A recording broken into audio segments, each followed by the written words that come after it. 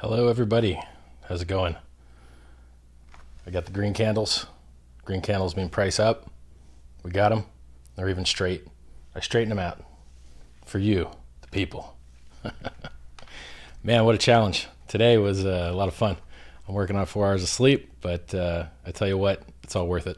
Let's take a look at chat here and see if everyone can hear me. Let's get a keyword. If you guys can hear me, let's get the keyword mad gains. And then once I see mad gains in the chat, I know that you guys can see me and everything's good.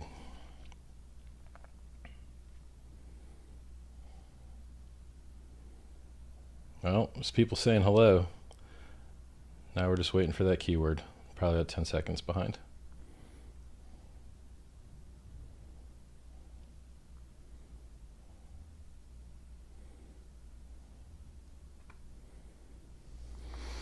Yeah, when you stream at 4K, the data rate's so much higher.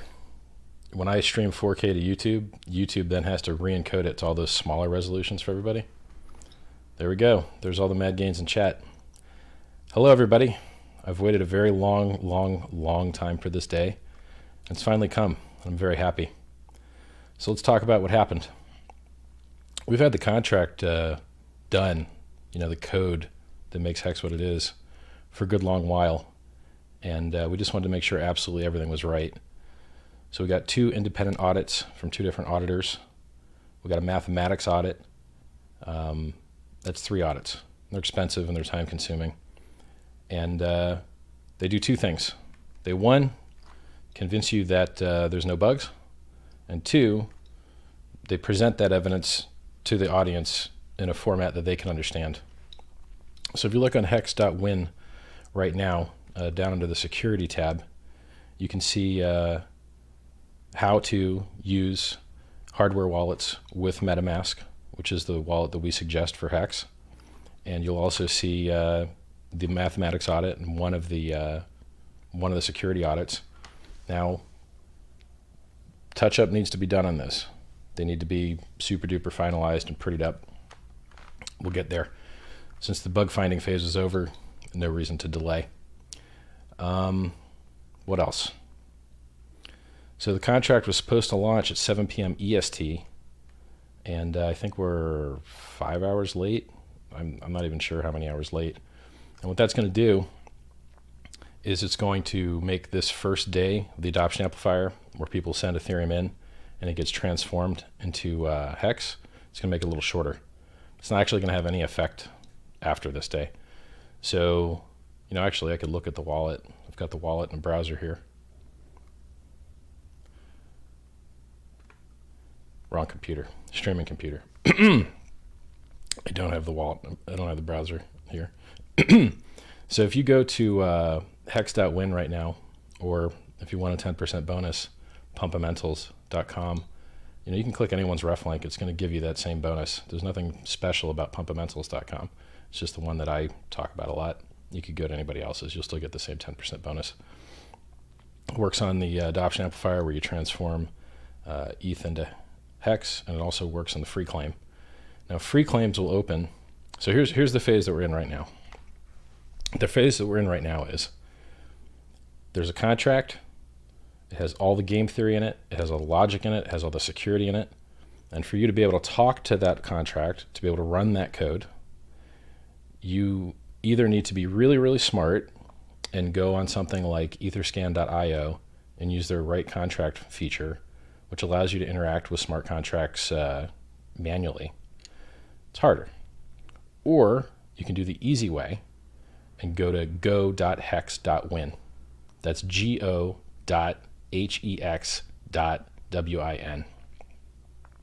I suggest you use https://. We like that security, the S.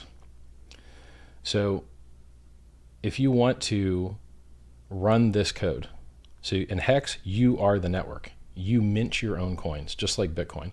If you're a Bitcoin miner, you brute force, find a hash of a nonce that has a number of starting zeros in front of it, And that's the difficult problem that you solve. It's not actually difficult, it's just energy consumption.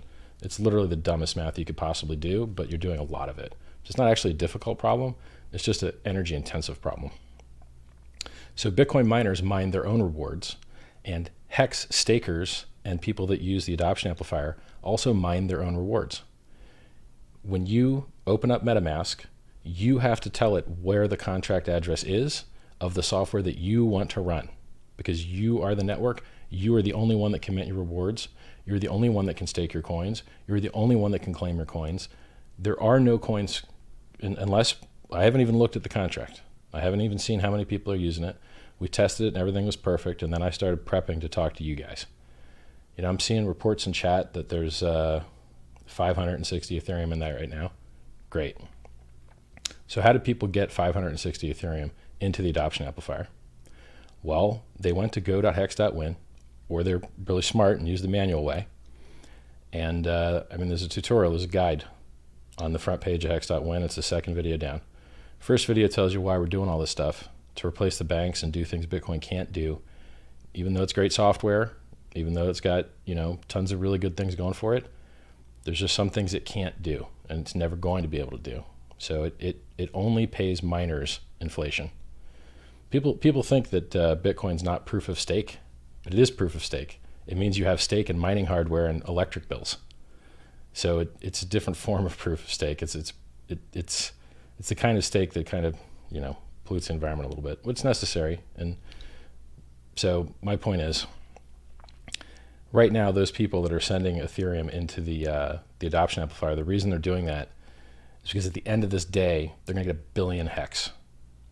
So if let's say there was, you know, 10,000 ETH in there, if you sent 1,000 ETH, you would get 10% of the 1 billion hex at the end of the day.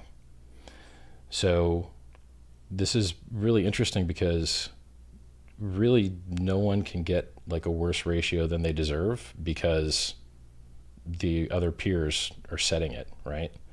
So it's not like someone can get a better deal than you by getting in earlier than you. It doesn't work that way. You know, at the end of the day, everyone's getting the same ratio. It's prorated. Like if, you know, you're a bigger dude, you put in more money, you're going to get more hex out.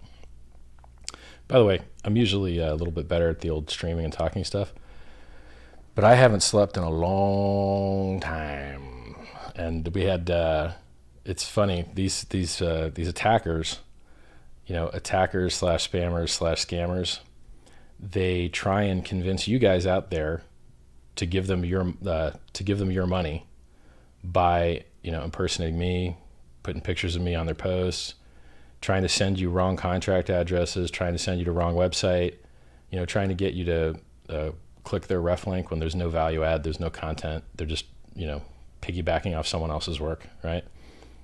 Gross stuff. So it's actually pretty fortunate that we didn't go live exactly when we thought we would, because we were able to shut all of that down, all of it. I knew this attack would come, and so we were prepared for it. And then as soon as the timer ticked, fake messages, hundreds of them, spamming up chat. So I know how to deal with that. I've got my own bots that ban their bots. And so what are the other things that we did to prevent people from getting robbed? Now, look, in an ideal world, you know, everyone would be smart and have infinite free time to learn all the scammer tactics. But people have real lives, and they don't have, you know, infinite time to learn about the newest scam of the week. So, for instance, one scam that they would do is they would tell you they're going to give you a great deal if you send Ethereum to their contract address, but it's not the real Hex one. That should never work in Hex. They should never be able to scam like that, because I will tell you straight up, never ever send any Ethereum directly to the smart contract. You will be donating it. You will get no reward from it whatsoever. If you want to make a donation, sure, go ahead, send it. But in my opinion, you should never ever send Ethereum to the contract, because you're not joining the adoption amplifier. If you want to join the adoption amplifier and turn your Ethereum into Hex, you need to use a front end. Right now, the only front end I'm aware of is go.hex.win, unless you're a really smart guy and can manually do it. And then you're gonna, you know, you're gonna put your ETH in your MetaMask wallet, or another Web3 wallet. I'd like to see whether Konami works or not. Maybe when I get off the stream, if I can remain conscious. It's all mobile. Maybe their dApp browser works, and then you could like sign and claim and stake and do everything mobile. That sounds nice. Right now, what we focus on is what we've tested. We know works, which is MetaMask. I like MetaMask. It's pretty awesome. So, and it supports hardware wallets, right? If you got a Trezor, you got a Ledger, your keys stay in that hardware device safe. And then, something bad happened to your browser, your computer got hacked, whatever. Well, as long as you're like looking at your signatures that you're doing through your hardware wallet, you should be safe, right? That's the reason hardware wallets exist. And we also recommend if you're doing a Bitcoin signature to free claim, which starts tomorrow. Let me give you a real time on that, actually.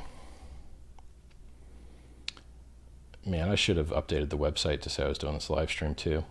I feel sorry for people that aren't in my Telegram because they get news absolutely first. So if you go to t.me/hexcrypto, you're going to get all of the news instantly. Like you'll know things before I know them. And then if you're not in the Telegram and you're on the Twitter, okay, you're getting stuff almost as fast. Awesome. But if you're just on the website or the email list, man, 10% of our email list has never even been mailed because Microsoft keeps bouncing the mails out. Terrible. These are people that want to know what's going on, and because life is hard, I've got to, in order to get delivery to these guys, I've got to go warm up like 10 different IPs and 10 domains just to mail my own mailing list that's only 20,000 large, probably more now. That's retarded. I mean, it's just crazy that in the year 2019, to be able to contact your own customers. It's just the same thing on Twitter. 50 spam bots impersonated me on Twitter to direct message everybody to try and scam them out of money. And I reported so many of them that Twitter started bouncing my reports back to me as though they were spam, which I was like, wow, that's awesome. And then my rate limit, the rate at which I can message my own followers, of which there's like 53K, I can only do 1,000 a day. So the spammers are able to access my customers better than I am. That's terrible. It's just stupid. So what am I telling you about all this scam stuff for? I don't want you guys to lose money. I want you guys to make money. And so I hate it when scammers get away with it, impersonating people particularly. So I don't ever want you to send Ethereum to a contract address that says it's Hex's contract address, because that is not how you join the adoption amplifier. That is not how you get Hex out of the contract. You've got to call the XF join lobby function. You got to use a front end to do that, or be a smart guy and do it by hand on Etherscan, which is just another kind of front end, right? Etherscan has like a generic front end that you could use for any smart contract on the Ethereum network. Whereas right now, go.hex.win is a front end that it just talks to the Hex contract, right? What else? So if you want to join the adoption amplifier, which is the only thing that's going on today. So yesterday we had the snapshot, went perfect, everything went fine. Then we processed that snapshot today, and we took a top hash, which is also called a Merkle root, which is weird because they're opposites, right? So it's a Merkle root or a Merkle top hash. And what that does is it lets us very space efficiently store all of the data of all of the balances of the Bitcoin blockchain, the ones that are relevant to our project. We don't let multisig claim. So all those whales with multisig wallets, you guys watching, you don't have multisig whales. Whales do. Okay, you guys can't claim.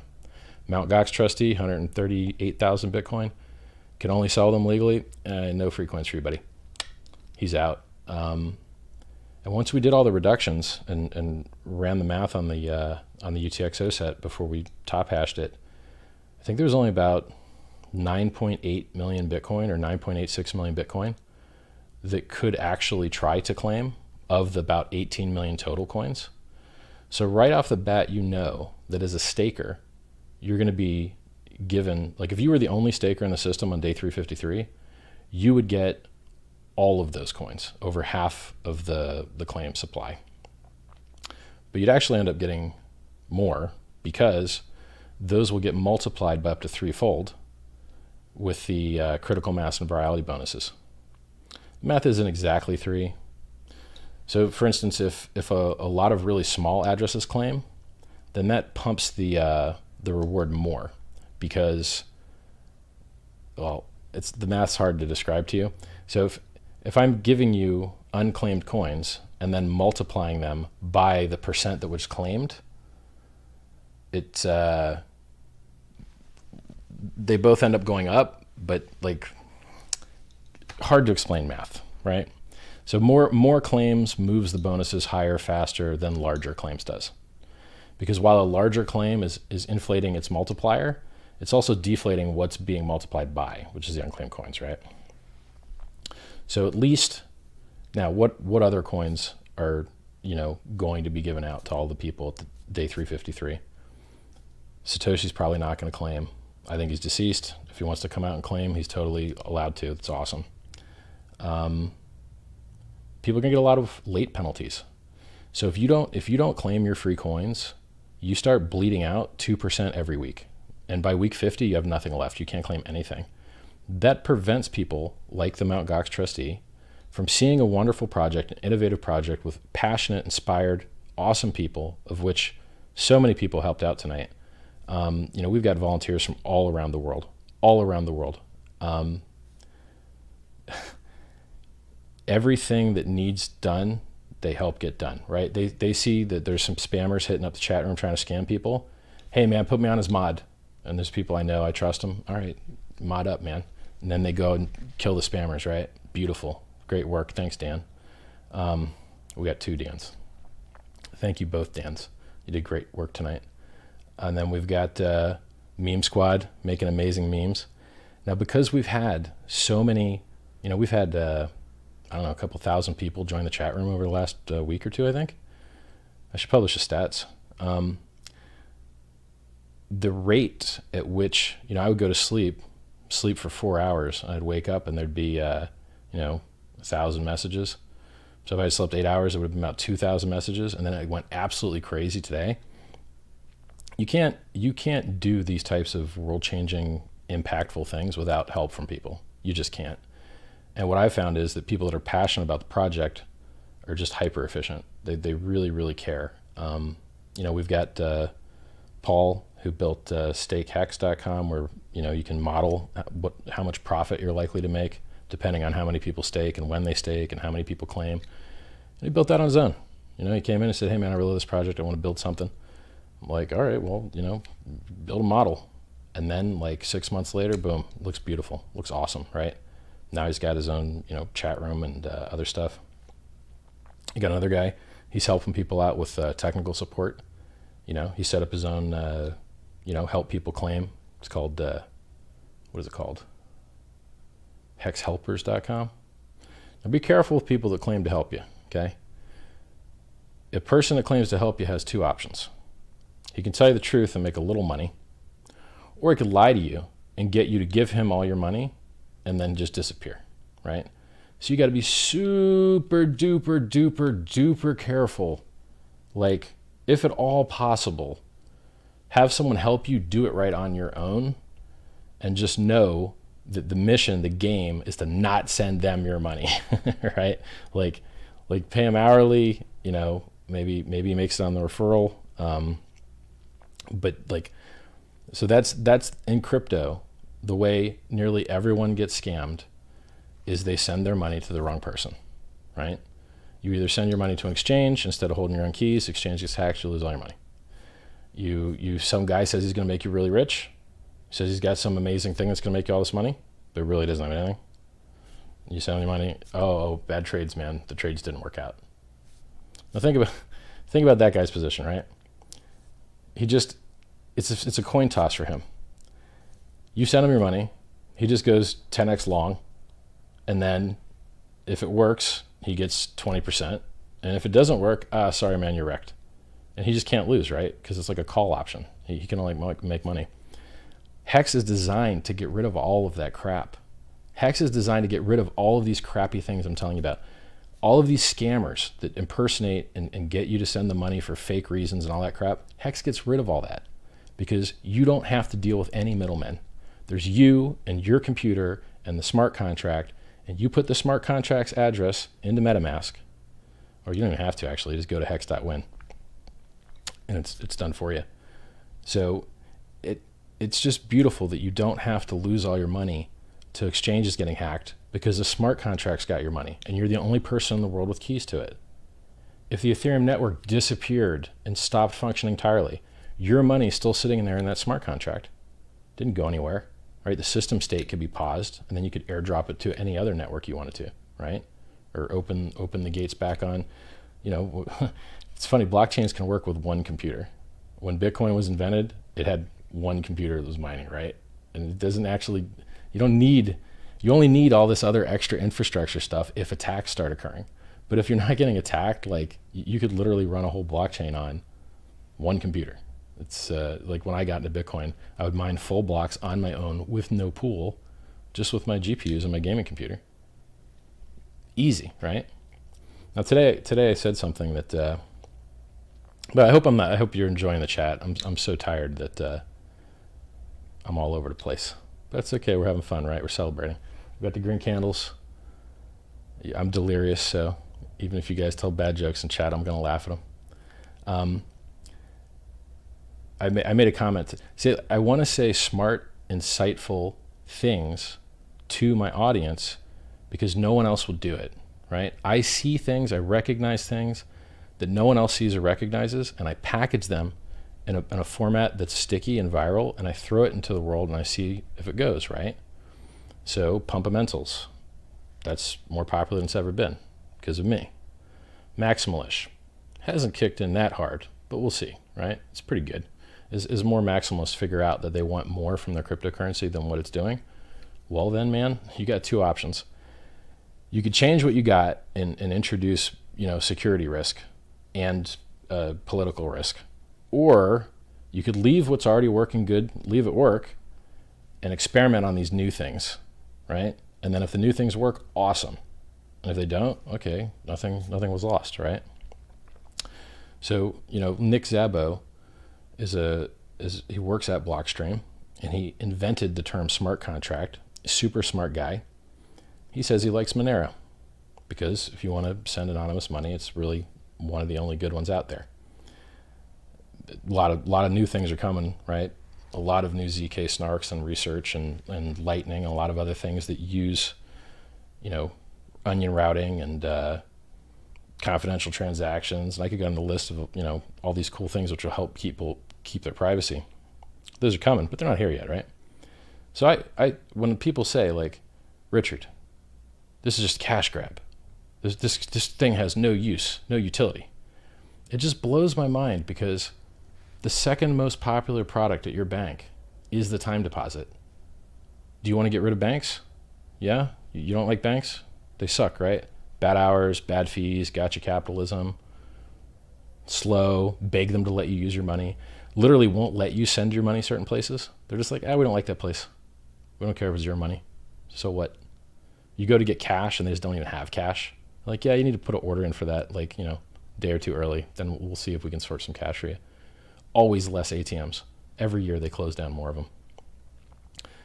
Oddly enough, that's happening to Bitcoin ATMs too, which is unfortunate. Because you can't get people off of the old crappy thing if you can't touch the old crappy thing, right? You have to onboard those people. You have to get their economic energy out of the thing that sucks and into the thing that's good. Which, if I remember, we'll go into more. I want to say these things to you guys, and I'm always met with outrage and controversy. It's like, if you look at the press around Hex, it's the most controversial thing ever, which I'm okay with, right? Okay. If you make a difference in this world, you're going to be controversial.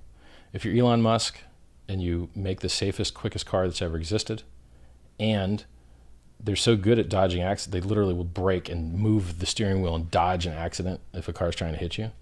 That's amazing. I've been in some car accidents. I don't like them, right? If my car could dodge them for me, man, I'd love that. Everybody hates them. Absolutely hates them, right? Sleeps on a couch in the factory. Blew out so many of his relationships in his personal life because he just cares about getting the work done. Now, his girlfriends have been pretty hot, right? Amber Heard, others. You think that the world would be better off if he was, with his family more? No, he sacrifices his personal relationships and those people's happiness and his own happiness for something that benefits millions of people. It scales, right? So those poor tortured souls that are driven through madness or excellence to do things that benefit the whole world, they should be honored and rewarded and praised. And this player hatery, the small-mindedness of not being able to create anything on your own and just trying to tear other people down to seem like you're in the same arena as them.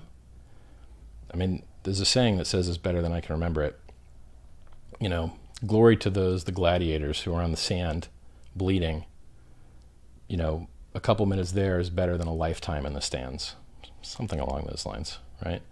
And this is part of the reason I tell you guys not to trade and not to, game games.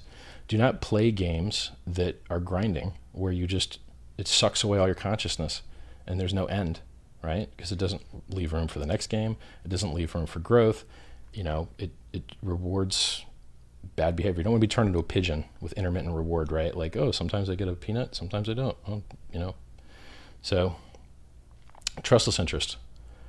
We want to get rid of the banks.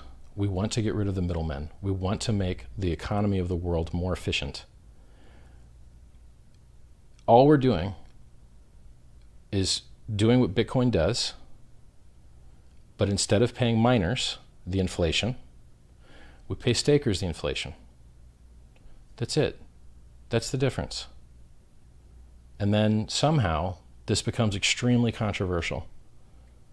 Now, to explain that this isn't a Hex issue, this is a everyone else issue, what does Monero do? You have a computer, you have a balance, you hit a number, your number goes down, another guy's goes up. That's it. That's all it does. It's a number mover. Here's my number. I move my number down, someone else's moves up. That's all it does. People talk about blockchain like it's the most complicated thing in the world. Nope. It's not. It's really not, right? It's an Excel spreadsheet that you have the password to that inflates and reduces everyone else's value to secure the network. That's what the block reward is. People think Bitcoin's deflationary. I'll finish this thread. I wanted to tell you guys that Bitcoin isn't a peer-to-peer cryptocurrency, but a miner-to-user cryptocurrency. But I feel bad doing it because everyone thinks that I'm bearish, right? They think it's going to hurt the price, or they think it's going to hurt the adoption to be truthful about it and to say insightful, unique things about it. Those insightful, unique things are how you make things better.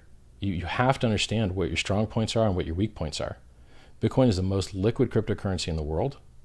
It has the most on-ramps. It has the most regulatory certainty. The devs do build some cool stuff like bulletproofs, which Monero then, implemented. They built SegWit, which then, Litecoin implemented. There's a lot of really neat things that happen there, right? Like there's a large exchange that just released the ability for users to deposit onto their exchange with Lightning, which is super handy if you're an arbitrage guy. You see something high, you sell it. You see something low, you buy it. They're in the same pair, you just made the difference, right? But if you can't settle quick enough, then the market can move against you and you can lose. So that speed of processing is super important. And it's part of the reason centralized coins have some utility. If you send if you send a transaction to an exchange, they require you to wait a certain number of confirmations because they want to feel safe that the blockchain is not going to roll that back. Interesting technology. And then if it does roll it back, you're just like, now what? This is what happened with a snapshot. I wasn't comfortable telling people, listen, you can sell your Bitcoin now. Like they're not relevant to Hex anymore. Until I saw that there were enough confirmations to be like, yeah, okay, there's 6 confirmations now. There's really more. There were 7. There were 6 on top of the original block, and the original block was its own first confirmation. You know, it's very rare, and I don't think it's ever happened other than like in a like a rollback. It's almost impossible to see the Bitcoin blockchain roll back 6 blocks. It would be a very noteworthy event.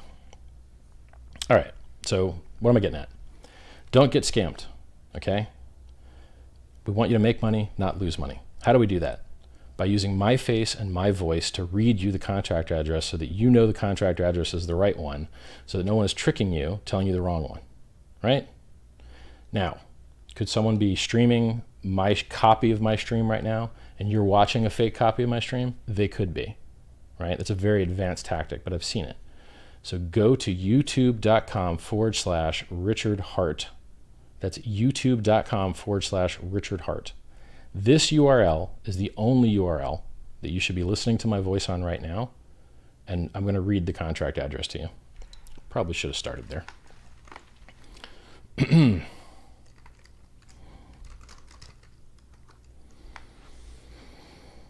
All right.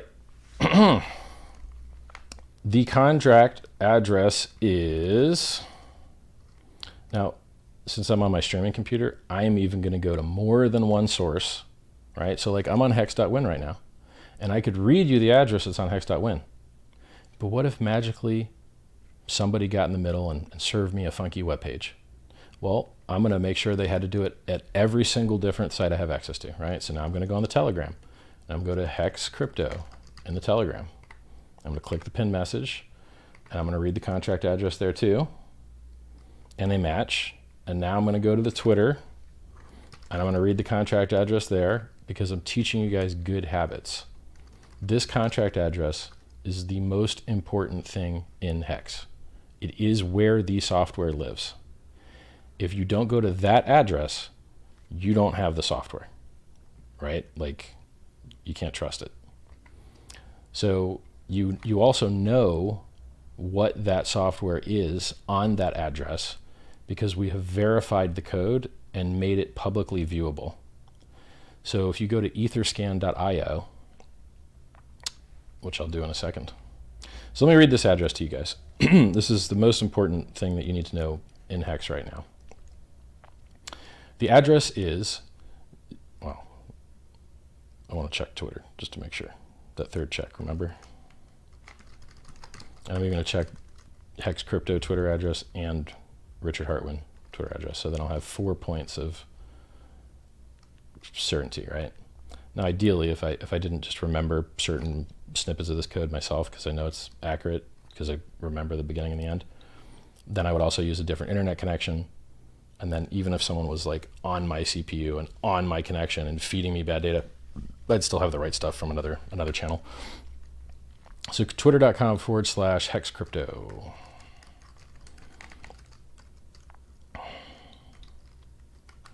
And twitter.com. By the way, the reason I have to look at this is because this keyboard's so old that the control, it doesn't have a Windows key, and the control isn't where it should be. I ordered like an ancient keyboard. Long story. All right, twitter.com/Richard Hartwin. All right, let's look at these contract addresses. All right, Richard Hartwin just retweeted the other one from Hex Crypto. That's enough. That's good enough for me. Yeah, they all match. I'm going to read to you this address now, so you know it's legit. You know it's safe. You'll be able to go to go.hex.win, and when you use MetaMask, know that you're connecting to the right contract because you'll see its address here. 0x2b591e. I'm going to make this a little bigger. The 0x2b591e 99af E9F32E AA 621 4 F7B7 629768C 40E EB39. Now, Ethereum does something worse than Bitcoin. Bitcoin's addressing is harder to screw up. Ethereum's addressing is a little easier to screw up. So Ethereum addresses, if you want to know that you're not just sending your money into the middle of nowhere and losing it all, then it's good to maintain the capital and lowercase relationships in the address, because they use those relationships as a checksum to know that whatever it is that you typed actually should be an Ethereum address. Now, I'm an expert on a lot of things, but this particular checksum, I don't think I'm the world's biggest expert on, so feel free to Google Ethereum checksum. So I'm going to read you this address again, but this time I'm going to say lowercase and uppercase, and this might be the clunkiest thing I've ever done on a live stream. Well, no, I've done clunkier.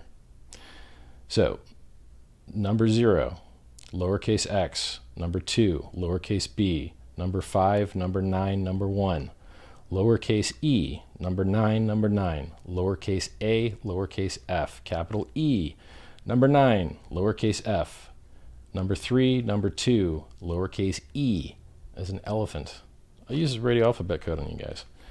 Capital A for alpha, and another capital A for alpha. Number 6, number 2, number 1, number 4, letter F as in foxtrot, lowercase. Number 7, capital B like Bravo. Number 7, number 6, number 2, number 9, number 7, number 6, number 8, lowercase c like Charlie. Number 4, number 0, capital E like Echo, lowercase e like Echo. That's 2 E's. Lowercase b like Bravo, and number 39. So that's the contract address.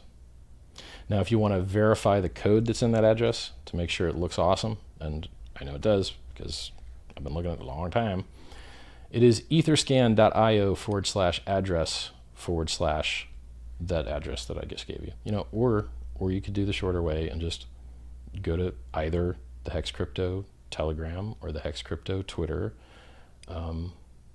Yeah, it's even in the bottom of this. It's even in the description of this video. Now, why do I make this so serious? Because some scammer is going to come along and try and convince you that the real Hex address is something else, and they're going to put my picture in their little profile image, and then they're going to post in the comments, you know, oh, my messenger wasn't working, this is the real address, or some crap like that. Or they're going to direct message you, right? This happens all the time. People direct message you and they say, oh, you know, my crypto is stuck on this exchange, and I'll give you some if you can help me get it off, but it's a fake exchange. And then you send some to get it off, and then they keep it all, right? It's another form of advanced fee fraud. Yeah. So the contract's live, the contract's audited, the audit's on their website. The hardware guide tutorials on how to use MetaMask are on the website. You can see, here's what I'm gonna do.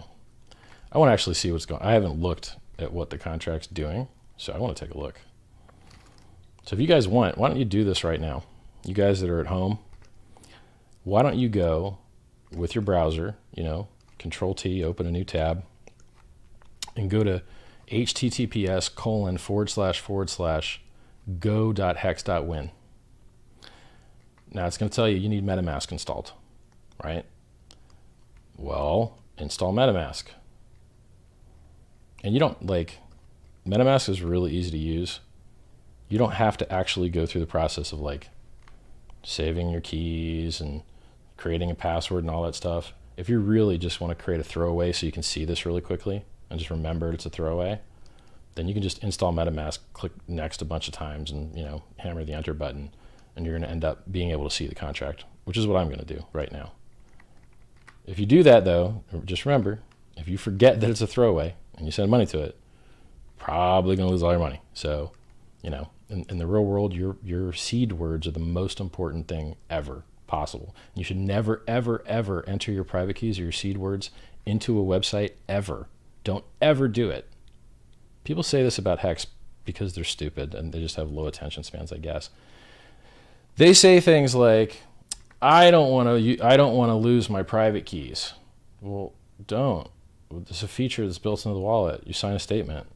The statement you can just do, you can give anybody you want the statement, as long as you understand what you're signing, right? The signature that we have is claim Hex to your Ethereum address, and that's it.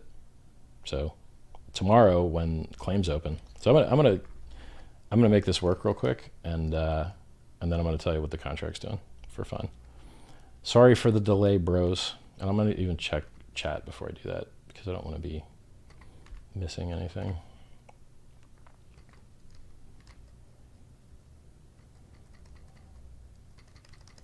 All right. Chat is excited about hearing how much Ethereum is in the contract. Apparently the contract now has 4,469 Ethereum in it. Now what that means is that if no one else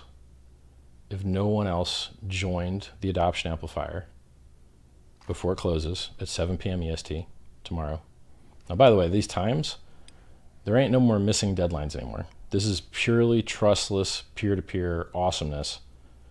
They're like, the contract runs, the blockchain runs, you're the only person that has your private keys. It's totally distributed and peer-to-peer. Right now, the only wallet that's friendly, that's easy, is go.hex.win. I definitely want to see more wallets arrive in the ecosystem. And it might already work. Well, I'm very excited to see more wallets, right? I believe in adoption. I'm a serial internet marketer. I retired in 2003, with 150 employees, did 60 million a year turnover, and I founded that business from scratch. I've had tons of successes in my life. So successful that I retired at the age of 24 so long ago. And what I did with all my free time was I just kept learning and learning and learning and learning. So now I'm 3 times smarter than I was then. And even if I was only as smart as I was then, the game hasn't changed very much at all. Like the internet marketing game, there ain't nothing different in it. Nothing. Maybe clickbait's a little more popular. Maybe, TikTok and video content's a little more popular. But man, like the things I'm doing, we've got over 20,000 people on the email list. And over today, when I left it, well, I could just look right now. There's 5,861 people in chat right now. As a Bitcoin maximalist on television promoting Bitcoin for years, I had the t.me/straight chat room. It has less followers in it now than Hex does. That's how awesome this is. Not a single dollar spent on marketing. The piratebay.org replaced their homepage with the Hex logo and a referral link. That is awesome. I was shocked when I saw that. I was like, man, that is a lot of traffic. The right kind of traffic too. These are technically minded. That's our demographic, right? So blockchain's complicated for most people. So who would really be ideally suited to be able to use the blockchain well? People that can use torrents, because torrents are a little complicated too. Oh, so good. Perfect. Absolutely perfect. I was just in love to see that. So go to, if it's not blocked in your country, you can go to thepiratebay.org and see the Hex logo, beautiful and gigantic there.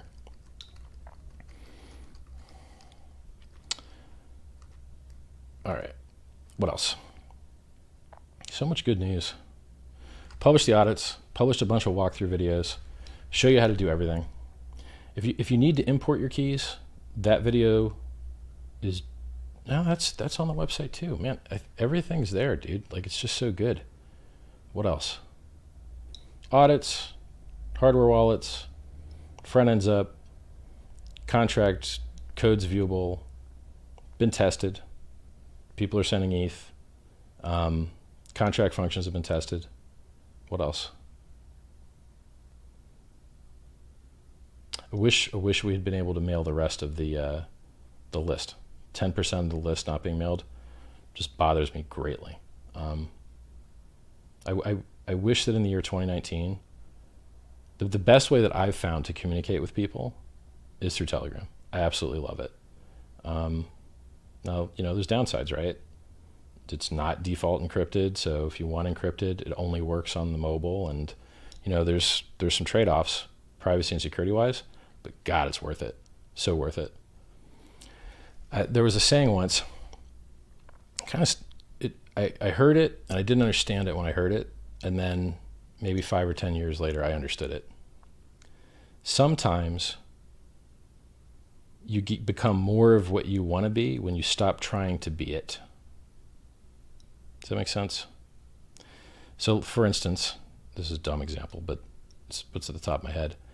If you stop trying to be cool, probably be cooler, right? If you stop trying to be free, you end up being freer. That's a weird one, right? Especially to the cryptocurrency audience that absolutely loves freedom, absolutely hates the government. Imagine how much crappier my life would be if I didn't make so many sacrifices. So I traded in being able to like when I walk around now, if I make like a wise joke at somebody, sometimes they know who I am. And not because they should, but because just they know of me, right? So I don't get to just insult random people the way that I used to, without knowing that it's going to come back on me, right? Yeah, you know, some guy had red hair and I just called him Carrot Top, and he's like, hey, why'd you say that, Richard Hart? I'm like, what? How do you even, what? I don't get it. But just random guy just recognize me. You get more and more of this, right? Why am I telling this to you? Because if you want to make a difference in this world and you want to make an impact, you have got to give up some of your freedom to get more freedom, right? Like let's talk about Bitcoin security, right? Is Monero more anonymous than Bitcoin? Yes. How many people actually go to jail from using Bitcoin? Almost no one. Why? Because that's just too hard for the investigators. They get you easier ways, right? They get your cable modem logs, and then that's all they need, right? They get you from someplace that's not the blockchain. So why am I explaining that? Because if you understand your threat model properly, then you can reduce your security where the threats aren't coming, and you can have more freedom and more enjoyment. I mean, if you were really, it's such a weird conversation. I spend the first half of this thing telling you how to be more secure and avoid every scam possible, and now I'm telling you to be like less secure in some ways. How weird, right? That's why Hex is so controversial, because when you speak the truth, when you speak with nuance and diligence and depth, there are trade-offs and plus and minuses to everything, and I can make everything look good or bad by choosing which part to focus on. And it's all true, right? Ethereum. A lot of people lost money using Ethereum. Did Ethereum lose their money? Nope. They used the network improperly, right? That's like saying, the burgers keep forcing themselves into your throat, and that's why you're fat, because of the burgers. You're like, no, the burgers aren't doing it. Your hand is doing it, right? If you stop doing this, then the burgers wouldn't be able to jump up in there, right? So it's nuance. So back in 2017, when people were losing money on Ethereum because they didn't know how to code it properly, that reality is no longer the same. Like, people figured out, oh, we really need security, and we really need audits, and we really need to use things that have had tons of money go through them. So the ERC-20 contract that Hex uses, 5 of the top 11 cryptocurrencies launched on or primarily use the same contract. Except Ethereum itself, I guess. But, so related. So people say, Bitcoin's so much more secure than Ethereum. I'm like, no, it's not. You believe in like hash rate theater, where you think hash rate protects you, but then you look at all the problems you've ever had, and they've never been a hash rate problem. They've been a software design problem. And people they don't get it into their head. Like, I kicked down the door of their echo chamber, and I let the light in, and I showed them. You care about this, right? Yeah. Let me tell you why I do that. If you have a conversation with someone, I'll give you the chess analogy. In chess, you don't win by attacking the king. You do not win by attacking the king, because the king just moves, and then it's that guy's turn. In chess, you win when you attack the king and he can't move. That's when you win, when he doesn't have a way out. So how do you stop the king from having a way out? You predict all of his exits, you lock him up, right? So when you're talking to someone and you want to be able to convince them of something, some part of them actually does want to be convinced. Some part of them really does actually care about the truth. But there's another part of them that wants to be right. And that part's usually up front and more and harder, right? Like, so first you get the yes momentum and you get the agreement and you build rapport if you can. And you say, what do you care about? You care about low fees? Now they know they don't want to answer yes because they know you're setting them up. But it looks too obvious if they try and wiggle out of it, right? And some people will. Like a legit politician, if you say, like, do you care about low fees? They'll just answer a question you didn't ask. They'll say, I care about the children's education. That's what I care about. You're like, I hear you talking, but there's no relation. It's a non sequitur. There's no relation to what I'm saying. So if you get a maximalist or you get any type of zealot that ignores the world and is happy to be doing it, right? If you ask them, what do you like that's going on in other projects? They don't know because they don't know anything about any other project but their own. That's what happened to me, by the way. That's the reason I don't own any. Well, I used to go on the Bitcoin subreddit all the time, and they moderate it very well. And I had no idea other things were going on in the crypto world. I had my bag of Bitcoin, a lot of it. Waited, going good. And then Ethereum has a higher market cap than Bitcoin on the year 2050 supply. What? Where did that come from? How's that possible? Had no idea, right? Because I was technically advanced, but in an echo chamber, literally an echo chamber. Don't be like that. Do not pride yourself on ignorance. Do not pride yourself on not knowing what the next big thing is. Some people ask me, they're like, why would anyone buy this cryptocurrency hex? I'm like, well, probably because the price will go up, is my guess. Well, how can you say that? Well, I'm pretty sure it's starting at zero, and I don't think you can trade in the negatives, so nowhere to go but up. But that's not a good answer, right? That's like a weak answer. So what are better answers? Here's a better answer. How many percent up is Bitcoin right now? Let's take a look for fun. By the way, I love spreading knowledge and intelligence with you guys and talking about new ideas and finding new ideas and creating new things. And you can't do that if you have your head in the stand. You just can't ever learn about new cool things to talk about if you pride yourself in ignorance, right? How are you going to outcompete people if you don't know what the competition is doing? All right. What are we doing? We're going to go look up the Bitcoin price. All right. Bitcoin right now, $7,300. It was $1,400. So here's the themes I could talk to you guys about. I'm gonna actually let you vote on this one for giggles because I want to look at the chat. I never did get around to looking at the contract. I just want to have a chat with you guys. I just want to have fun. I've been working so hard for so long. I'm going to go to Telegram because, well, Telegram's going to be delayed as much because it's on the transmit side. Let's see here.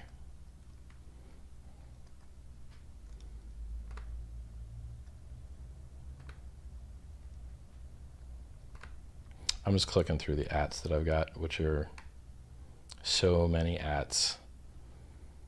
I'm not going to get through all these.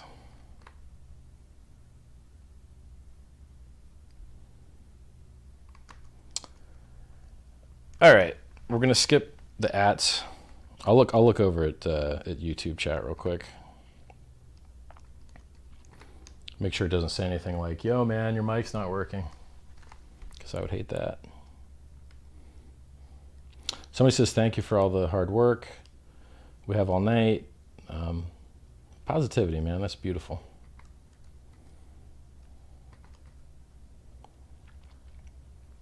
All right, we're talking about Bitcoin. So let's address this controversy issue, right? What does HEX do? It pays inflation to stakers to hold the price up. instead of paying miners to dump the price to pollute the environment, which is necessary. That's a security model. I get it.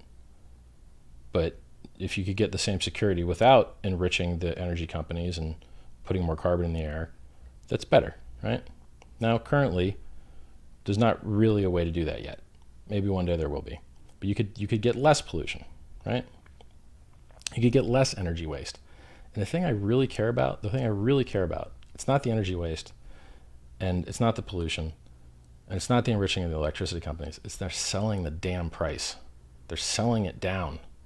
When difficulty's at all-time highs and price is 3 times less than all-time highs, they have to sell every coin they get or go out of business. And a lot of them do. When you see the difficulty go down, that's people going out of business. It's not like they're switching to another network, right? There's no other network to switch to that would pay you more. If Bitcoin's at break even or loss, pretty much everything on SHA-256 is at break even or loss. So,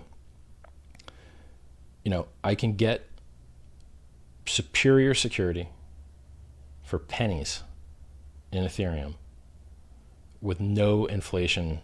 So in Hex, if you're an average length, average size staker, there is no inflation to you because you are the one getting the rewards.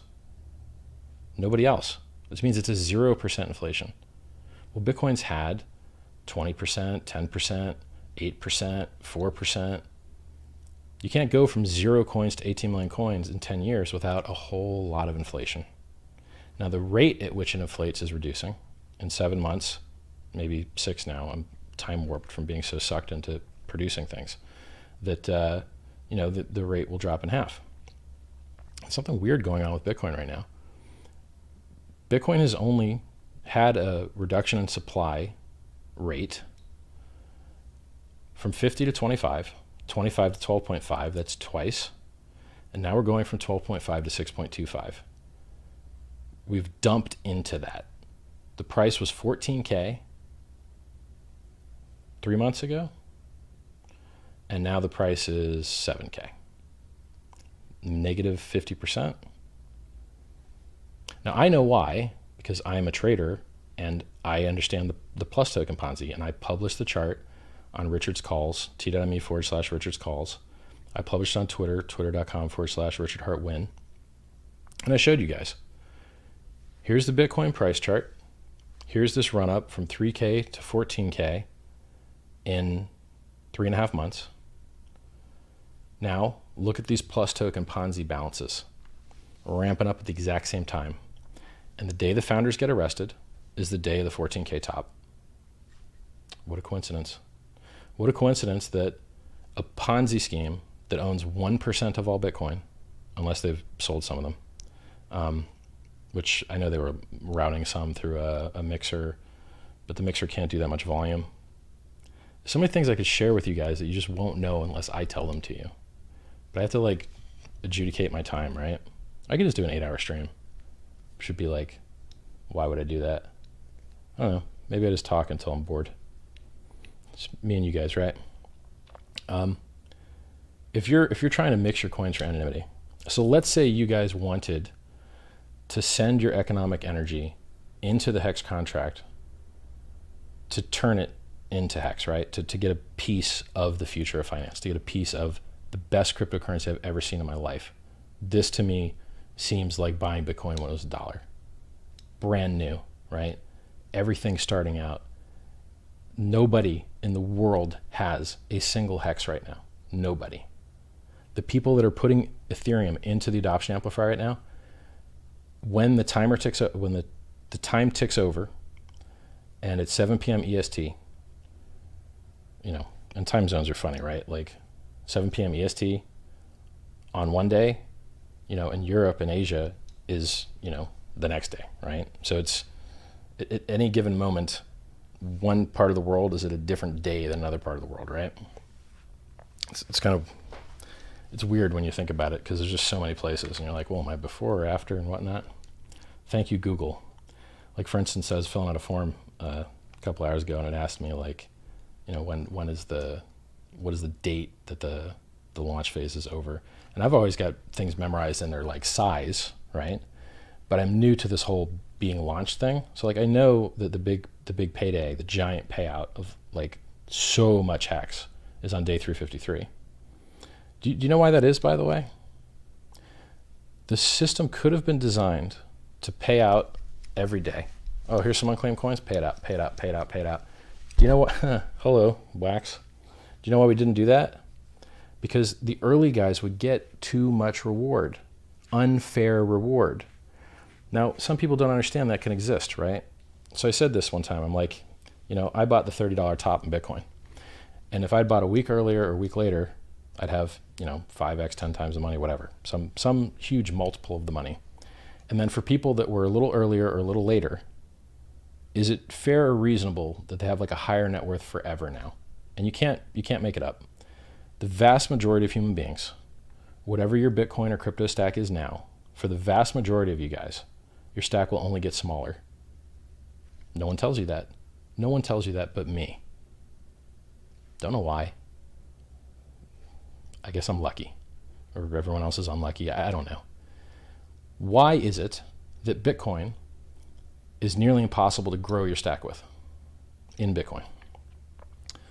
Because you have to outperform Bitcoin to gain Bitcoin on your Bitcoin. So let's say, and I did this, oh man, I bought a lot of mining hardware. I never made any money with it. And if I had coins, boy, that would have been nice, right? Same with people that have started startups in the crypto space, right? Tony Glippi, founder of BitPay, publicly says, I would have made more money just holding the coin than starting a startup. And I think you'll find that with almost every single crypto business, that the founders of the crypto businesses actually lost money doing a successful business with lots of users in the crypto space because what they were competing with was just too amazing. So if you do, normal business, you do so well, right? And then you get like a scalable business. You can ship products and double your volume. Cool, you do a little better, right? And then you get a digital product which has low cost. You do a little bit better. And then you get a referral program and you can get some more scale, and that's all awesome, right? And you keep adding these techniques to amplify your business structure to make it more effective and more powerful. Even after doing all of that cool stuff, Bitcoin's up 750%, 750,000x today. X, not percent. Bitcoin is not up 750,000%. It's up 750,000x. To get percent, you got to multiply by 100. So on Hex, I say, this is designed to outperform the price appreciation that Ethereum and Bitcoin have had. People go, oh, it's impossible, 10,000x. Like, is it? Isn't it possible? Because I know coins right now that have outperformed Bitcoin. It's not impossible. It happens all the time, right? The problem with these coins is, some coins, they'll go up really high, but then they'll come back down. And this is something I get into with Bitcoin guys all the time. Well, not all the time, because they're afraid to talk to me now, because I've left a trail of bodies behind me, just slaughtering everyone that I had a friendly chat with. Like, I am very friendly and honorable and steel man their positions and truly understand their positions and truly give them all the time possible. And they just have the misfortune of being on the wrong side of the argument.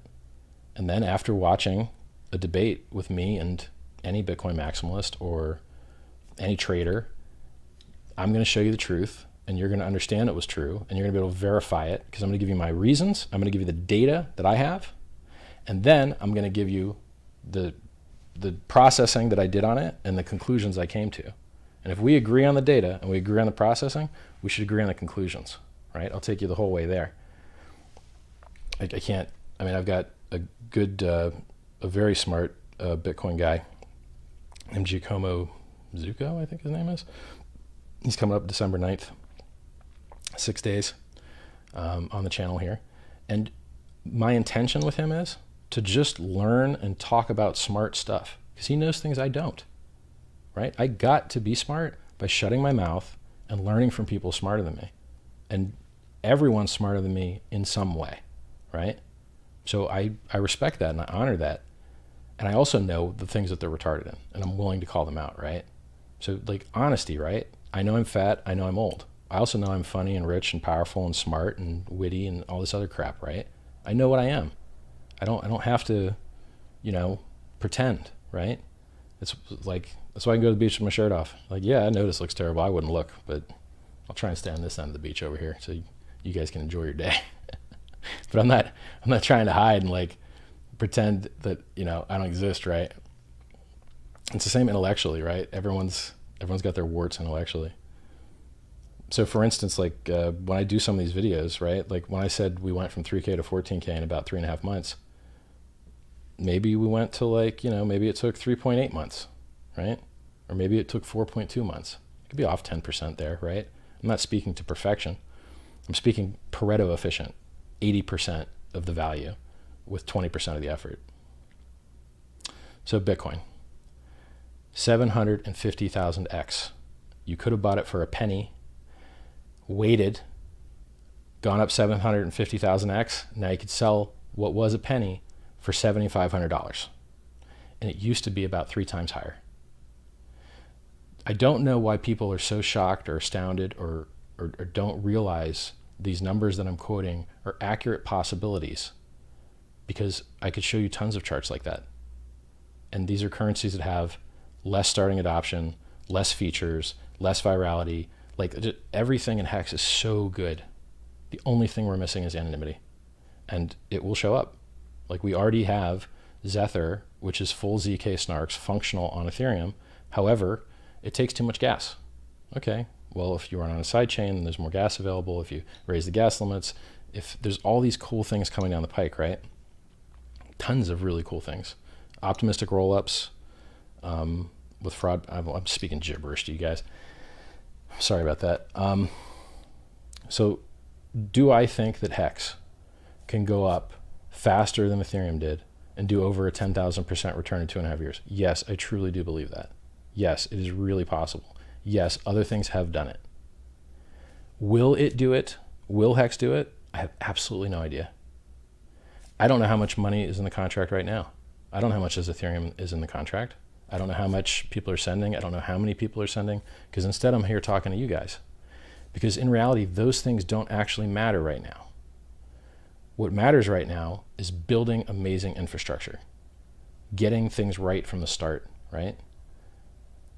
Once the infrastructure is there, the virality and the design can take off and fly. I did not make that Pirate Bay thing happen. Front page of the Pirate Bay. I didn't make that happen. Other people made that happen. Why? Because we have a referral program. Do you know how many times I've seen amazing content for Hex because there was a referral link attached to it? This is how I've got rich, by the way. I retired back in 2003, basically off of referral programs.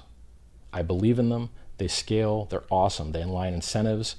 If the audience wants something and you offer it to them, they buy it and you make money and everyone's happy. That's what pay per action marketing does. The world sucks and is made worse when people do pay per impression marketing. Pay per impression marketing means I'm too stupid to figure out whether you actually bought or not, so I'm just going to shove ads down your throat anyway, whether you like it or not. And then if you don't like it, they've invented a new button that could, if you know where it's at, and if you get into the hang of hitting it, and if you don't mind doxing yourself and giving away more about your personality, you can ask to not see this ad again, and then I'll show you another terrible ad. So something I did with my John McAfee interview, I said, it's the year 2019, and they have all of your data.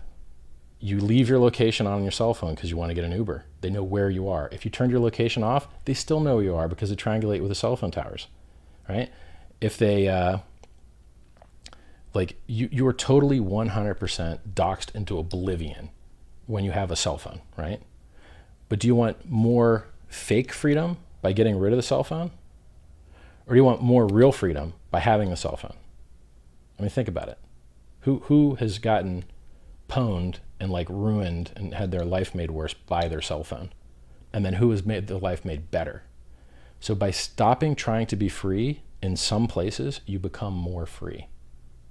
By stopping trying to be anonymous, you gain more influence, right?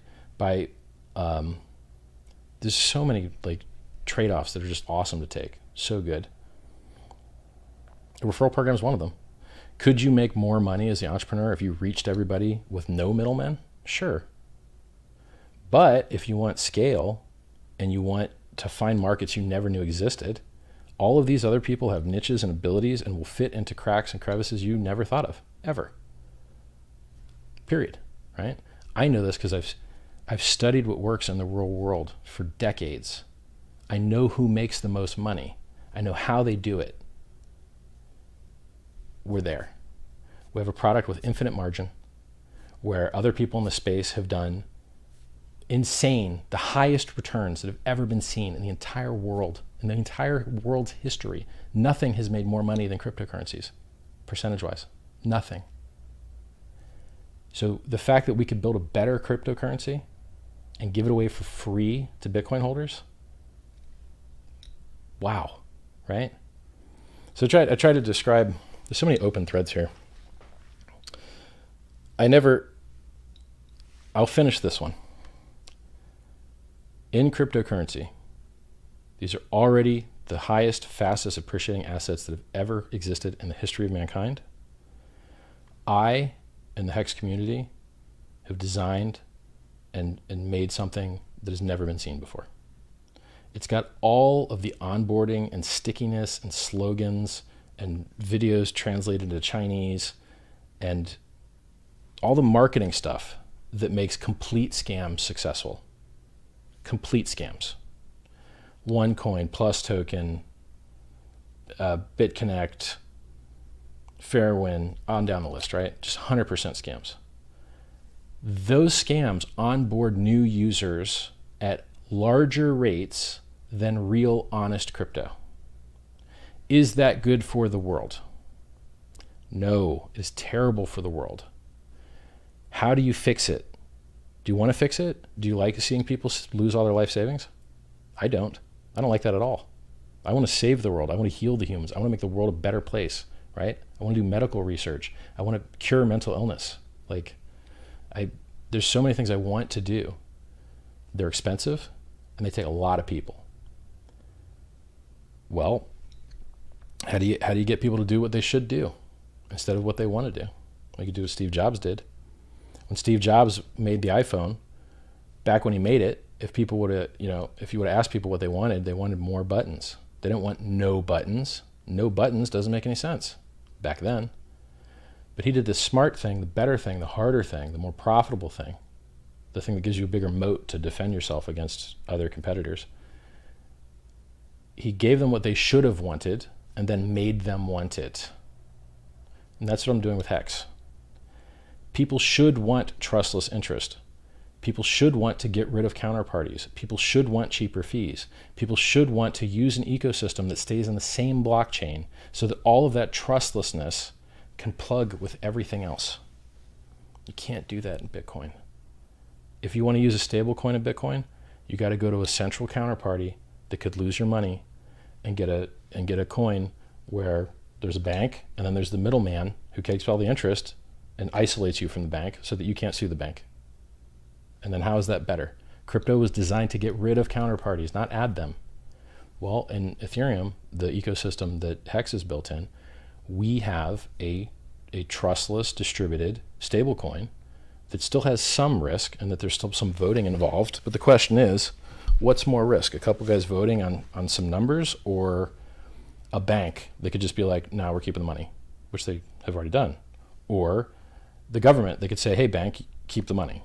Or law enforcement, they could say, hey, government, seize the money. And then there's so many points of failure with traditional finance and centralized DeFi.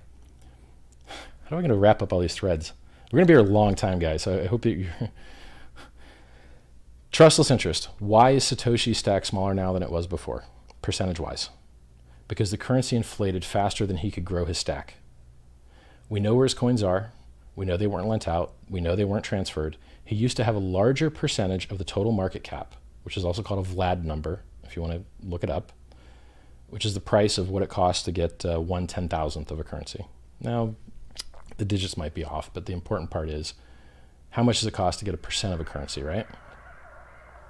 So Satoshi used to have a much larger portion of Bitcoin And now he has a much smaller portion of Bitcoin. Why? Because he couldn't get his Bitcoin stack to grow at the same rate that it was inflating. You see? Now, why is that? Because Bitcoin doesn't pay developers. Bitcoin doesn't pay marketers. Bitcoin doesn't pay lobbyists. Bitcoin only pays people that you've never spoken to in your life. It pays miners. The miners don't talk to you. They do not talk to you. They don't know who you are. They don't know what you're saying because they live someplace where they can't speak to you. You're literally digitally isolated. Twitter, blocked. YouTube, blocked. Telegram, blocked. Facebook, blocked. Google, blocked. How are they supposed to find you? Probably nice people over there. Probably wonderful people over there. Too hard to find you. I mean, I live stream and punch pretty hard, right? 8,500 people in Richard's Calls, Price Calls channel. I called the 20K Christmas back when it was 3 or 4K, months ahead, nailed it. And then I called the 19K short. And then I called long at 9,300, had to close at a loss at 8,500. And then I called the multi-year bear market at 8,500. We went down to 3K. And then I told everybody to stop their shorts at 4K. Then I said the long 10, went up to 12, came back down, said to close at 10.4. Why? Because the market's not doing what it used to do. Technical analysis and some fundamental analysis used to be enough in 2017. In 2019, it's China analysis, Ponzi analysis. The Ponzi's are onboarding new users. The Ponzi's are chewing these people up and stealing all their money. If you want to stop the Ponzi's, you got 3 ways to do it. You can complain to the regulators. They never get the money back. They only come after the carcass has already been picked clean. Okay, that doesn't work. Why? They're underfunded and it takes too long. The scams pop up quicker than they kill them. It's called the asymmetry of bullshit. It's 10 times harder to refute bullshit, and it's 10 times harder to do law enforcement than it is to just commit crime, right? Like, think about it. You're walking down the street, somebody punches in your face, they run away. One guy, one crime, 30 seconds. Now, how long does it take to get justice for that? 4 guys, a week, right? Like 100x more time, right? And then how does society compensate for that? They overpenalize. Not exactly the best way to do it, right? So Bitcoin's already up 750,000%. Ethereum people bought for 15 cents on Kraken and it went up to $1,500. That's 10,000x. 10,000x. Bitcoin's up 750,000x. I think that's, I don't even want to multiply by 100. I'll do it. 750,000 times 10, 7.5 million times 10, 75 million x, right? So, 75 million %. That's how up Bitcoin is. Now I'm on 4 hours of sleep. Feel free to check the math. Whatever it is, it's an absurd number, right? So back to Hex. Hex can do things no other cryptocurrency has ever been able to do, ever. Second most popular product at the bank, time deposit. $7.2 trillion in the United States and China alone. Many more trillions globally. It's a weird market in that it has a different name in every country, which sucks because I have to choose one name for the web page, right? Or I have to geo-target and have the web page change based on who's looking at it. It's just doable, but hard. Well, it's doable and easy, it's just time consuming. So in Canada, a time deposit, so in America we call them a CD or a certificate deposit. In Canada it's called a GIC. In the UK it's called a bond. In Asia it's called a time deposit. Well, it's all the same thing, right? They pay you more interest if you lock your money up for longer. The time value of money is obvious to everyone. We're taught it in school and we live it. You borrow on your credit card, the longer you have your money out, the more you're going to pay, right? You want to lend money to someone, he wants a longer period of time, I'm going to need some more money, man. Like how long you want me to be out my money, right? So the time value of money is obvious. Now, who in crypto has monetized the time value of money? Proof of work has not. They only monetized electricity burning.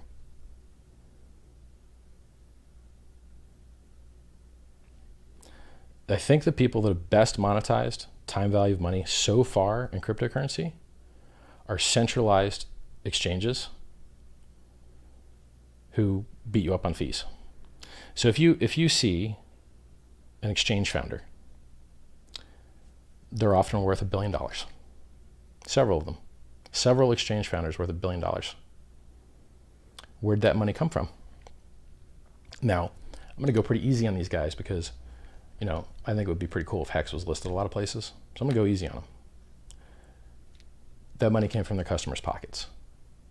So moving $1 billion of value out of cryptocurrency investors' hands and into their pockets made the world better. How? Did they improve the software? Nope. Nope. Didn't improve the software. Did they improve the network? Nope. Matter of fact, they can't even really run mining hardware because it would be like a conflict of interest, kind of. So no, they're not improving the network. So they're making $1 billion. They're not improving the network. They're not making the mining work better. So what are they doing? I'll tell you what they're doing. They're hiring developers to build new products to screw their customers over for more money. That's what they're doing. So what do you see? 125x margin. What you can do with 125x margin on something that's down 50% in a couple months? Had a 42% green candle about a month and a week ago. You need 125x margin, right? You don't need that. You shouldn't have that. Trading will destroy your life. Trading is where you sit and stare at a screen and try and take another guy's money who doesn't want you to have it. And he's wasting his life the same way. So you're in one part of the world looking at your screen, and he's in another part of the world looking at his screen. And you're both trying to figure out ways to take each other's money. And you know who's getting rich the whole time? The people in the middle. They're happy to see you fight over, is the price going to go up or go down? A lot of times, the price is non-deterministic. It is literally impossible to predict, no matter who you are or no matter how much data you have access to. Not everything in the world is predictable. There are things that are not predictable. And so there's this experiment they do where they have two people they're testing. One of them, they have try and figure out whether someone has cancer or not by looking at their lung radiology, their x-rays. Might have been CAT scan, but I think they were x-rays. So they tell that guy the real truth about whether he got it right or not. So, that looks like cancer. Okay, it was cancer. Okay, that looks like it's not. Oh, it really was. And then they give him real data, and then he refines his model, and he learns that when I see this, it means cancer, and when I see that, it's not cancer, right? Then they give another guy the same exact tests, but they lie to him about when he was right and when he was wrong. And what happens is, the guy that's given the good data, he comes up with a really simple heuristic to discern what is true and what is false. Very simplistic. But the poor guy that they give the false data, the randomness to, he comes up with very advanced, ornate, exotic ideas for why sometimes things are the way they are, right? When you put these two guys together and they communicate with each other, guess what happens? The guy that was fed wrong data, who has no idea what really means what in the world, that guy, because his stuff sounds more complicated, he convinces the guy that had the right system, the simpler one, to get worse results and adopt ideas from his thing that never actually worked because it was more complicated. That's trading. Trading is, here is a random system that you're going to think that you can find certainty in, even though you can't, by using ever more complicated, ever more complex crap that brings you farther and farther from ever having something that actually works. So you get into trading, you go on TradingView and you're like, oh, look at all these indicators. Let's add as many as possible. And then what you realize is now really let's use 3 and that's enough, right? And then really you shouldn't trade at all because how are you making the world better screwing that guy out of his money? And by the way, you're both going to lose. You're both going to lose because the guy that actually wins is the person in between you. The person telling you, hey, you can copy trade, right? you would have not done this risky thing because you felt scared, because you didn't have certainty in yourself. But we're going to trick you to have certainty in yourself by saying you could copy someone else successful and get destroyed that way, right? And here's a celebrity. Here's a way to lose all your money. Press that green and red buy and sell button as often as you want. Rack up them fees, right? Terrible. I want to replace all of the counterparties, the banks, the margin lending houses, all of those things which I don't feel make the world a better place. Now in theory, the exchanges could make the world a better place by onboarding more users. But, you know, they did that and the price went down 85%. Anytime someone says like, you know, that hex, it's a money grab, you know, there's no utility, I'm like, it's pure utility. Like everything's better. The fees are lower, the audits are more numerous, the track record of the thing we're running on has had no inflation bugs, Bitcoin's had 2. The transactions are faster, the throughput is higher on the network overall. You know, if you have to work with a lot of other ERC20s on the same network, you have to compete over that. Currently, it's like, what, 3 cents to do a transaction that confirms in like a minute or something? 3 cents is cheap, right? What else? We have a referral program. Can you get rich referring people to Bitcoin? Nope. Not unless you're ruining them and destroying their lives with margin. If you want to ruin people's lives with margin, you can get money in crypto, right? And I've got a link if you want to destroy your life with margin. I'm not even going to tell it to you. I'm not even going to utter the words. I could. I have. But I'm not going to, because it's a better way now. You don't have to get wrecked on margin. You can sit with your stack and hold it, and it will get interest. In Bitcoin, if you could have locked up your coins for 10 years, do you know how happy you'd be? You'd be 750,000x happy. More, actually. But real happy, right? What do people do? They get greedy. They try and predict a pattern in a thing that doesn't tend to have patterns, right? So, like the problem with margin trading is when you get the game right, the game changes. So you went from $200 to $20,000, about 2.5 years, and you had no dips over 40%, and it never took more than 34 days to find the bottom of the dip. That was awesome. And then we started doing Dipsville from 20K when the CME launched. Buy the rumor, sell the news.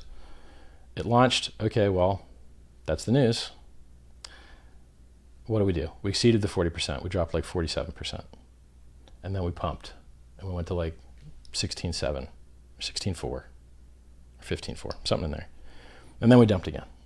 And then we pumped to wreck everybody that thought it was over. Oh, you thought it was over? Okay, we're going to go up to 17.550 now, right? And then now everybody got long. Now they get wrecked, right? The system changes when you figure it out, right? You shouldn't do it. You'll lose all your money. You'll lose all your time. You'll lose all your relationships. There's a better way now, right? Let the technology and the design of the thing work for you. Let people refer. Let people transform ETH into Hex. Let people stake for longer and larger. What do you think is going to happen in a system where tons of people are putting money in and everyone's locked up and they're not taking it out? What do you think is going to happen to the price? It's the simplest thing ever. It's going to go up. Now, is that a guarantee? No. Anything could happen, right? A nuclear war could EMP shock the internet. Now we don't have internet for like 10 years and we have sticks that we have to like fight with, right? I don't know, right? Anything's possible. What I try and tell you is I tell you what is possible. I give you my data and then you draw your own conclusions from it. I didn't know how many people would join the contract today. I still don't know. You know better than I do. I haven't looked. I don't know how much money they're sending. I don't know how long they're locked for. I don't know how many people are referred. I don't know the average size stake. I don't know the average length stake. I don't know whether they're smart enough to spread their end stakes out to not hit the market at the same time. I don't know any of this stuff, right? All I know is that we have designed something that has features that are superior to other products. We have marketing that's superior to other products. We have traction and growth that is superior to other products. And there ain't much else more you can do. That's about as good as you can do, right? So in that video that says, you know, this is designed to do over 10,000x in 2.5 years, it is designed to do that. Just like Bitcoin was designed to go higher than it is now. Bitcoin was designed to take over fiat and to displace national currencies. And if it did that, or a larger portion of it than it's doing now, it would be up millions of percent, right? So it was designed to do millions of percent return, and it's already done 750,000x of that return. It's really more, depending on where you bought it, right? So I'll give you an example. On Ethereum, if you quote it from its ICO price to 3.5 years later, it's a 4,500x. But if you got it on exchange, the price dumped under ICO price, and it wicked down on Kraken, and you could have got it for about half of ICO price. It was either 14 cents or 17 cents or something like that. It was actually 15 cents. So if you're quoting the multiple off of ICO price to the top, you're going to get a 4,500x in 3.5 years. If you're quoting the price on exchange and you go to the ETH USD pair on TradingView and look up Kraken, you're going to see it went from 15 cents to $1,500, and that's a 10,000x. And it did it faster than it did in 2.5 years. So, and I know other currencies that have done, I think, better things, but if not better, equal, right? Like, these numbers are so gigantic that you almost can't reason about them. I was making a video about what your gains will be in the adoption amplifier, getting in Hex early. Share price only goes up. The earlier you stake, the lower share price you get, the more shares you get for the Hex that you lock. If you're the first guy, and this happened today, someone was the first person in the world to use the adoption amplifier in Hex. And when that person did it, the returns that he saw as potential, right? Like the amount that would get paid out if no one else staked after him, were actually millions of percent, because that's the math. The contract knows that it's got to pay out about, 180 billion Hex on day 353, because that's what's unclaimed, right? And nothing's claimed yet, because claims don't open until 7 p.m. EST tomorrow. So if you're the first guy to stake and you put in if you're the first guy to put in Ethereum into the adoption amplifier and you only put in one GUI, which is 0.17 zeros and a 1, right? You would get all 180 billion Hex on day 353. Now do that math. That math is 180 billion divided by 0.17 zeros and a 1.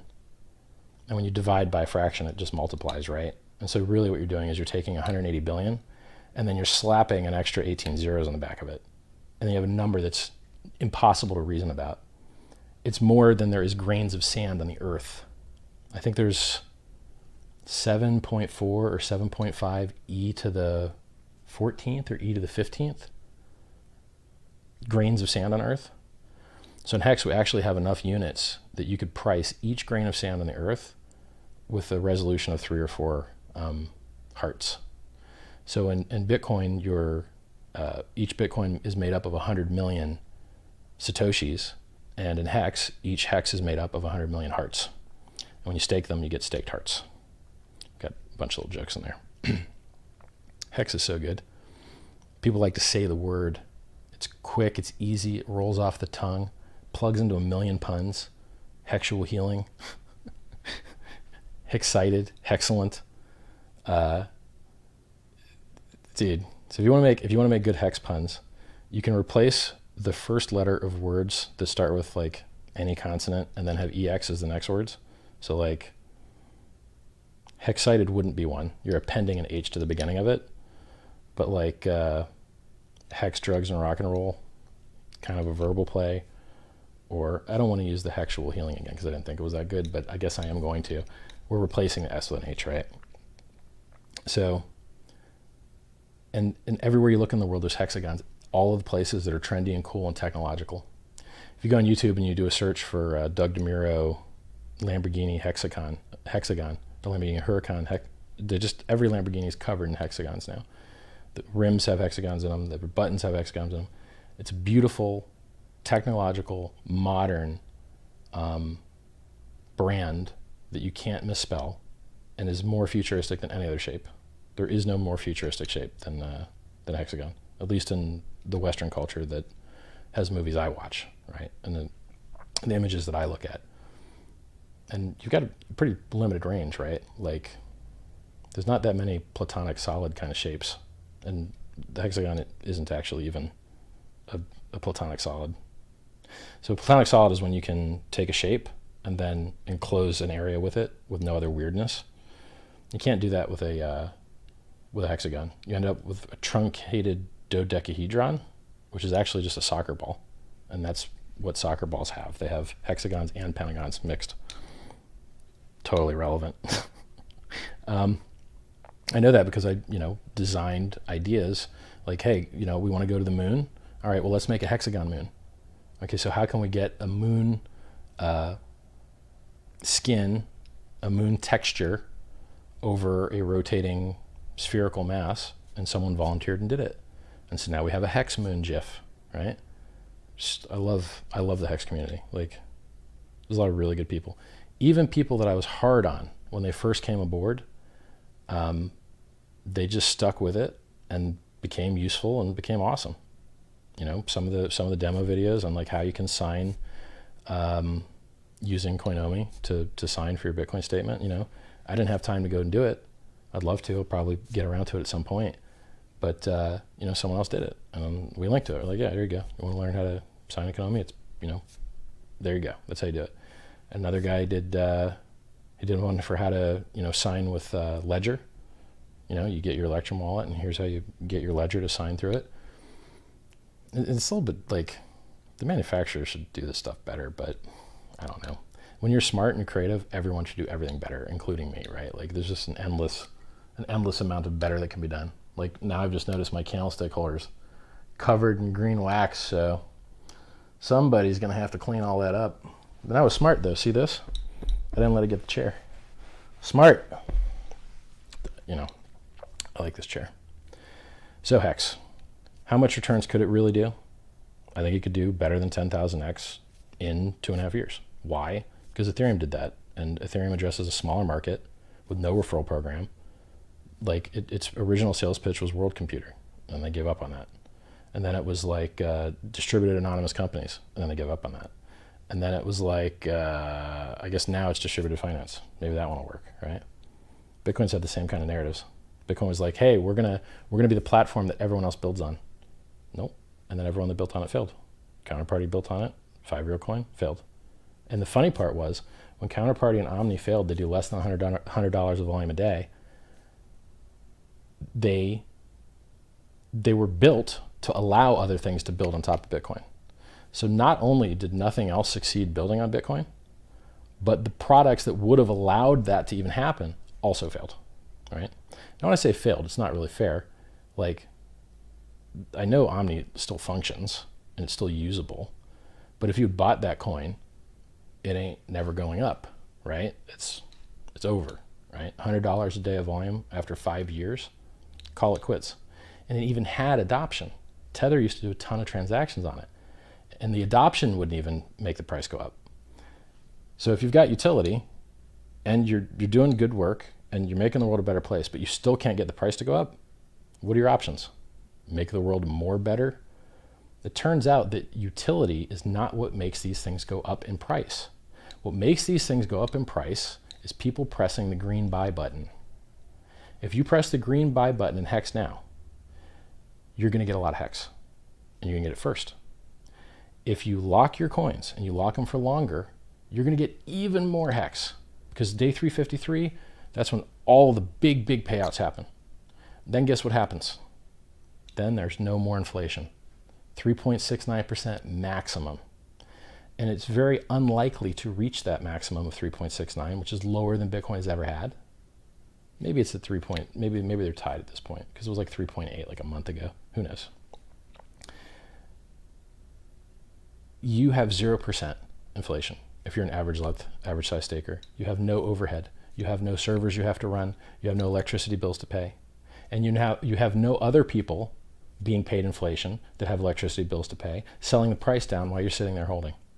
The only people in the system that are diluted, the only people in the system that feel inflation in theory, right? You can't really feel it unless you're onboarding less people than the inflation rate. If you're onboarding less people than the inflation rate, then the price is likely to go down. Then you're not likely to be making profit. But every cryptocurrency, that is a mined cryptocurrency has had high inflation rates to pay for its network security, to pay for its miners, and the prices have still gone up insanely high anyway. Imagine how much higher they would go if they didn't have that load and that overhead, right? There's this nuance. There's so much nuance that I'm the only person that tells you. People tell you Bitcoin's deflationary. It's not. It's inflationary. And it's had 2 inflation rates drops before, and it's having its 3rd one now. And the price is dying into it, which is never done before. I know why. Because we overpumped from the Plus token Ponzi. I'm still bullish Bitcoin. I still think the price will go up. You just got to wait for the next Ponzi, right? Or the killer app. Ain't going to be a killer app anytime soon. Can't do DeFi. Can't, like, there's just, they don't want other things to build on top of them. They tried to kill Counterparty. They used to have 80 byte space in the opcode. Counterparty used it. They're like, all right, well, we'll just shrink that to like 30 bytes or 40 bytes and now, or bits. Google it, right? And they just tried to kill them off. And then they had to change all their code. And they just went and failed anyway. So I'm trying to tell you the truth about things. I want to tell you the truth about Bitcoin. I want to tell you the truth about Ethereum. I want to tell you the truth about Hex, right? I should say this, again, in case you guys didn't hear me. I do not know what the price is going to do, and neither do you, and neither does anyone else. The best we can do is guess, right? And if you're going to guess, say you're not a financial advisor. I'm not a financial advisor, right? I know what it's designed to do. I can describe design intentions to you. And since you're the network, and you're the one minting your coins, and you're the one minting your rewards, and nothing can happen without you, probably could actually be more liberal talking about the gains, right? If we wanted to be. I prefer to be more conservative. The design of this thing is what makes it awesome. The design of this thing, the community, the peer-to-peer trustless network is what got us where we are now and is what is going to take us to the future. It's all there. It's running now. You could become part of it now. You could go to go.hex.win. You could install MetaMask. You literally could buy Ethereum in MetaMask, right? You click deposit and it's got options to buy Ethereum. They're going to make money on that. That's fine. They earned it, right? They built a good product. They're going to make some money on that. Now, there's other options, right?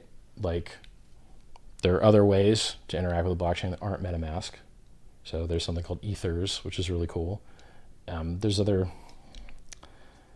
anyway, there's so many things you can build when you've got distributed finance, programmable money. So when you give them programmable money, first thing you should do is build interest. What else can you build? You could build margin products if you wanted to, without the liquidation wicks, probably. Well, maybe not. Someone's got to get liquidated in margin. It's just how it is. What else could you do?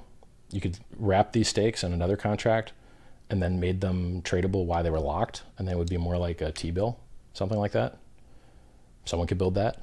As a matter of fact, developers keep messaging me and telling me they want to work on this project because they find it interesting. And like, what do I think a cool idea would be? Right now, I'd like to see someone finish those charts. I want to see a chart of future market supply. That's what I want to see. I don't want to have to manually calculate it, right? Hope someone builds that soon. I know someone's working on it. That's great.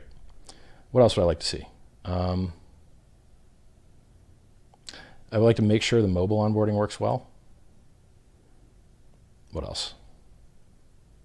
I guess that's it. Like be able to wrap and trade the contracts, maybe. Someone could add some margin, maybe. And then verify that the mobile onboarding works. Everything else is mostly adoption, right? Like the stuff's already, when EOS launched and made $4.2 billion on an ERC20 contract like Hex is, where you sent ETH and got EOS tokens, ours is nearly the same. The difference is they were security and they promised you all this future work and entrepreneurial effort, and it wasn't functional at all. And we're the opposite of that. We promise you nothing and we're fully functional. Opposites, right? They got $4.2 billion, did a 40x return in the bear market, and I believe their price, even now, after this bear market, is still higher than what they launched at. And their market that they address is tiny compared to what Hex addresses. The market Ethereum attacks, the market Bitcoin attacks, and the market EOS attacks are all tiny compared to the market that Hex attacks. None of those pay you for locking up your money. None of them. There's some things that pay you for locking up your money, but there's no time involved, right? You can just unlock it whenever you want and dump the price whenever you want. Well, that's not what we're doing here. We're doing a CD, just like they do at the bank, right? In the bank, if you lock up your money an extra year, they give you 20% more interest. In Hex, if you lock up your money an extra year, you get 20% more shares. In the bank, if you have a $100,000 stake or a $100,000 lockup, they call it a jumbo CD, and they give you 10% more interest.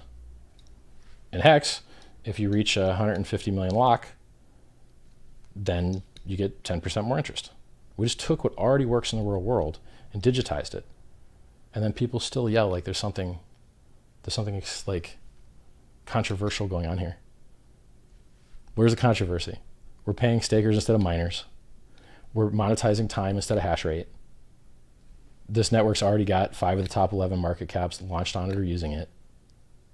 I just don't understand where the controversy comes in. Is it the fact that I know how to look at a chart and the fact that I know Bitcoin's up 750x and 2 years ago was up 2 millionx? I know that and you don't, so 10,000x seems like weird to you? Maybe. I'm in a unique position to be a trader, a marketing guy, a technical guy, and I guess a broadcaster guy, right? Now I need to be his diet guy. That would really, I would say, make me more well-rounded, but the inverse, it would make me less well-rounded. You get it? So yeah, I built the best cryptocurrency I've ever seen. I've researched all the other ones. It is very likely to do amazing things, in my opinion. And we already see them, right? So let's take a look. All right, chat. I'm going to look at you guys. I'm going to look at your questions right now. I'm going to scroll down to the bottom. If you posted something earlier, I'm looking at the YouTube chat right now. If you posted something earlier, I'm not going to see it. So, well, what is this? Somebody asked, why did the Ether amount drop in Etherscan? I don't know. I'm not looking at it. But there is a flush function that anyone can run that sends the Ether that's in the contract to what's called the flush address. So if you saw the amount of Ether go down, probably because someone ran the flush address. So it's important to note that the Ethereum in the adoption amplifier is not the Ethereum that's in the contract, right? Because anyone can run flush whenever they want.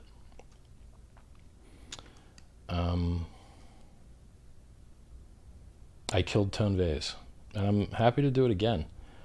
Any of you guys that know anyone that I have a disagreement with, I will destroy whoever they are on live stream, unless I'm wrong, and then I'll just rather switch to being right. I've never even come close to meeting my match. I've bested everyone that I've seen, and it's weird because I don't even look at it like this conflict thing that everyone wants to shove it into, right? I'm just speaking the truth about things. I'm doing it respectfully, and I wish I could have more conversations like that. I'm pretty sure with Hex getting the adoption numbers that it is getting, we're going to have as many of these good conversations as we want soon. That's my guess. Someone says, sup, man, impressed with the price already. I don't know it.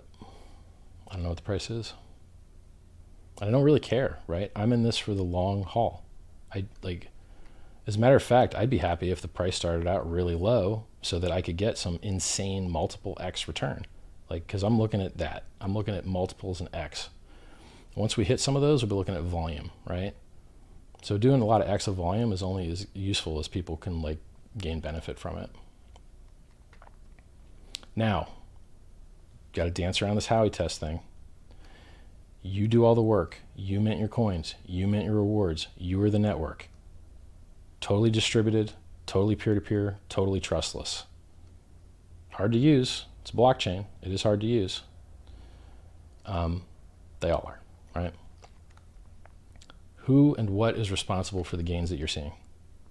It is not me. It is not my entrepreneurial effort. I promise you nothing. I promise you absolutely nothing. And further than not promise it, I will tell you to not expect it. When you send Ethereum to the contract, you must expect no work from others. Why do I do this? Why do I tell you this? There are laws regarding securities. A security is when people in the United States, different countries have different laws. In the United States, when people give money to a common pool with the expectation of profit solely from the work of others, could be a security. It's called the Howey test, Howey. If you don't do those things, you can't be a security. If you want to be a security, you can't just opt for it. You can't just choose it. You have to actually fit those parameters, right? Now, do people make things that go up in price? All the time. Houses, collectibles, they go up in price all the time. Are they securities? No. Why not? They went up in value.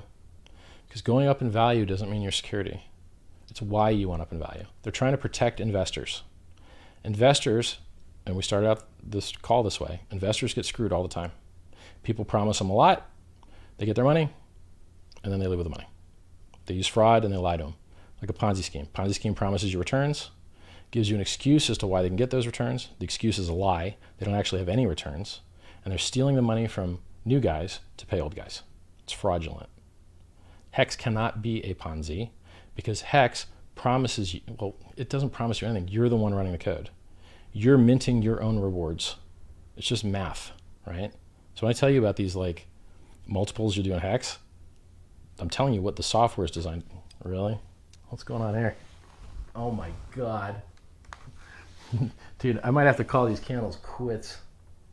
This is such a mess. Whoever invented this, they could have done a far better job. How am I going to blow these out without looking stupid? Not bad.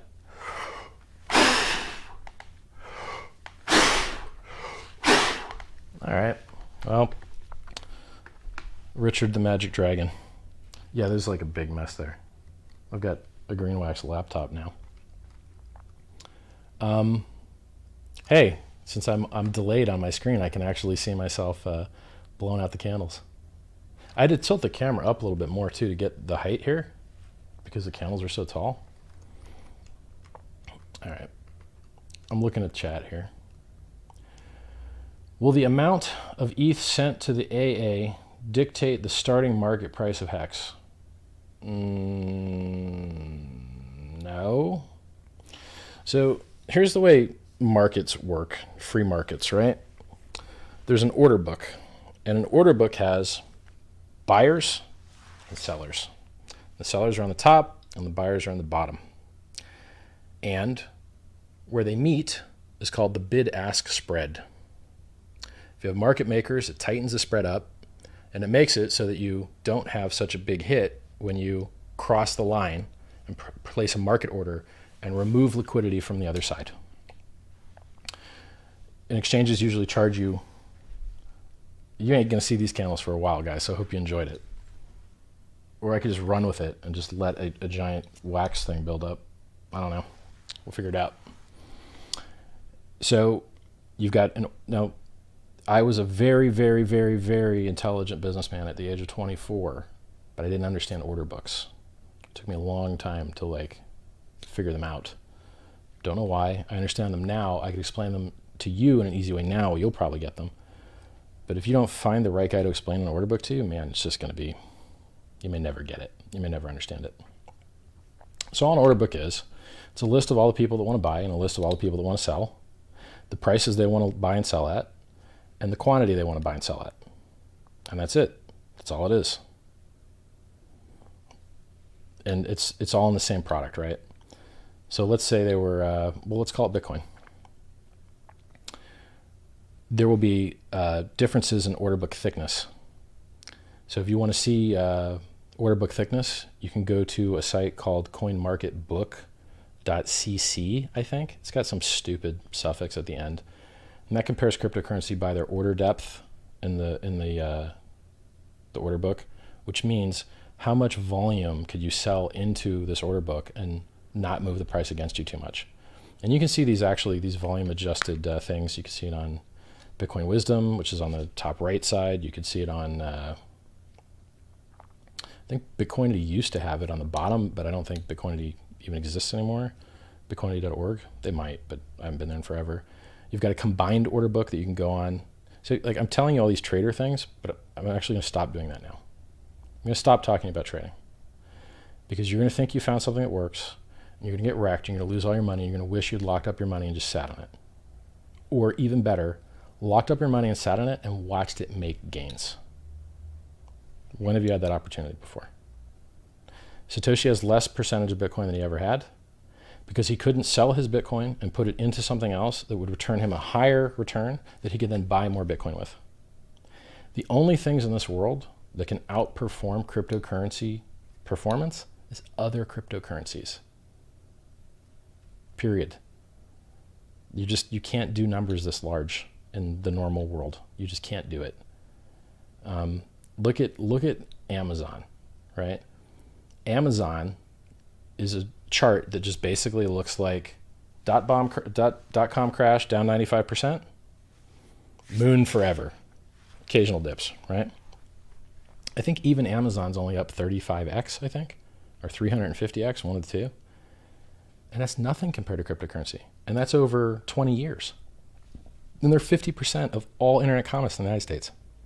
They couldn't possibly have done better. They're in multiple industries. I think like maybe a third of their revenue is from their digital products with Amazon Web Services.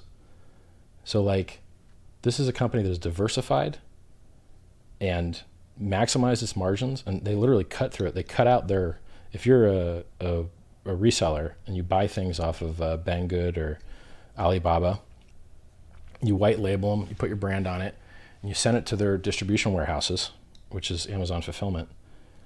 And then you start selling on Amazon, right? And it's great because people can just put it in with their package. You don't have to pay extra shipping, and they've got all the picking and sorting people there.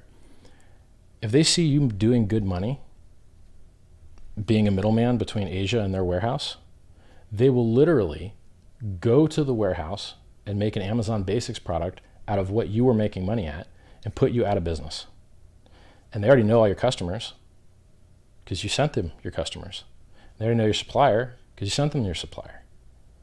And they'll even sell fake stuff as though it was your real stuff because they pack everything together. They won't keep it isolated, right? So like if you're selling AirPods and this other guy's selling AirPods, regardless, your AirPods are getting mixed into the same drawer. And then ones were fake and ones were real. And it's just a bad customer experience for everyone involved. My point is, if you are in the best, most successful business that you could think of, which would be Amazon, right? Like when they name the big tech companies you're going to work for, it's FANG, Facebook, Amazon, Apple, Netflix, Google. They still didn't do cryptocurrency returns, not even close. So the best companies you could dream of don't do cryptocurrency returns.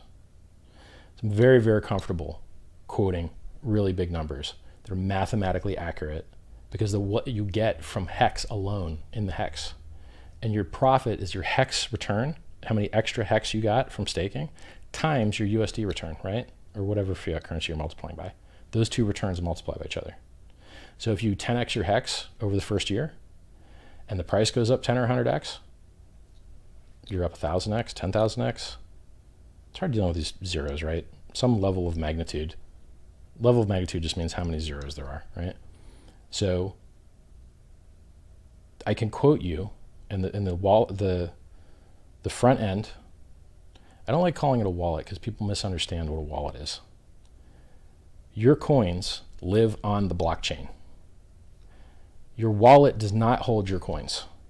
Your wallet holds the keys to your coins. It should be called a keychain, but someone was stupid and named it a wallet. So they misnamed it, and so now everyone misunderstands how it works. The way that you know that your coins don't live in your wallet is because you could put your keys in 10 different wallets and have access to your coins in 10 different wallets at the same time. That's how you know they're keys, not coins. So what is the hex front end?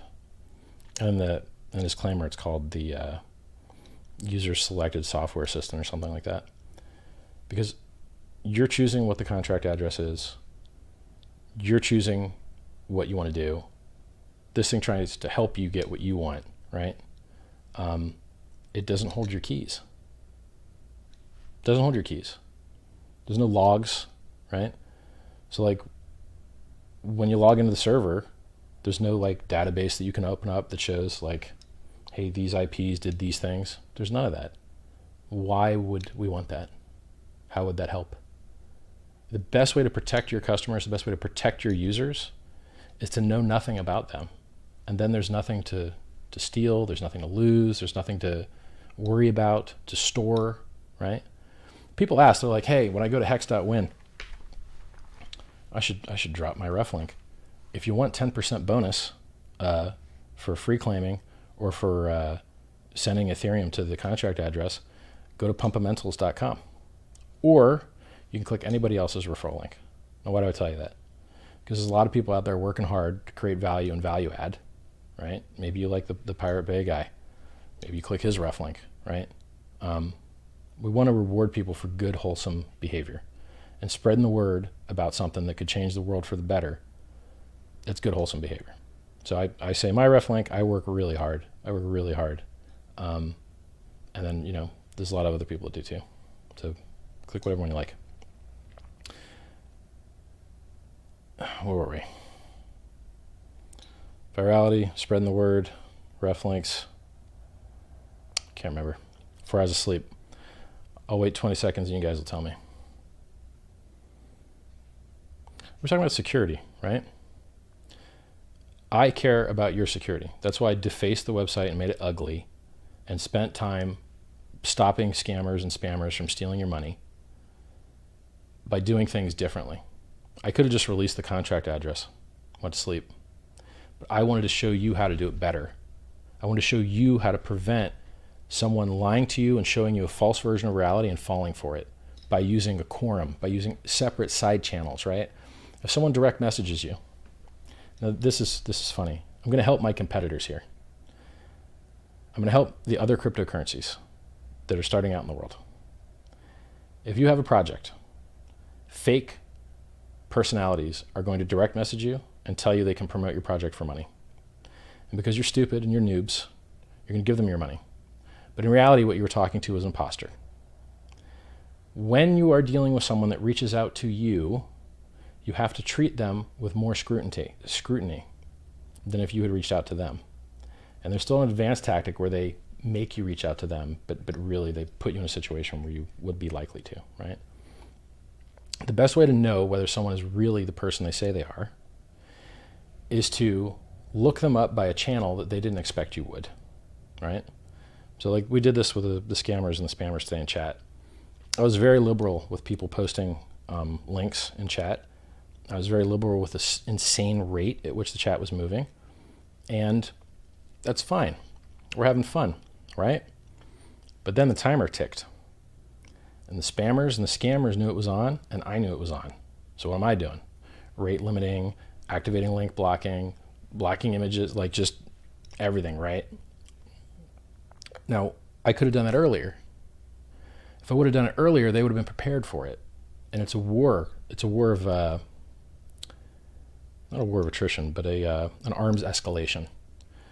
So just like chess, so many threads I haven't closed for you guys. When you're talking to someone and you want to lock them into a position and win, you've got to get them to lock down on something, or they'll just rotate and get out of check. They won't let you checkmate them, because when you crush that argument, they'll just roll to the next one. So you got to lock them into an argument, lock them into a position, and then kill the position. And then when they try and rotate, pause them and be like, I know you just lost that point, and I want to be clear that we refuted the central part of the argument here. You had all the time to address it, right? But you're trying not to move on to the next thing now and pretend it didn't happen. So you lost that point, and what you said wasn't right, and now we can move on to the next thing. If you don't do that, and you don't get all that locking them in the beginning, they just wiggle out of it, right? It's like when people, the Bitcoin versus Ethereum security thing. Bitcoin's got more hash rate, okay, but it's had like more critical failures, right? They had to roll back the chain when they printed 6 billion coins in 2010. And they just had another print as many coins as you want inflation bug a year ago that a Bitcoin Cash developer found, and they have no bug bounty program, and they have spaghetti code, and there's no modularity. And so the consensus code is tied to the networking, is tied to the wallet. So not only have you had more bugs, critical actual network bugs, but you're likely to have more in the future because you don't have a bug bounty program, you don't have as much money going into the development, and you have spaghetti code. but it just rolls off of them. Like I'm not saying those words. They never address anything I'm saying. They attack me personally, right? So I say Ethereum is more secure than Bitcoin. They say I'm a scammer. Why? Because it's easy to say. It doesn't involve thought. And if you're a maximalist and you don't want to know what's going on in the rest of the world and you don't want to spend time thinking, it's easy just to say everything's a scam. Not everything is a scam. Even ICOs that were 99.9% scams. BNB did 450x better return than Bitcoin. And Bitcoin did pretty good. And it did 450x better than Bitcoin. And it was an ICO. But the maximalists would never get in on that junk. Why? Because they have their heads in the sand. They've seen so many scams and so much garbage that has fatigued them and they can't take it anymore. And it's just easier to shut off. And so that's what they do, they shut off. Well, shutting off, that's fine when everything is indeed a scam. But when the 1% or 0.5% of things turns out to not be a scam, those will be the things that come kill you. Those will be the things that take all your customers. Those will be the things you'll be crying and moaning about, jumping out and saying bad things about other projects, just like I did in 2017 when Ethereum came and went higher faster than Bitcoin did. It did. It outperformed Bitcoin by a lot. So if you go on hex.win or pumpamentals.com, you look at the very first paragraph, it shows you the difference. In about 3.5 years, Ethereum did a 4,500x from ICO to peak. And then on exchange, it did a 10,000x on Kraken. Bitcoin did, I think, a 733x, something mid to high 700x in that same 3.5 year period. That's a big difference, man. It's a 5x difference. And then they talk like everything's a scam. You're like, okay, everything's a scam. All right. Everything's a scam, but Bitcoin's not a scam. All right. Dogecoin went down 95%. It's a comedy currency based on a dog. It's a fork of Bitcoin from way back when. Doesn't get any upgrades. It's worth $250 million. A joke coin. Literally a meme joke coin. Also, I don't hear anyone losing money on it. Like, the transactions seem to work fine. $250 million. Funny picture of a dog. Dogecoin. Okay. How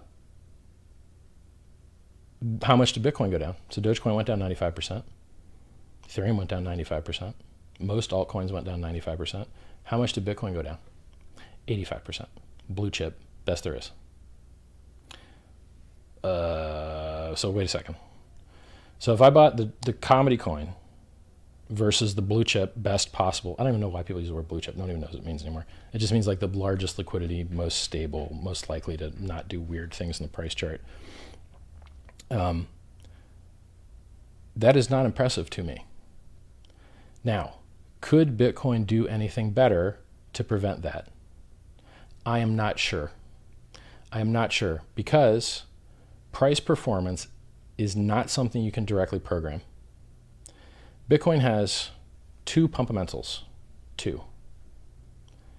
It allowed you to onboard for free with a freemium offer, like a coupon at a store, by double-clicking an EXE and getting free coins. Now, when I brag and say I've mined full blocks on my own with no pool, and they're 50 blocks, 50 Bitcoin each, sounds awesome now, right? The Bitcoin's $7,500 each, $7,200, $7,300 last I looked. Back then, it was $25. Who gives a shit about $25? That's all that was back then. $25. So freemium onboarding, they gave me $25 worth of stuff. I liked it enough. I bought a bunch. They got me. They got me with a freemium. Come on, buddy. Come on. Come play. They got me with a freemium. I saw the mad gains, and then I FOMO'd. I bought 30. I helped make the top. They do it again and again. It's going to keep happening because it works, because it's smart. It's awesome. It's effective. That's why there's coupons in your newspaper. That's why there's television ads that offer you a discount on a product. You've got to get engagement. You've got to get mind space. You've got to do things normal businesses do. Bitcoin did that with its double-click the EXE mining stuff. And then it went away. They don't have that anymore.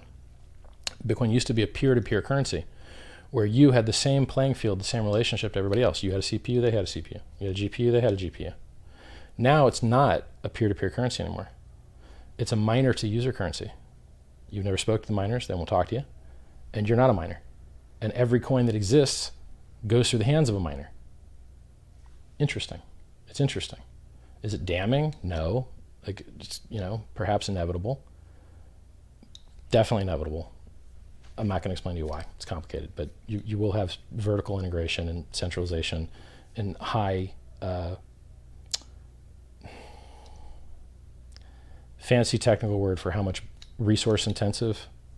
When you've got a high capital intensive business that has huge vertical integration advantages, you're going to continue to get centralization, which is why when we were on CPU, everyone could be a miner. When you're on GPU, just gamers could do it. And now that we're on ASIC, I don't know anyone that mines. I know there's a lot of mining going on. I see the Shandong mining factory, and I think it's in the northwest Mongolia or something. So I mentioned to you guys because it's important, it's unique, and no one else is talking about it. The fact that it's not a peer-to-peer currency, but a miner to user currency. And I want you to see the miners for what they are. They're security theater, and they're a protection racket. When we mined CPU, we had to reward the miners to be honest and protect us from other CPU miners that wanted to be dishonest, because we had a threat of other CPU miners that could have came and attacked the network. So we had to pay enough guys to protect the network. On GPU, okay, maybe some script kiddie gets, a certain video game to get hacked, and then he's got access to a bunch of GPUs. Okay, maybe now we're paying our good, honest GPU miners to protect us from the potential bad GPU miners. Okay, I get that. Not a protection racket yet. Real security, okay. Now where are we? Now we're where the only people that could attack the network are actually the same people you're already paying. And that's what a protection racket is, right? Mafia comes in your store, baseball bats. He says, it's a real nice store you got here. It'd be a shame if a bunch of the gas was broken, right? So who are you protecting yourself from? The guy with the bats. Anybody else? No, your store was fine. But he knows he can get you to pay, so he will. He forces you to pay under threat. And that's what the miners are doing. The only people that could attack the Bitcoin network are the same people that you're paying, the SHA-256 miners. So what do they do in other industries? What do they do in other coins? Monero just had a hard fork a couple days ago, maybe a week ago. Why? To kill the ASIC miners. Why? Because they're bad for blockchains. Why? Because they're centralizing force. And only decentralization gives us robustness and resistance to collusion and mall influence, right? So if all of your mining is in a single entity, if he just decides to mine empty blocks forevermore, okay, well, then that's the end of the blockchain. There's no more transactions. Just all the blocks are empty, right? You fork, he attacks your fork with his hash rate. You do proof of work change, now you're back into being attacked by anyone that has more money than you, because they can just buy whatever resource you're buying, right? Oh, you got CPUs? All right, they rent them on AWS or DigitalOcean. So I like that Monero gets rid of the ASIC guys. I don't like what any of the mining companies has done for the ecosystem whatsoever. They dump the price to pollute the environment, and they don't write code, and they don't onboard people, and they've done nothing good that I'm aware of. You do need them to agree. You do need a minimum amount of security. But the money that's being paid in inflation rewards to these guys would be much better spent on hiring auditors to audit the code. Hex has 3 audits, Bitcoin has 0 audits. Why? Is it because I've got more money than all of the other Bitcoin guys? No. It just has the tragedy of the commons. If you're a nice Bitcoin guy, and I could refer you to auditors that do good work because I've done the research, it's going to cost you about $400 an hour, and they measure your effectiveness of your audit in man weeks, right? So 40 hours a week, $400 a dude, that's 16 grand a dude a week. How many dudes do you want? How many weeks do you want to work them? You spend 80, 100 grand on it if you wanted to. But you'd probably find some bugs before they became big problems, right? Is it that hard to come up with 100 grand in Bitcoin? Depends on who you are, right? If you're a mining manufacturer, you're an exchange, you're a Ponzi scheme, easy to come up with 100 grand. You're an honest actor, you make content on YouTube, you ain't getting 100 grand unless you feed your users to the meat grinder. Watch them get annihilated, ruin their lives to make a percent. When you deposit on exchange, they know how much percent you're going to lose. It's cash in the bank. They already know what's going to happen to you. It's inevitable. You don't know, right? And they hide that. They hide it. They don't think about it. They don't realize it. That as a content creator, the only way that you can be profitable in crypto is by empowering scammers. And that sucks. That sucks. And they're doing it to kids these days now. They get kids addicted to loot boxes. And what's a loot box?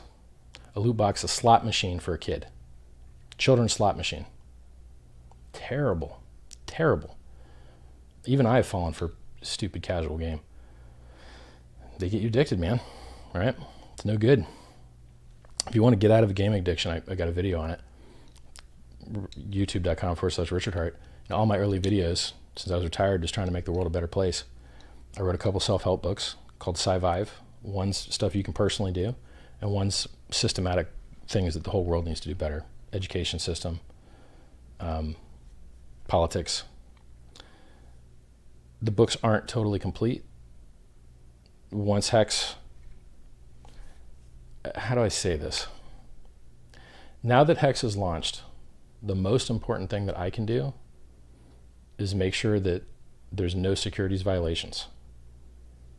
So that means promising you nothing and making sure you know I have no idea what the price is going to do, and neither do you. And making sure you know you are the network. You're the only one that can mint your coins. When the contract was created today, no Hex existed. No Hex still exists to this moment. Once 7 p.m. EST happens, and block time is what we use to tell what time it is, and it can shift some number of seconds into the future from the last block. So there could be up to, I think, 300 seconds of variance. You could Google it. Ethereum block time, reliability. They used to tell you not to use block time and to use like block number, but then that doesn't work because they change the rate at which the blocks come out sometimes. So then you'd have a fast clock or a slow clock. So we use the best way. So this is what I mean about blockchain, right? If I want to speak with nuance, I barely ever get to actually finish an idea because there's 40 other ideas in there, right? And I have to come back like 10, 20 minutes later to finish the idea. Like the arguing with people, locking them in like you lock the king on a chessboard and getting to stick on something before they can roll off. Knowing you're going to win and anticipating what they're going to do when you win, right? That took like an hour to get that across because something else came up, right? So talked about miners, miner centralization, security theater, protection racket, miner to user currency, audits. I think we're left on audits. So somebody could make the Bitcoin code better, but they won't do it because it costs money, and the end result for them personally would be that they just lost money. Everyone else would do better, and they would do worse. And it's called the tragedy of the commons. And the only way to solve the tragedy of the commons is, I'll give you an example. There's a developer named Mike Hearn, and he worked at Google, and then he worked on Bitcoin. I think he wrote Bitcoin J, which is like a Java version of it. And he also wrote a project called Lighthouse, which would allow people to lock up money, and then if enough other people locked up money, then it would release that money to somebody, right? That is one way that you can get over tragedy of the commons. Listen, we have something that's really expensive to do. If any one of us paid for it, it would be a shitty deal. But if all of us paid for it, it would be pretty cool, right? Like roads or parks or clean air.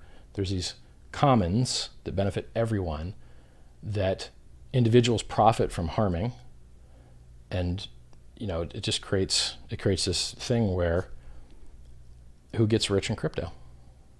Exchange founders who bang up their customers, Ponzi schemers who bang up their customers. Do developers get rich in crypto? Nope. Well, that sucks. Sucks for them. They built the stuff, right? Gave it away for free mostly. And they get yelled at and demonized for it. I gave away something for free too. It's hilarious that Bitcoiners say evil, terrible, horrible things about you with no justification whatsoever. They're just so used to doing it. It's their nature, right? And then you look at what they benefit the world, and you're like, what have you done for crypto, everyone else? Most people have just talked about it. The developers built it. The investors bought it. I see a lot of value there. But the talking heads, the mouths that always say the same thing, and they never learn. They never improve what they're saying. They just keep saying the same thing. They talk about crypto while some of us build it. They talk about crypto while some of us are solving real problems that really exist, right? So I'll give an example. There's a smart guy. His name's Trace Meyer. I hope to do an interview with him at some point. Old original gangster Bitcoin guy, investor in Kraken, smart dude, right? I think he represents the brand very well. Always wears a suit, doesn't curse, right? Clean cut, you know. I think he represents the brand very well. There's not many guys. I represent the brand very well when I'm doing public brand representing, right? If it's you and me on live stream, I'm gonna curse. I got no sleep, right? Like, I'm gonna be the way I want to be. But if you see what I did in Malta when I just said good things about Bitcoin and called out fake Satoshi for being an imposter, you know, that was more professional me, right? So Trace Meyer invented a thing called proof of keys. And I think it's on January 3rd, I think. A lot of people change their usernames in Twitter to have like a little key sign and then a date to show, you know, hey, if you're tired of seeing these exchanges get hacked and exit scam you for hundreds of millions of dollars, stop giving them your money. Can you imagine? Think about how stupid you have to be to have a currency that costs only pennies to transact in, that you literally can store the coins right next to your nudes that you're already protecting to make sure no one steals them, right? So your nudes and your private keys can go right next to each other. You can get more fancy with it, but that's a pretty good start. And it costs pennies to take your money off the exchange. Why are you leaving money on an exchange? Why? Mostly due to laziness and lack of practice, truthfully.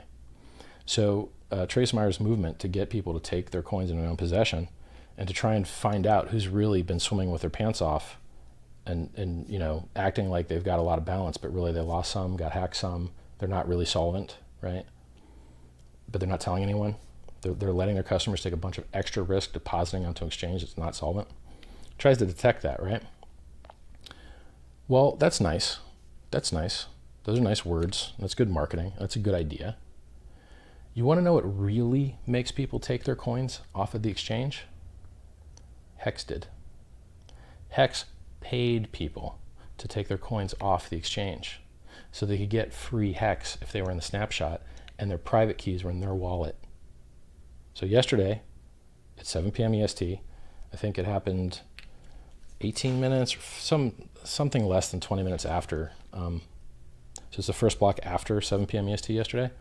That was the Bitcoin snapshot where if you had the private keys to a Bitcoin balance in that snapshot, you can now claim free coins as long as they're eligible. Multisig can't claim, Mt. Gox can't claim. You know, there's some weird transaction types that are in there can't claim. We made crypto better. Hex made crypto more secure.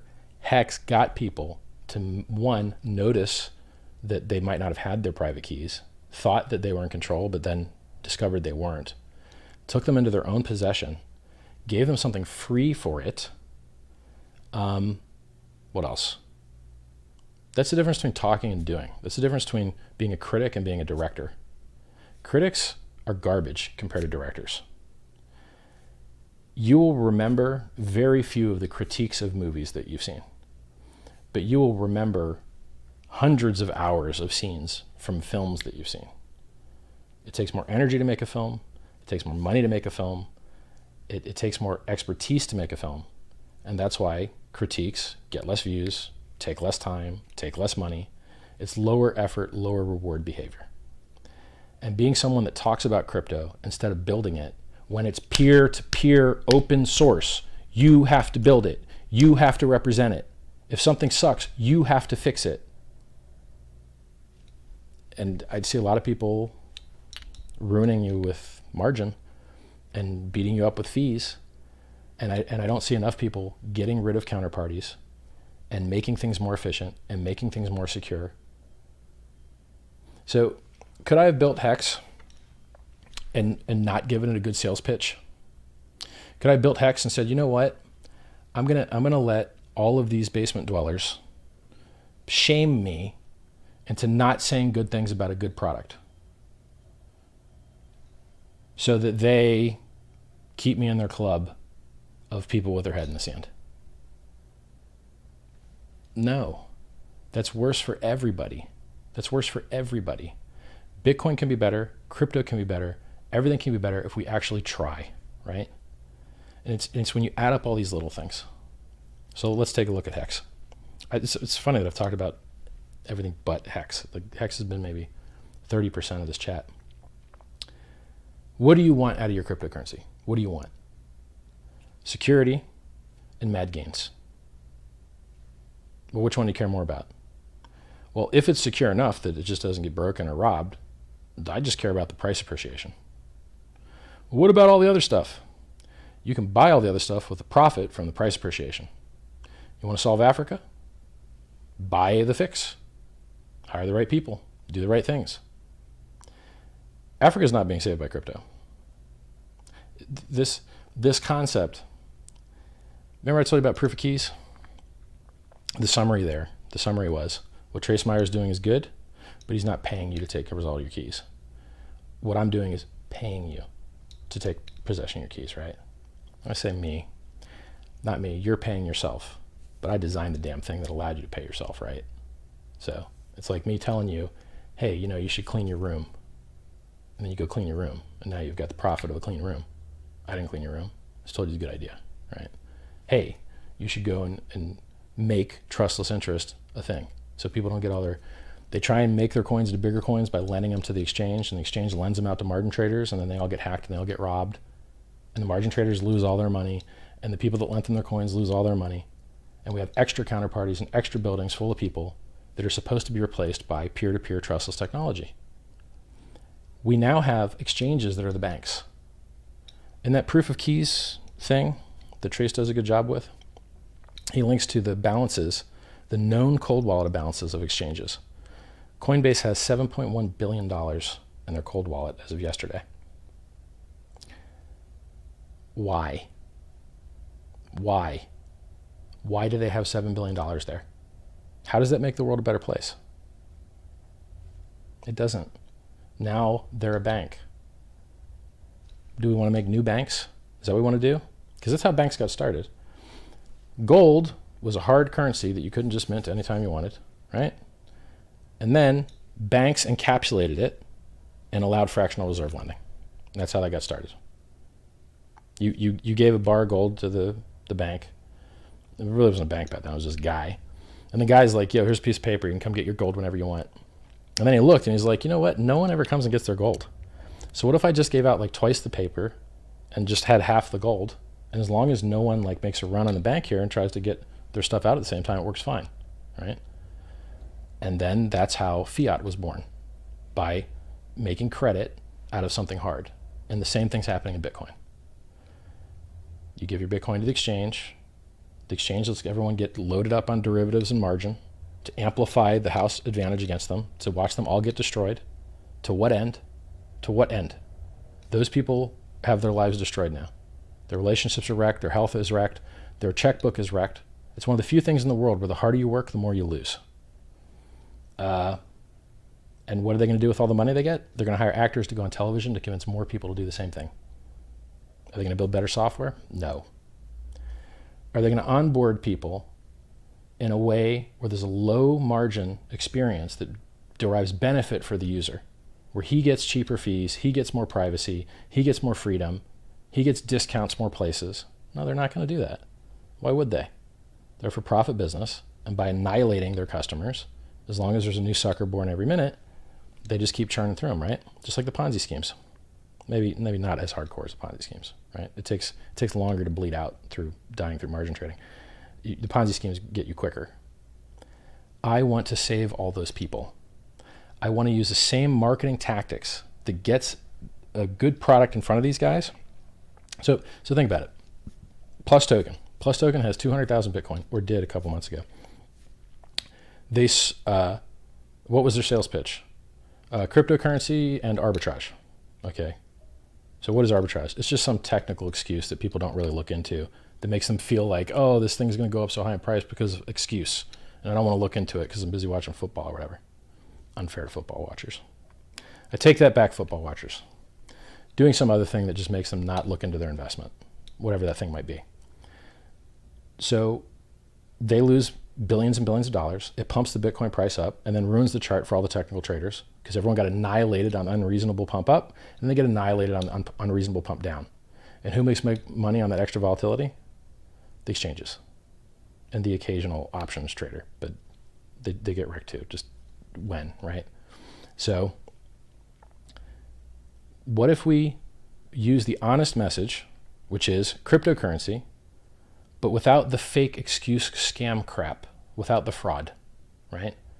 Look, here's a cryptocurrency that is more secure, faster, cheaper, with rewarding people for honest behavior. If you refer somebody that's a good, honest behavior, you're going to get paid.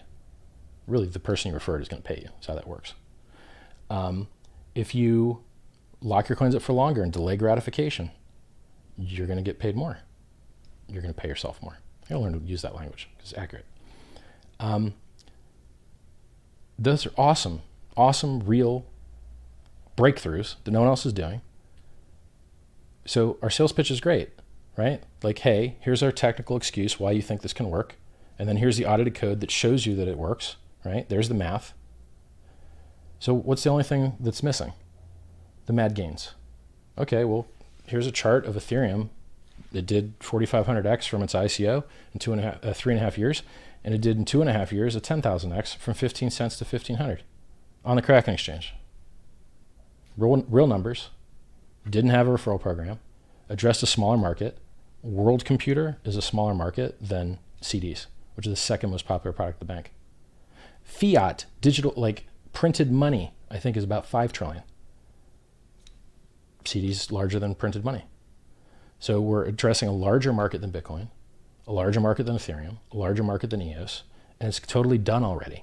There's no thing to build like, oh, like, well, maybe this thing will happen and then it will become worth more. No, it's done. The smart contract has the consensus code locked into it, safe and secure, where it's nearly impossible to screw up. Unlike Bitcoin spaghetti code, where you improve the network and you introduce and print as many coins as you want bug, which happened about a year ago, maybe 8 months. Better design, better game theory, better fundamentals. Bitcoin has 2. Inflation rate drops in half every 4 years, and freemium onboarding of users. And that's it. That's all it had. 2 fundamentals.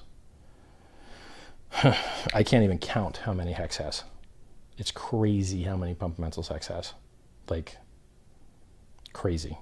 Go to pumpamentals.com or hex.win if you don't want the extra 10% free. But let's be serious, you probably do want that. Pumpamentals.com, look at the game theory, watch the videos.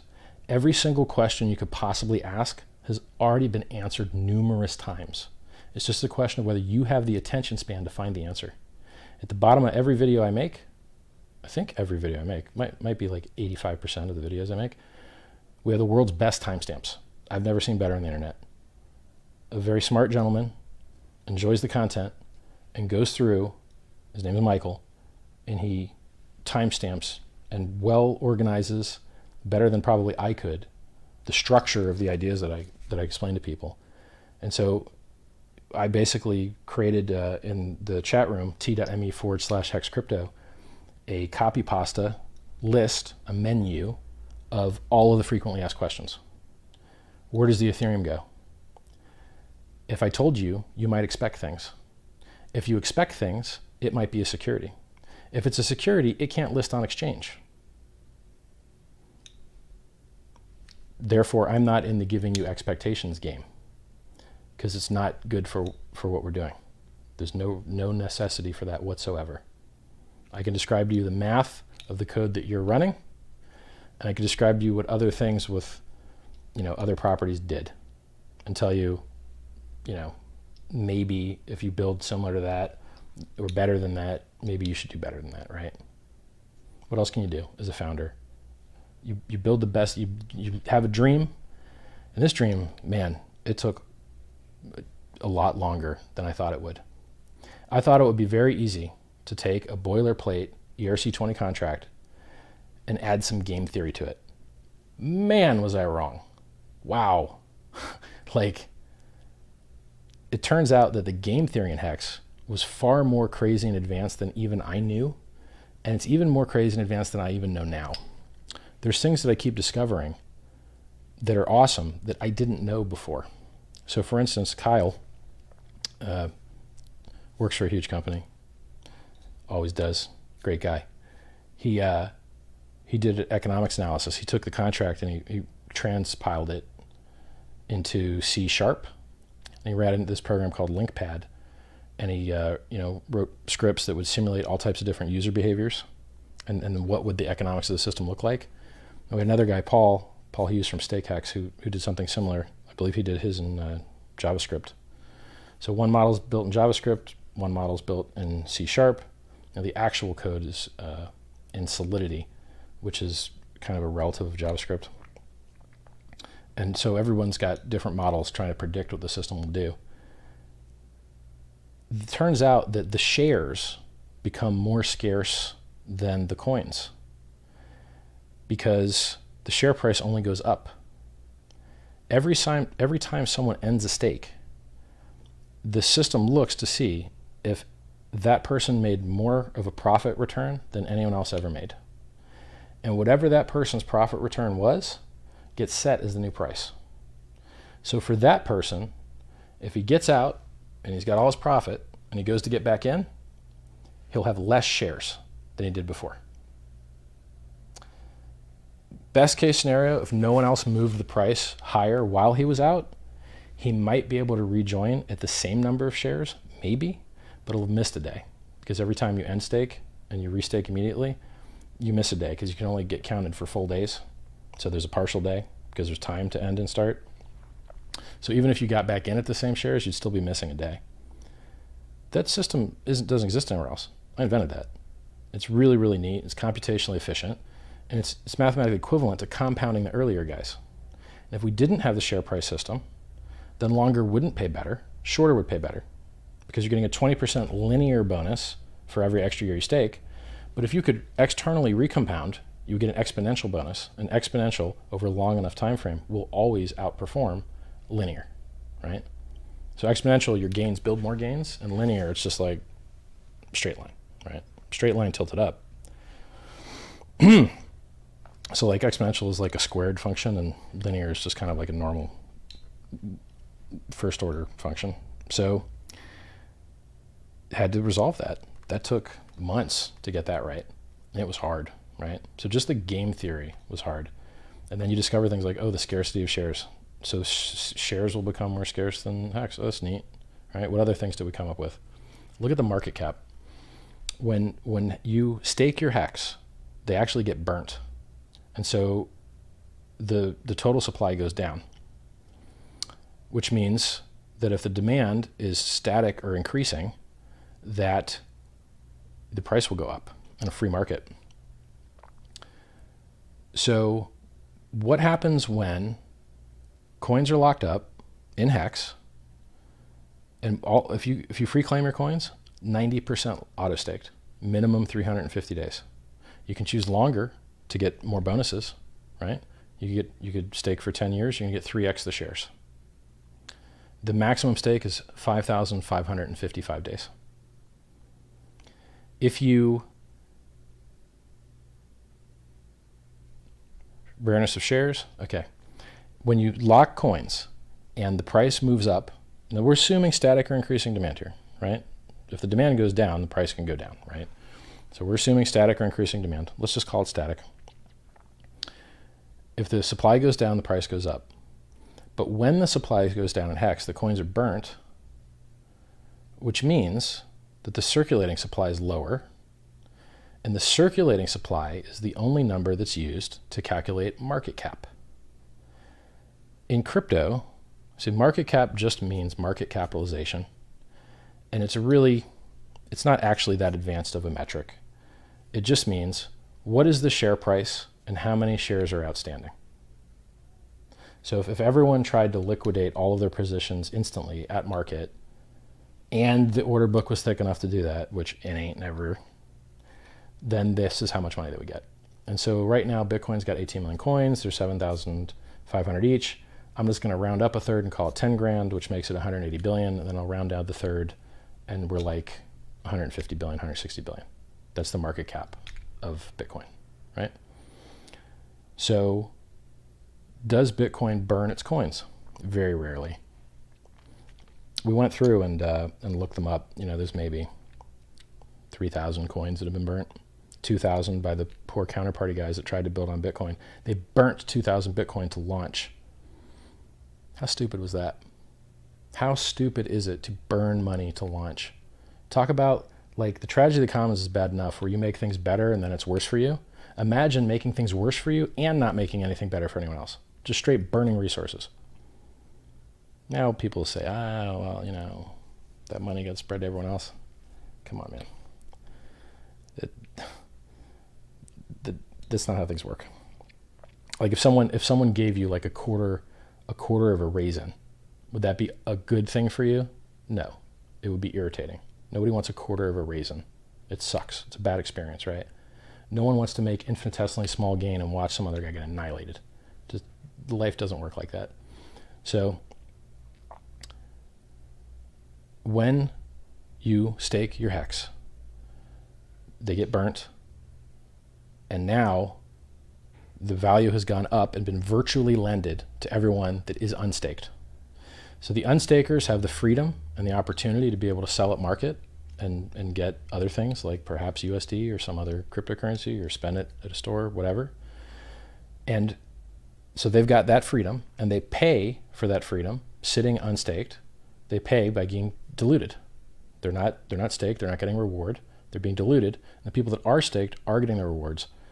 And they're making gains, and the person that's unstaked isn't. I call it the truth engine.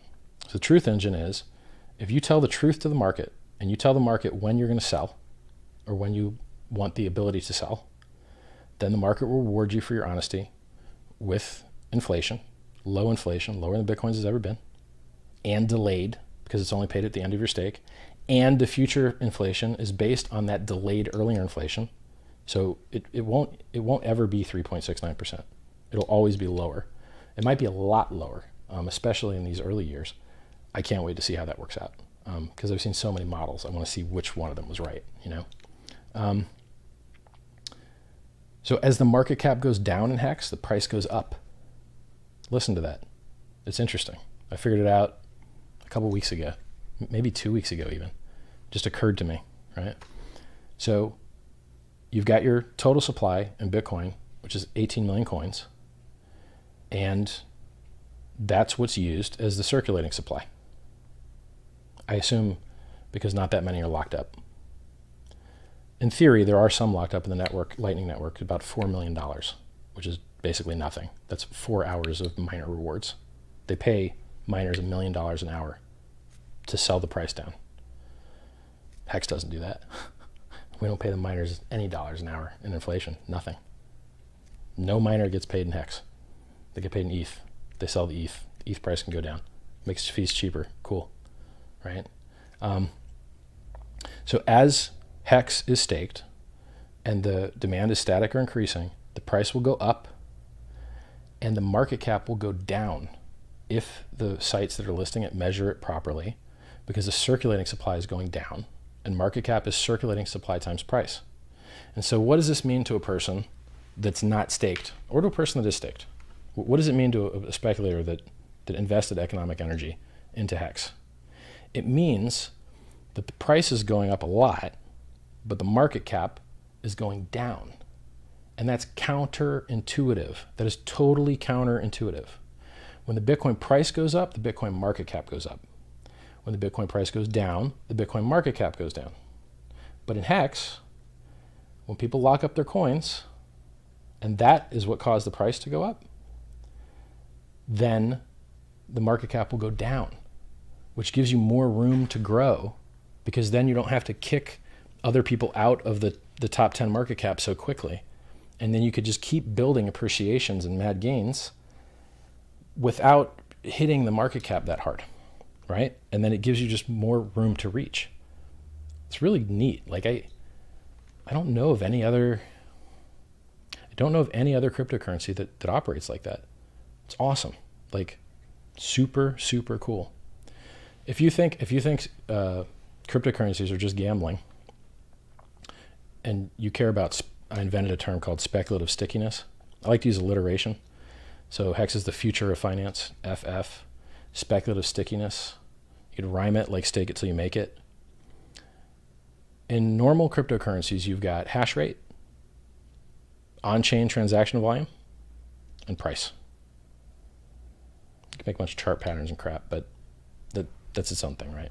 So the things that are in the currency: price, hash rate, on-chain transaction volume. 3 things. Anything else? I don't think so.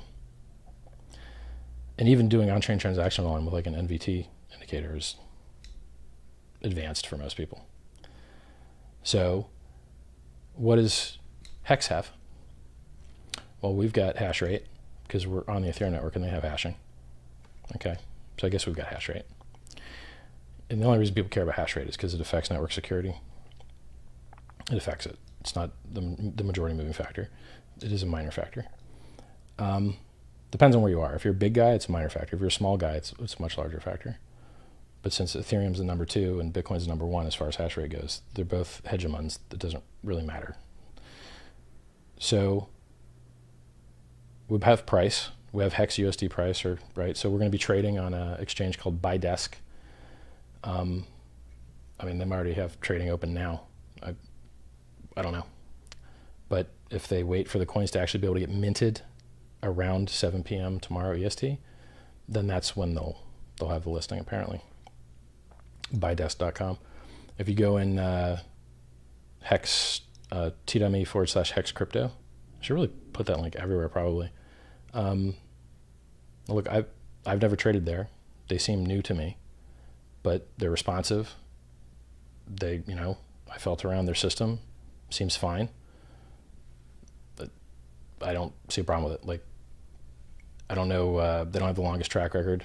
It's like when you have we're a new cryptocurrency, they're a new exchange. Unless they're exit scammers, it seems like it should be fine, right? We'll probably get listed lots of places. I'm curious to see if this one turns out to be good. It's very nice to have someone list us on the day, right? Ethereum pair, BTC pair, Tether pair, USDT. I think they have a normal USD pair as well. So you might be able to onboard to fiat into Hex on ByDesk.com, BIDESK. If you want 50% off fees, you should use the referral link. It is in t.me/Hex crypto, pinned at the top. I might have tweeted it too, but I've been tweeting so much I can't even keep track. Sorry that my voice is like losing it. Once I'm sleep deprived enough, my voice just starts getting out and I start getting shaky and like empty inside. But you know what? We burnt the green candles. We'll launch something that's going to change the world. I put years into this. I'm willing to push it. So chat saying ByDesk, Ether Delta, and Fork Delta will list first. So Ether Delta and Fork Delta, anyone can add the contract just by pasting the address. Now when you use these distributed exchanges, you really, really, really need to make sure that you're using that contract that I read to you earlier, because sometimes they'll make a fake hex with a different contract number, and then you'll buy a fake hex on a distributed exchange. It doesn't happen on centralized exchanges. They don't fall for that. But on a distributed exchange where anyone could add anything, you want to make sure that the contract that you're interacting with, the trading pair that you're interacting with, is the right hexed one. That contract is on hex.win up at the top. It's also down at the bottom without the 0x in front of it. It's in the Twitter. It's pinned in the Telegram.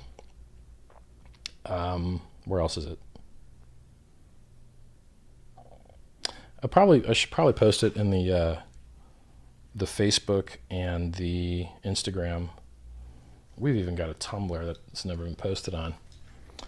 And there's so much like stuff that I would like to see happen.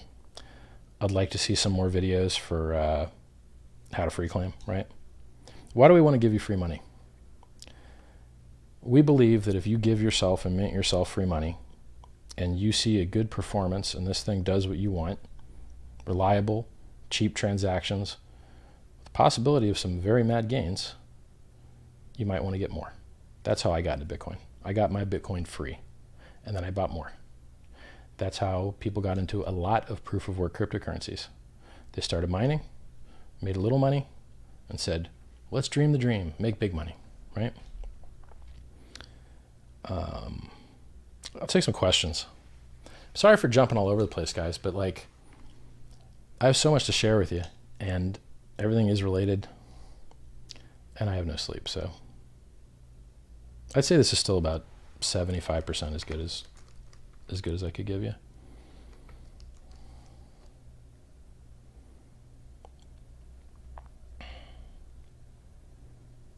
Please mention some projects which Hex could be implemented in. Sure. So any distributed finance product, Hex is extensible. That means that anyone can call the contract from any other contract, which means that you could trustlessly build on top of it a protocol that wraps a stake and allows you to trade a locked coin would be one invention.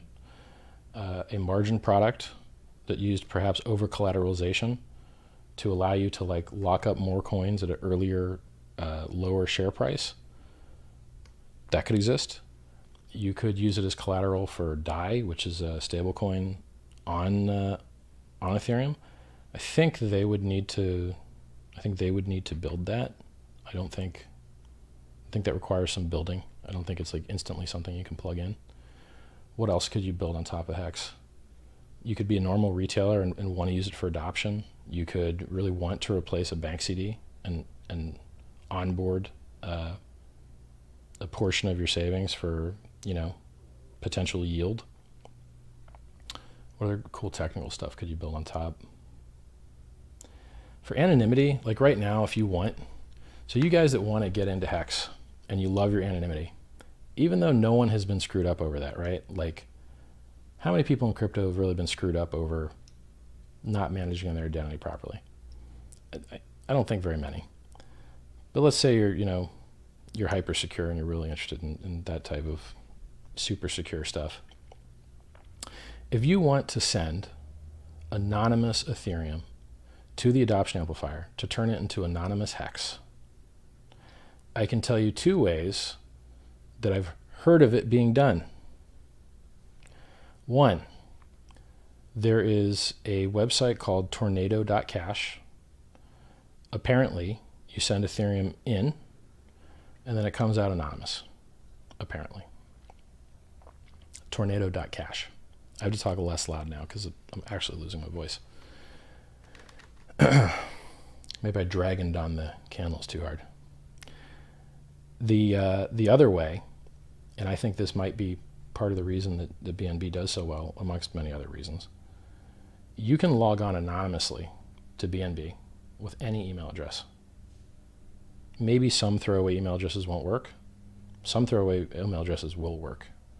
Now be real careful using a throwaway email address to sign up for something, because when you deposit, your email address can reset your password. And so if the server admin that runs the server is like looking and like, oh, look, another one of those emails, and that dude could go and empty your account real quick. So maybe don't use like a public throwaway email. Maybe like use like a normal kind of sign up throw email, right? Free email that not everyone can see. You have a password that just you could look at it. So now there's no AML, there's no KYC. You can sign up. And then once you're signed up, you can send money to it. And apparently you have to actually add the 2FA, even though it doesn't tell you that you have to. You have to add the 2FA, like the Google Authenticator. Once you've done that, You've now sent economic energy tied to you or whatever to a centralized exchange, but that doesn't have any extra data. You could access it with proxy, then they don't have your IP. You could access it with a VPN, they don't have your IP. And now what do you do with it? Well, I'll give you the easy way and the hard way. You can just take that one like cash break there and then send it to whatever you want, right? So like you could go on Binance, and if you really want a referral link for it, there's one in Richard's Calls. If you go to Richard's Calls, t.me/Richard's Calls, and do a search for Binance, you'll find a referral link there. If you're trying to be anonymous, yeah, I guess it doesn't matter. I don't see how they can tie that. If you open up your Binance account on your semi-throwaway email that only you have access to, you send economic energy to it, you add your 2FA, you can exchange it for whatever coin you want. So in this example, let's say you wanted to trade Bitcoin for Ethereum. You open up your Binance account, you send your Bitcoin in, you wait a couple confirmations, and then you sell it for Ethereum, and you send your Ethereum to your wallet, your MetaMask wallet, and then you join the adoption amplifier with it. And then what happened?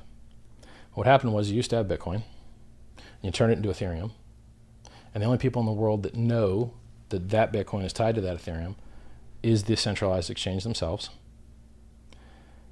and they don't know whose Bitcoin that was because you didn't give them a username. You literally just gave them an email and a password and a 2FA sign up, which doesn't involve an email or anything like that. Well, that's pretty cool. Now, it's limited to 2 Bitcoin a day, but I guess you could open up 20 accounts if you wanted to, right? Now, I'm telling you this only for legal use, okay? Do not do anything illegal, please. Do not hide the proceeds of crime. Do not structure. Do not launder money. I'm telling you what I've heard of people doing. I hope that free speech is not penalizable. I love to educate. Sometimes you got to educate people about all the things, right? I think that privacy is a requirement for free speech. And if you don't have privacy, then you can't truly speak freely. It's called a quenching effect, a chilling effect. So now you've got one cash break. But what if that wasn't hardcore enough for you? Maybe they're doing chain analysis or something, right? You want it more hardcore? Here's what hardcore looks like. Go to an exchange, take your Bitcoin, trade it for Monero. Send the Monero to your wallet. Open up only give them a username, only give them a password and a 2FA Binance account. Send your Monero to that Binance account. Then turn it to Ethereum. Can't do any chain analysis on it. Binance is not, Monero is anonymous, right? So you just turned your Bitcoin energy into Ethereum energy that you can put into the adoption amplifier, and you get anonymous hex. Really neat. And I would trust a rotation through Monero more than I would trust a mixer. The problem with mixers are you are only as anonymous as the other parties in the mix aren't really just the same guy. So if you've all got a different color marble, right, and then you all throw them in a jar, and then you take one out, you know whether you got a different marble than you put in because you saw your original marble, right? Well, if everyone else knew everyone else's marbles, they would know what your original one was too, because they would just subtract it out, right, through deduction. So basically your anonymity set in any type of mixing operation is the point of attack where most of the failures occur, because they just have a bunch of fake mixers in there, right?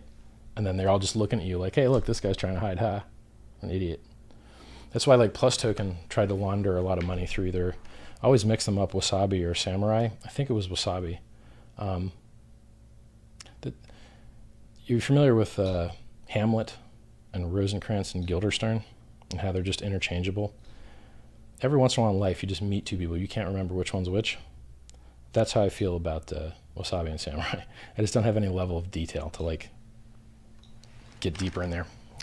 And I probably, now that I'm kind of out of the Bitcoin ecosystem a little bit, like, why would I care about, there's so many things in Bitcoin that I care about that I don't have to care about as much now, right? So like, oh, Bitcoin's, going to do some dramatic fork thing. Okay. Doesn't affect Hex. It's like, I'm far more excited about everything in distributed finance and everything ZK snarks and everything, all of this stuff on the Ethereum side. There's just so much more going on. And this is another thing that people don't get. There's a guy named Peter McCormick who's he's a fun guy. He's a nice guy. And he's just starting to get into this drama for clicks thing. Like, he's been super dramatic the last few days for no particular reason, other than, I guess, if you're in the media and you want clicks, or maybe he's drinking. I don't know, right? Like, he's just doing more dramatic stuff. He wanted to be a Bitcoin maximalist. But now if you look how he spends his time talking to people that aren't doing Bitcoin things. Why? Because anyone that's in the media in crypto needs to cover things that aren't Bitcoin, because there isn't enough going on to make gainful employment. Who are you going to sell ads to? Remember when I told you that being in the media business is a hard spot? Because most of the people that want to advertise, do you know how many? I have a YouTube channel with, 45,000 more or less subscribers. I get advertisements and offers all day, every day, to sell you guys garbage. All day, every day, people beg me to rip you off or help them rip you off. And I've never done it. I've never taken any of it. I've never, ever had an advertisement on my channel. Ever. Million offers. Why? I'd rather have less money than see you get robbed. Truthfully. Right? I've had margin trading links, and I spent the first half of my career telling you never trade. And then I was like, actually in a bull market, since we only draw down 40%, that looks pretty good. Then the market changed. And it's like, all right, back to never trade. It's like, all right, game changed. Back to the never trade. Let's get out, right? So if you're in crypto media and you're not building crypto and you're not giving the users what they really want, what they really pay for, the only way that you can survive is by talking to other people that are building stuff that people want. And unfortunately, a lot of times what people want is to be scammed and be told a story. Unfortunately. And so, I don't think Peter is going to be a successful maximalist. Like,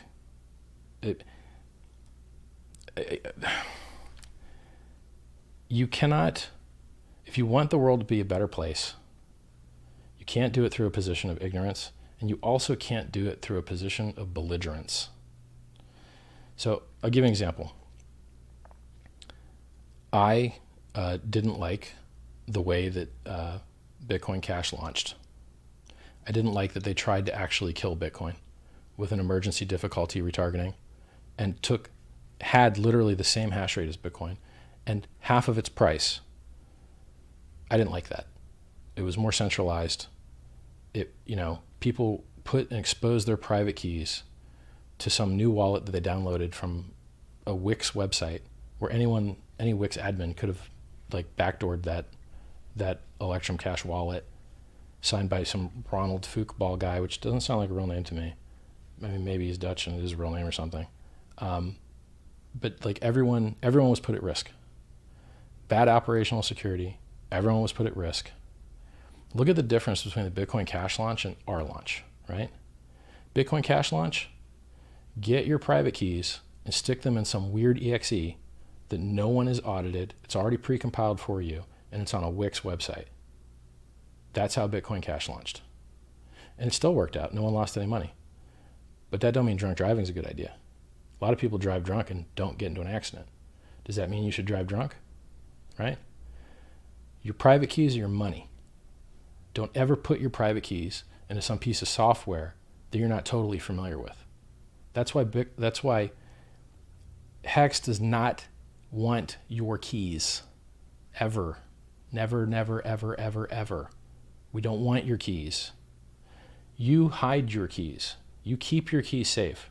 If you have a hardware wallet, keep them in a Trezor or Ledger hardware wallet. Then, if you use Electrum, your keys stay inside your device, and you sign your claim statement, and you submit your claim statement, and your keys stay on your device, and they're totally safe. You don't have a hardware wallet? That's fine. You can take a computer offline, put your keys in it, sign, securely delete the keys, and submit the signature offline. No risk, right? As a matter of fact, you might discover that some of your backups were old and that you needed to refresh them, or that your memory was getting a little rusty and you might have forgot that 13th word, right? Or like I go down the list of like key security is actually hard, you know? It's good to go every once in a while check and make sure that if you need to recover from a backup that you can. Well, we did that. We designed something that let you pay yourself for taking possession of your own keys and will let you continue to pay yourself for having possession of your own keys. It's like getting free mining hardware and free electricity. Staking Hex is like getting free mining hardware and free electricity. You get all of the inflation as long as you're an average stake, average size. Now, if you're longer than average, you're going to get paid more, and the other guys are going to get paid less. If you're bigger than average, you're going to get paid more, but less more.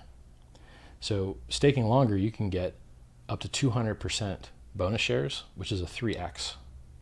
But staking bigger, you can only get 10% bonus shares. That's not very exciting, right? Like we did that as an anti-spam prevention and to emulate what they did with jumbo CDs and to give opportunity for someone to build on top a contract that lets little guys get in and add up to a big guy. But then you have the counterparty risk of making sure that contract is audited and is secure. The best software is no software. If you can simplify and get rid of code, that code can't be buggy, right? Elon Musk will tell you this. Anyone that does development will tell you that like refactoring and getting a more beautiful, perfect, simplistic thing is like the ideal dream of every developer, but they never get to actually execute that dream because it's too time intensive and they end up just continuing down abstractions piled on top of abstractions, and then when the abstractions leak, they have to fix bugs. So our launch is more secure than Bitcoin Cash's launch. Now, Roger Ver, we had a conversation back before the Bitcoin Cash fork, and I saw he was working with someone that pretended to be Satoshi, and I asked him, like, why are you working with that guy? And he said, well, he seems to know what he's talking about. And he was fooled by him. And unfortunately, good, honest people get fooled pretty often. It sucks. Makes the world a worse place.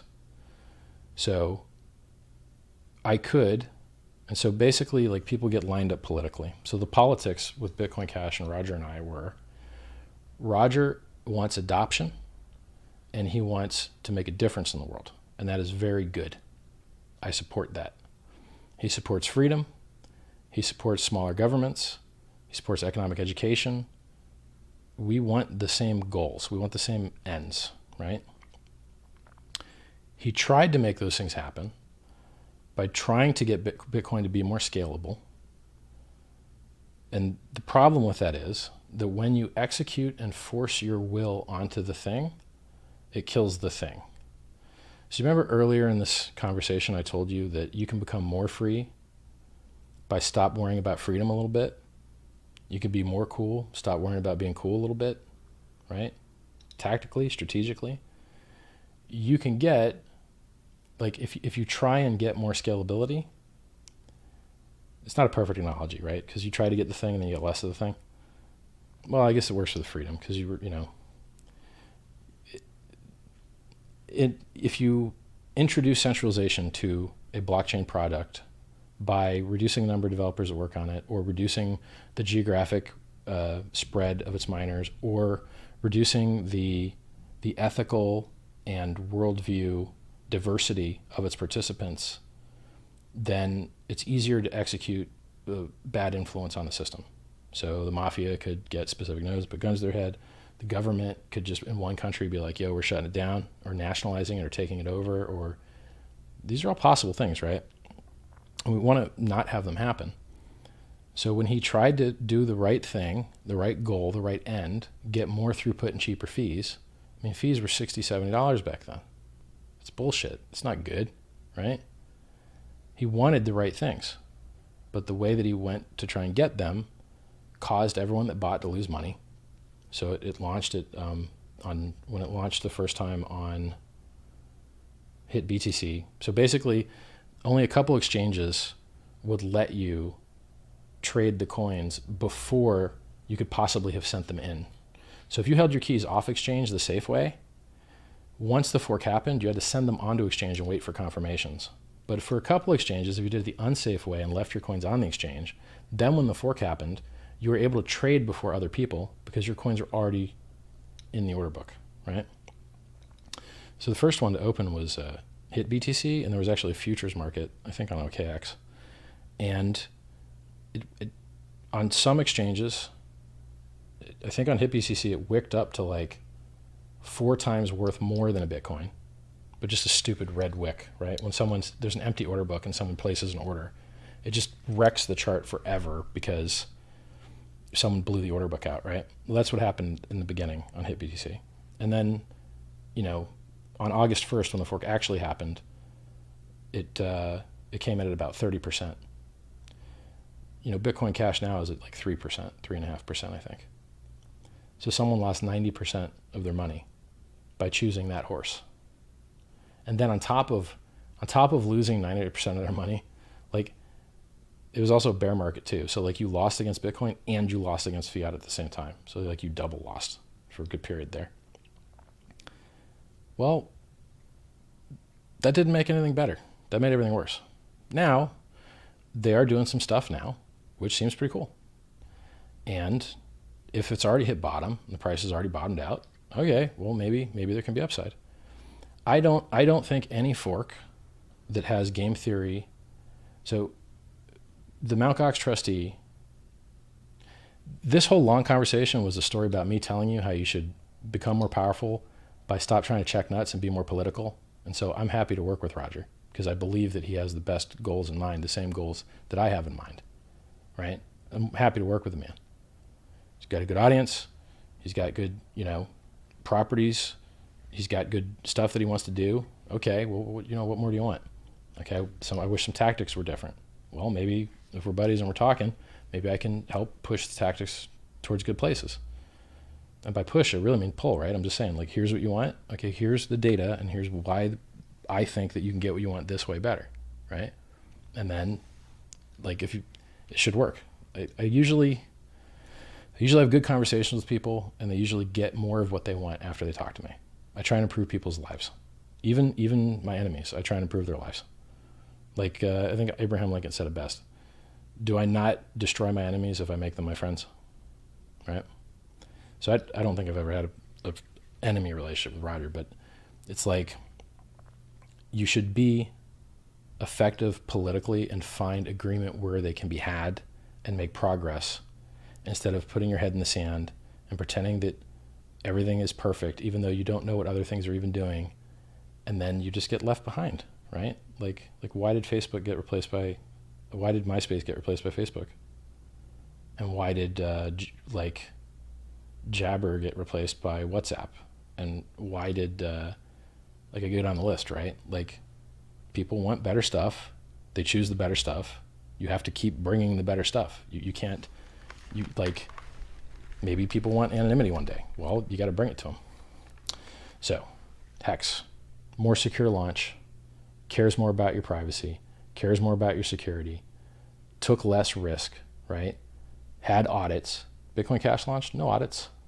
Bitcoin Cash launched, Wix website, unknown executable you run, could steal all your keys, and then the price just died from 50% of a Bitcoin down to 3% of a Bitcoin. So they might be able to do okay things now, but damn, they had a lot of pain to get there, right? And what they do, they gave 40,000 coins to the Mt. Gox trustee. They gave 200,000 coins, about 189,000 Bitcoin and Bitcoin Cash to the Mt. Gox trustee. Not only say give, they weren't smart to do the fork better. I did it smarter. I put more thought into it. I don't let the Mt. Gox trustee have any entries in the UTXO set, so he can't claim, so he can't dump. Because him dumping 140,000 Bitcoin worth of claims onto the heads of the believers to help pay Mark Karpeles and perhaps Peter Vincennes, that does not make the world a better place, right? This currency is designed to appreciate. This is design intention, right? Which is different. Bitcoin was designed, it was also designed to appreciate. That's why the cutting the interest rate in half every 4 years is in there. It's not in the white paper. That game theory of cutting the interest rate in half every 4 years is not in the Bitcoin white paper. It is one of two fundamentals that Bitcoin has, and it's worked out very well for it. Hex just has more, right? Ponzi schemes, emptying out millions of wallets a year. All of these people's life savings, millions of people's life savings are being emptied out by Ponzi's that tell you they're a cryptocurrency, that tell you they have high yield, high interest, then the exit scam is steal the money. What if you present a cryptocurrency with high yield, it's mathematically verifiable, and you're paying the yield to yourself? No Ponzi. You pay yourself what you owe yourself from the audited code that you are running. Okay? Well, that's the opposite of Ponzi. That's the best thing ever. That's trustless interest. Okay. Well, what if, was it a pyramid? Is it a pyramid scheme? Is it an MLM? Nope. There's only one level of referrer. Just like Amazon, just like Tesla, just like nearly every successful everything, right? Single tier referral program, awesome. Aligns incentives. You love our product, great. If you could tell some more people about it, you'll get some money and they'll get a bonus. No brainer, right? You go to pumpamentals.com, you get 10% more. No brainer. When you sign up, then you get a ref link. There it is. It's not really sign up, right? You're going to the front end and there's a link creator assistor. You can figure out how to do it manually as well. If you try in Hex, if you try and screw a referrer by being honestly referred and then try and screw him out of his commission by being tricky, the system fights back. It doesn't want you to be able to screw referrers. It wants you to be honest about it. So, another stuff I'm missing. So, we did a better thing for price appreciation by eliminating the whales. I was going to say maybe BCH could go up, but here's the issue. You're always going to have a nearly unlimited infinite supply of bag holders that you gave huge bags to that didn't deserve them and didn't care. And only when they see that your project's doing good will they come out of the woodwork and crush your price with their giant bag. Rewarding people sitting around with their thumbs up their butts is not actually useful to the world. It's bad. The people that are out there working hard, building, selling, onboarding, trying, memeing, shilling, those guys, and the investors, by the way, that put in their economic energy, they don't like it when some big crappy whale comes along and dumps on their heads and makes more money than they did for absolutely no work because they just sat around for longer. It's not right. And it's not useful for the world. And it's a reason I think that Bitcoin forks in general, forks of any sort in general, just perform pretty terribly. They all seem to trade at about 3.5% of their parent currency, right? So BCH, about 3.5%. ETC, maybe it's about 3.5%, probably less if Schilbert didn't have his ETF buying it up. Not his ETF, but his, what's it called? I guess it's just an investment fund or something. So our system doesn't have those same bag holders from higher. It's new price discovery. Our system kills off all the whales by cutting their balances by 75%. If you're multi-sig, you get killed off by 100%. And if you don't claim in the first year, you get killed by 100%. And if you wait till half of the year to claim, you're missing half your stack already. And you're missing your bonuses too. You're getting diluted by all the people that got in earlier with a 20% speed bonus on day one, which is today. Actually, for speed bonus, day one is tomorrow, because you can start claiming tomorrow after 7 p.m. EST. So what have we done? We've more positively aligned ethical, useful behaviors between the users and other participants of the system. We've created trustless interest. We've removed counterparties. We try and save everyone being annihilated by the cryptocurrency high yield investment pitches by giving them a high yield cryptocurrency. This yield is denominated in hex, the software you're running to pay yourself your rewards. What the USD yield would be, I have no idea. I don't know what the price is going to do. I can look at these other charts of lesser well-designed systems that attack smaller markets. Look how far we are with not $1 spent in marketing, not even $1 spent in marketing. Imagine if someone came along and spent some money. I bet it would be pretty interesting. On an unrelated note, speaking of marketing, did you know that I'm an internet marketing expert that retired at the age of 24 with 150 employees and did primarily referral marketing, but also radio and print? Pretty neat. So I know how to give people, referrers, the kind of tools and ideas that they can go do great things with. It's not an accident that we have a giant hex logo on the front of the piratebay.org today. It's not an accident. It is a well-designed system. A well-designed system caused someone else in the world to do what was in their own best interests and happened to be in the best interest of everyone else. That's awesome. I'm very, very proud of what we built here. I think the front end looks really great, by the way. Night mode, day mode, real-time refreshing where you don't have to hit F5, like referral link builder with, a thing that prevents people from, when you're referring them, like screwing you out of it. There's a lot of cool stuff there. So I'm gonna reach in my head real quick. I'm just gonna make sure that I hit the pumpamentals because I'm talking to you like it's a regular conversation, but it probably should have been more hex focused. Trustless interest, stake it till you make it, program to pump. Design intention, over 10,000% return, 10,000x, which is 1,000,000%, I believe. So if it was only, I guess 1,000,000%. Well, 10,000 times 10 is 100,000. 100,000 times 10 is 1,000,000. So I guess 1,000,000% return. Just crazy quoting these numbers. You never in your life think that these could be realistic. You're just like 1,000,000%, please. The S&P 500 averages around 10. Berkshire Hathaway, it's not been able to double the S&P 500 like it used to anymore. But it used to average, if you reach back into the 50s, 20% a year. Okay. And so we're talking about Bitcoin, which does like a 42% up in a day candle, single daily candle. Okay. It's up 750,000x today, and it used to be 3 times higher. God, that's a good business. This seems like a really good business to be in. So, trustless interest, remove the counterparties, pay people, reduce the environmental damage, which also causes the price to hold higher. Incentivize good behavior, have a referral program, pay people longer for longer and larger pays better, just like it does in the real world, just like it does at the bank. Second most popular product at the bank. $7.2 trillion of value. Wonderful logo.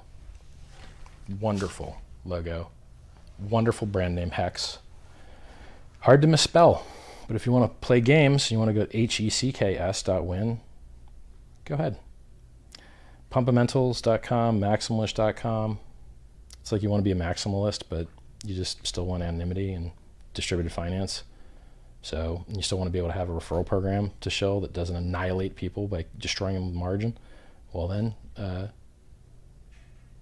Pumpamentals, Maximalish. We got satoshizvision.com too.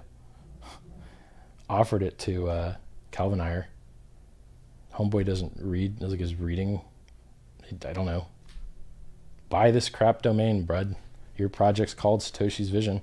I owned it before you thought of it. I thought of it before you did. Buy it. I don't want it. You take it. I don't know. Those guys aren't that good at marketing, I guess. What else? Got a lot of chat rooms. We got so many chat rooms. Hex AA, which just talks about the adoption amplifier. Hex Crypto General is kind of like a meeting place where we're sending other people to other chat rooms now. Hex Memes. You're going to see a lot of memes coming up. Like, now that the launch is over and I don't have to talk about the stupid snapshot anymore, I can start memeing, which I'm very excited about. We got a lot of memes you haven't seen. Well, if you've been around long enough, you have seen them, but you haven't seen them in a long time. I'm sure we'll get new ones. We got Hex News. That's like a very good spot to just, stay up to date without that much noise. Hex Charts, where we talk about price. Hex Trading, where if you want to trade, over the counter with other people, it's just a place where maybe you could talk to them and meet them, and we registered this way back when because we didn't know how fast the exchanges would onboard, and there's still a place for OTC anyway. So if you want to talk to other people and actually trade Hex, we got Hex Trading, t.me/Hex Trading. I think I'm gonna roll out like a VIP kind of smart people only room, because as we reach out into the rest of the world, I think you'll find computer literacy goes down, and some of the memes you might want to joke around with, they're just lost on them, plays on language and such once you start spreading out wide enough. So we're probably going to end up, we've already got a German Hex channel that someone else started. They've got a meetup group. I'm like, wow, okay, that's pretty awesome. Apparently there's a German meetup group that has their own Hex channel.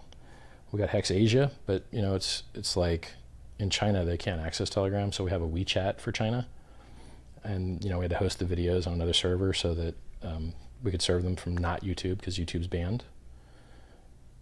The guy showed me a better design for the shirt. I used to have a Hex shirt with just like Hex on the logo here. It looked 100% nowhere near as good as this. This looks so much better, like wonderfully better. And so I wouldn't have known to like enlarge the scale had he not done it, which is awesome. What else? I think one of the only things. So here's something that bothers me. I believe in the referral program. We're already on the front of the Pirate Bay. It's an amazing, excellent thing that I retired on 15 years ago. That's a long time. God, I'm old. So the issue is, if you go to some like media personalities, some of them just list everything. That's awesome. I'm cool with that. I think most of them do just list everything. The thing that worries me is I keep trying to save people by getting them to not get destroyed on margin. Like, I got a ref link. I could give it to you. You get destroyed on margin. That ref link could get paid. I'm not going to do it. Removed all the links. Ain't no links on my YouTube. Ain't no links on my Twitter. Not going to see any more margin trading links. We built a better thing with trustless interest. How would you feel if you could have locked your Bitcoin up 10 years ago? So much better. Amazing, right? So let's use this awesome thing we built.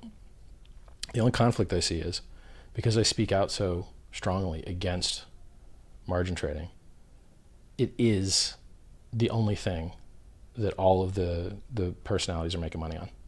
That's what they make their money on. Because what else are you going to sell a crypto user, right?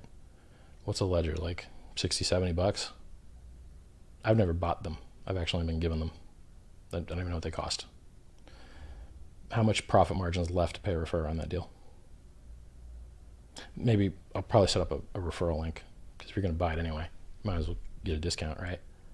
But like 10 bucks, that ain't much, man, right?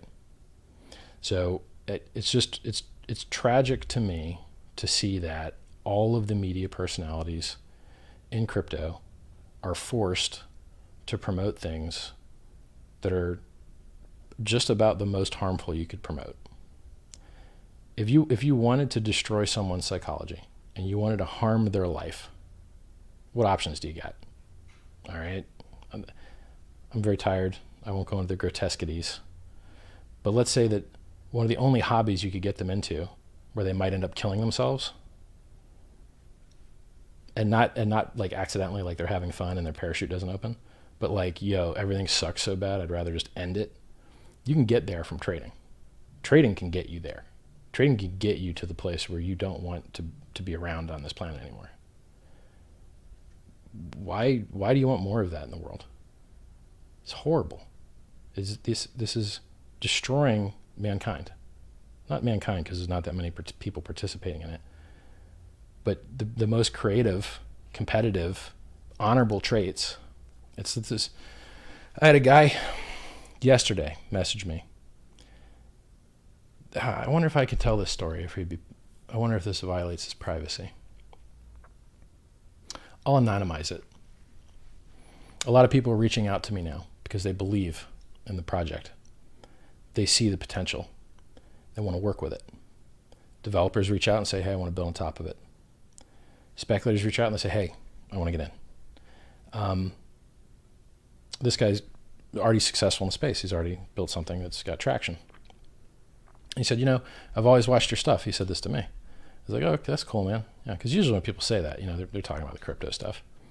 He's like, yeah, I watched that video that you did on how bad poker was, and I was a professional poker player, and it got me to stop, and I haven't played poker since.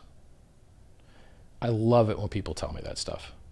I love it, because from my background, I'm used to doing things that scale. And I tried to do the personal self-help thing and give people good advice. Here's how you give a good apology.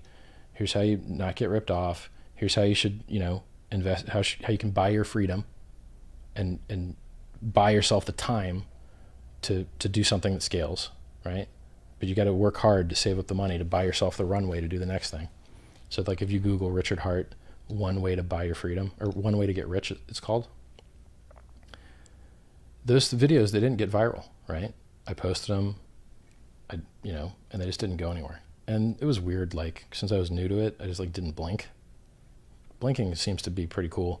So if you make a video, like when you first start making videos, it's when you're looking at the camera, like it's a thing, it's weird because it doesn't have a face. It's not human, right? It's just there, but you're treating it like a human.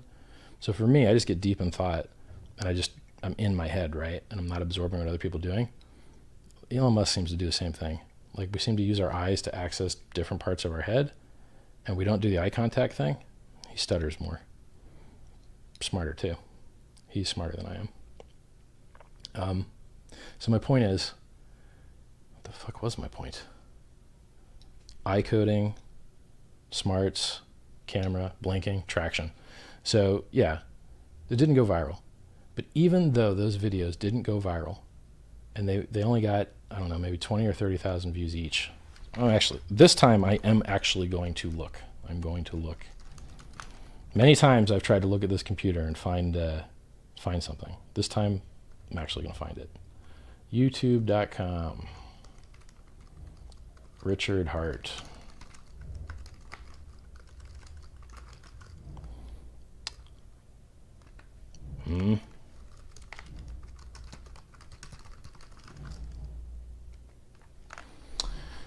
All right, 42.9K followers, yay. By the way, in the real world, it's absolutely nothing. But in crypto, it's a lot. So let's go to playlists, and let's go to save the world, fix the world, or success. All right, let's go to success, and then I used to be drinking back then. I haven't drank in a long time, so you can see I was puffy and hungover in a lot of these. Glad I stopped doing that crap. I'm older, but I look better. My voice was all girly. Okay. So here's the poker video. Today I'd like to... I've renamed it. It used to be called Poker Sucks, Video Games Suck, and Gambling Sucks. But now, since my audience is all crypto, and really, it's the same stuff. Now it's called Trading Destroys Your Health and Relationships. To lose money or take another's who has it as bad. So this has got 77,687 views. This has changed lives, literally changed lives. My stop playing video games video got people that were addicted to games to stop being addicted. My gambling sucks video got people to stop gambling and build something with their life. So Imagine how many people are out there who I've affected positively that I've never heard from. That's awesome. Because if they didn't tell me, I would just consider this stuff a failure, right? Like, a few years, not even 100K views, like what? Like a kid makes a farting video, he gets like 100K views in an hour, like, right? But the question is, how many lives do you have to positively affect? How many lives do you have to change before it was worth it? I mean, when I was making that video, if I knew I could save one life, right? That's enough, like awesome. Now that I know that it's more, makes me feel good. And that's the next thing for me. Like Sci-Vive and making the world a better place and working on medical research is the next thing for me. What am I going to do with more money? I literally only have one thing on my wish list of things I want. I want to get a wireless microphone kit for my interview camera. So the next time I'm doing an interview with somebody, I don't have to run all the wires. I got everything else I want. Maybe I'll pick up one of those fancy 64-core Threadripper AMD CPUs when it comes out for giggles or something. But I don't even feel like moving everything over. Like, probably won't even do that. CPUs I got now aren't loaded up. I've already delidded them and put liquid metal compound between the heat spreader and the CPU, which dropped another 20 Celsius so I can overclock it harder. Like, I'm already... What I want is to not die like my grandparents did. I didn't help them. My dog died. I didn't help her. And now I'm 40. And I ain't skinny. I'm strong, real strong. 3-plate, 12-rep deadlift. Still could do more, but my hands gave up. We'll do some more of that stuff, right? But that don't make you live longer, right? The old people home, the only people that are alive there are smaller women and people with low body fat are the only people that are left at that age. Big dudes all die. Currently, I'm a big dude. So I want to invest in the technology that will save me and my loved ones and everyone I know. It's all that matters. Because life is already very good. Life has already been very good for a very long time. I retired when I was 24. I'm 40 now. Traveled the world, lived in a hotel for 5 years. I did it, right? What's left for me is legacy. Like, I want to make an impact, a larger impact. I'm very lucky to be in an industry that could really change the relationship of man and government, get a couple % of extra GDP efficiency out of the world. Like, there's so many good things to be in this business at this time. It's awesome. And the macroeconomic view, with the helicopter money and printing infinite money, that's a great, strong, bullish signal for hard currency, right? If it has adoption. This is the problem. People think high inflation is bad in crypto, and you're like, well, it doesn't make any sense. Bitcoin went from 0 to 18 million coins. It went up 2 million X on high inflation. Used to be 4 times higher. So did every other crypto that pumped. Every other crypto that pumped like crazy had high inflation rates. So, and then I could point low inflation rate coins that didn't go anywhere. Why? Because your inflation rate is like a delta of like, let's call low 4%, and then let's call like high 10%. Well, that's a 6% delta. It means difference, right? Well, how much of a difference could your marketing make? 600%, 6,000%, 60,000%? So like you're trying to push with a string, right? Like your inflation rate is a string, and you can move it around all you want, but it really, like, it's not that effective. It only is effective in one direction, kind of. So I like to brag about Hex having a lower inflation rate than Bitcoin, but in reality, that's not what matters. What matters is the onboarding of new users. What matters is the referral program and this trustless interest that mathematically shows you. I wonder if I could do this. Let me try something here. Chat, since you're on lag anyway, why don't you guys ask me some smart questions, and I'll answer them when the lag catches up. Because I want to see something.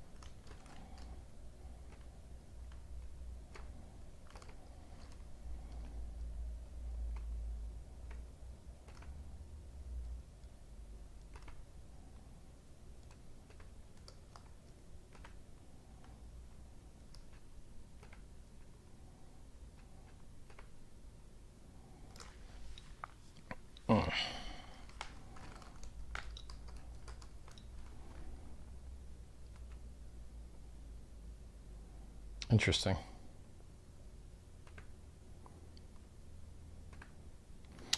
So that's how long it took me to install MetaMask and go to the website. That little quiet spot that you had there.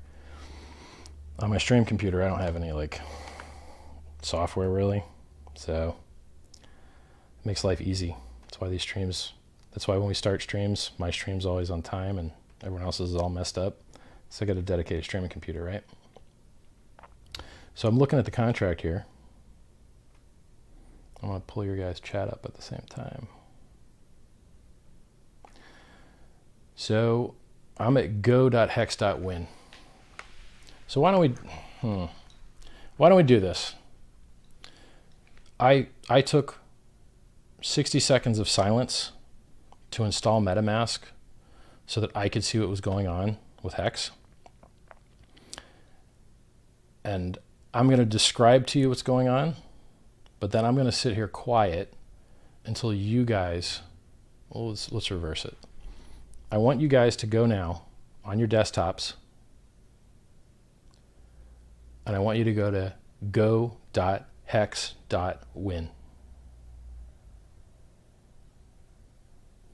Somebody in chat says, MetaMask requires full info of browsers. How can I trust that? Use a separate browser, bro. Just have a MetaMask only browser if you don't trust it. Or use profiles, right? So use Chrome, you click up on the top right and you go add user. It just makes you a whole new Chrome with whole unique everything, right? You have to reinstall the browser for each new user. Not a hard problem at all. You're worried about your keys? MetaMask supports Electrum and Trezor. Stick your keys in there. Or do what you need to do on the blockchain and then uninstall MetaMask. And then keep your seed word somewhere. And secure, delete, erase the empty space on your hard drive. Right-click properties, tools, optimize, right?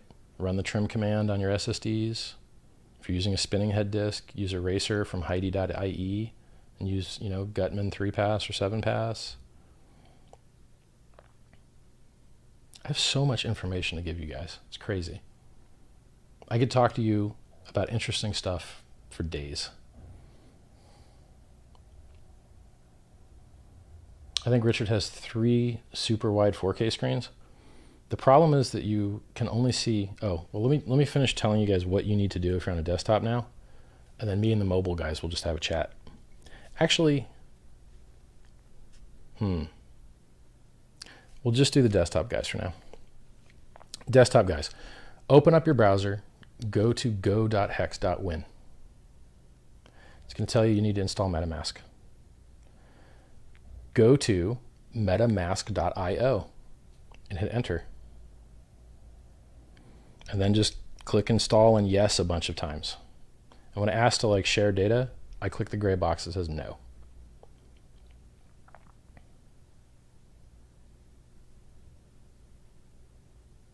Now, when you get your private keys there, you can save them to a notepad somewhere. But since we're just making a throwaway account here, you don't have to actually use it. You can just say, remind me later, right? It's unsafe, it's insecure, you should never send money to it, but that's fine. We just want to see what's going on right now. We don't want to do key management right now, right? When we're done doing this, you can just right click, remove MetaMask, and do the same thing again whenever you want. It's very super simple.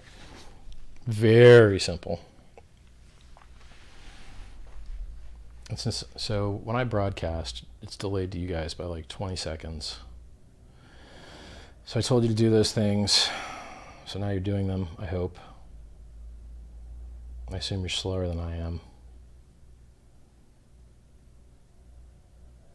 So I'm going to sit here in uncomfortable silence because I'm waiting for you guys to go to go.hex.win. It's going to tell you, actually, what am I doing? Hold on a second. I should have told you to go to pumpamentals.com and get your 10% bonus cookie in your browser and then install MetaMask. But whatever. You can click pumpamentals.com whenever you want. Or someone else's referral link. Whatever you like. Go to, if there's someone else streaming on 4 hours of sleep for multiple hours, click theirs. So go to metamask.io install the app.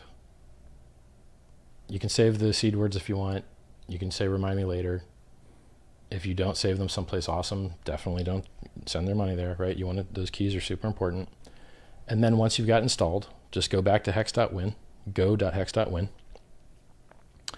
and it's going to ask you to connect. If it doesn't ask you to connect, like click the little fox on the top right there, log in, give it your password or whatever, and you should be able to see Hex. It should be in front of you. So now that you guys have installed MetaMask from metamask.io and you've gone to go.hex.win, somebody in chat saying like, stop taking my referrals. Last click wins, bro. Get them back. Build content. Build content, right?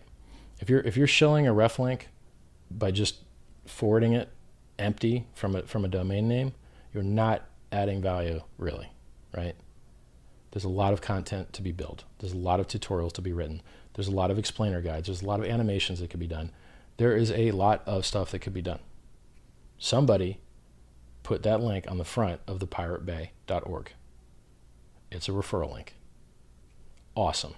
Shocked when I saw it. I was like, God, what? I was really impressed. I hope that guy does very well. All right. So now that you guys are at go.hex.win and you can see what's going on because you installed MetaMask, here's what we're looking at. Maybe I'll, one of these days, I'll be able to like show you the screen live and then talk over it.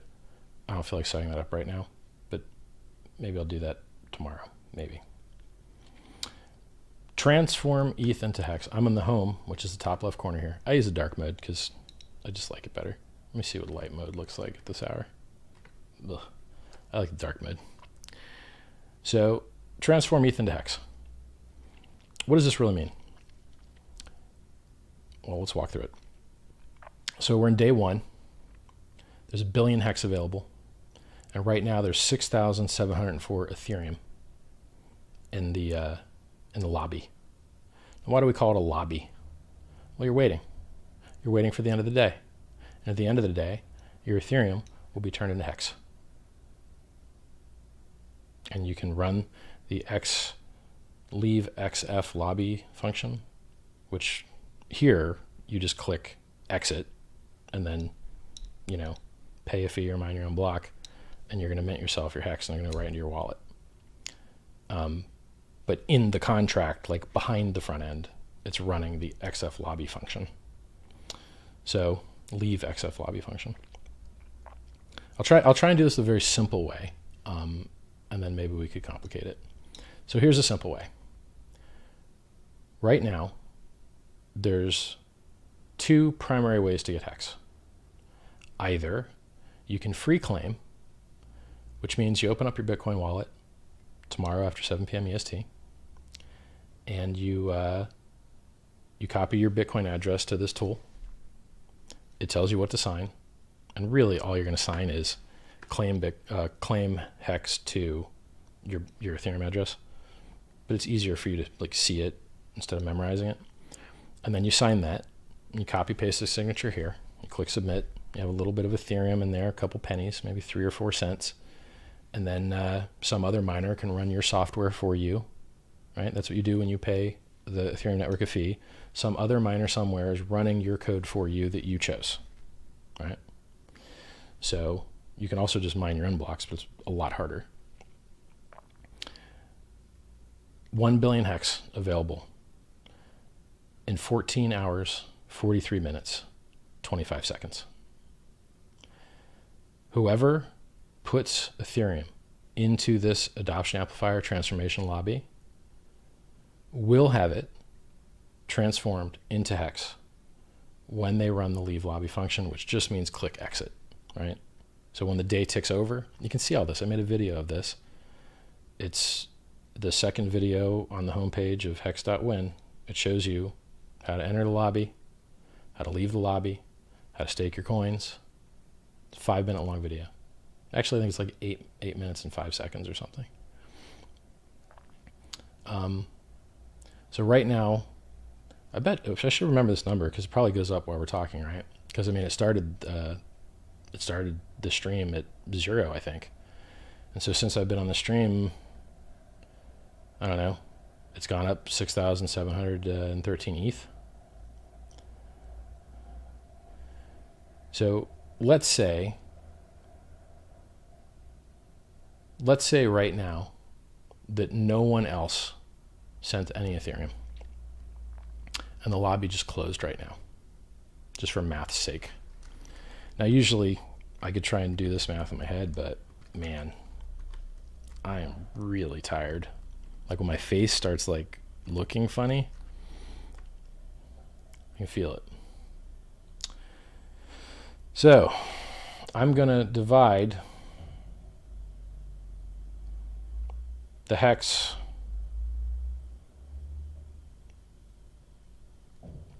so tired. Oh, it already does this math for me. It's sitting there in my face. I was going to do some division on the calculator, but it's sitting in front of my face. If you free claim one whole Bitcoin, $7,500 worth, tomorrow, you'll get a 20% bonus on top of the 10,000 base rate, which would end you up with 12,000. If you clicked pumpamentals.com, you would get 10% more, which would be 13,400. Gonna actually use a calculator. That's how tired I am. That's amazing.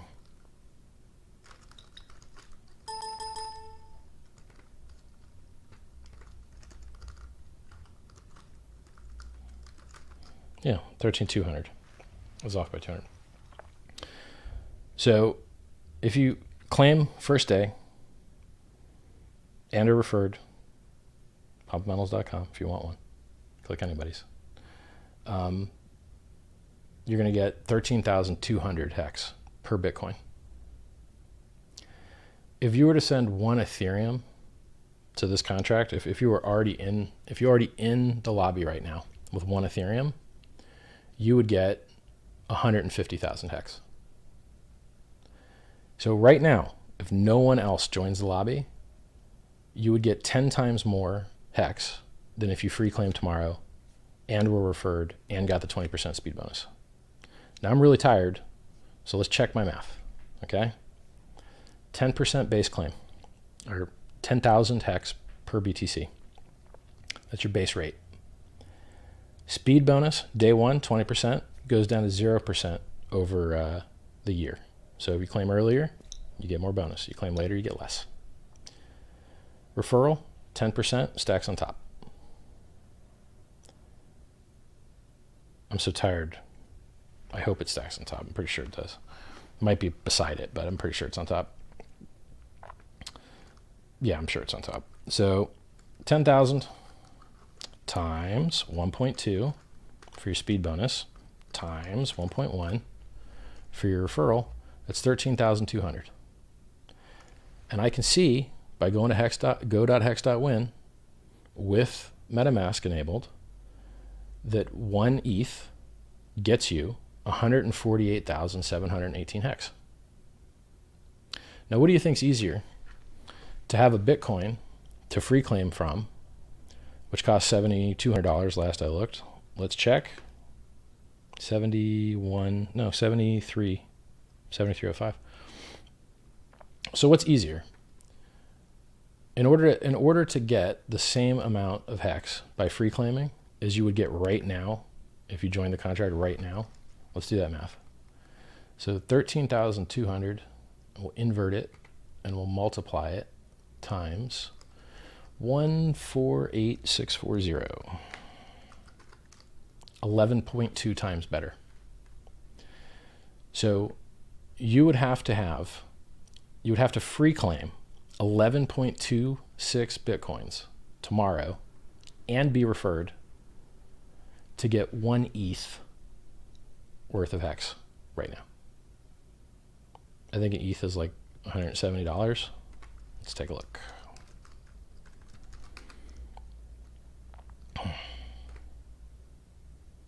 I'm gonna have to learn this ETH chart like I know the Bitcoin chart. Memorize it. All right, right now Ethereum costs $148.55. So we'll call it $150. So $150 into the adoption amplifier right now equals 11.2 Bitcoins of free claim tomorrow. Do you have 11.2 Bitcoins, or do you have $150 of ETH? That's the math. And I told everyone about this again and again and again and again because I did this math, because this is the one day where the math is guaranteed to be determinable. So the next day, the number of hex that are available is reduced by all the free claims that get made. And I don't know how many free claims will be made. So I don't know how much it will be reduced. So it gives a crappier estimate. On this day one, I know there's no free claims because it's not open yet. And I know that there's a billion hex. And so the math when I did it was that there's 83,333 Bitcoin worth of free claims handed out from the adoption amplifier day one, which is today. So it's a lot of money, right? Like to get, let's see how much money that is. 83,333 times 7,305, I think it was.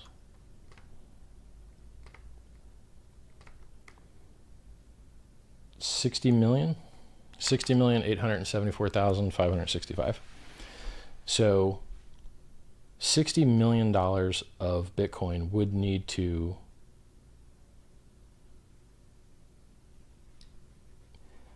it's the only way that you don't get a better deal from the AA system than you do from free claiming is if you're paying absolutely no fees on your free claim, right?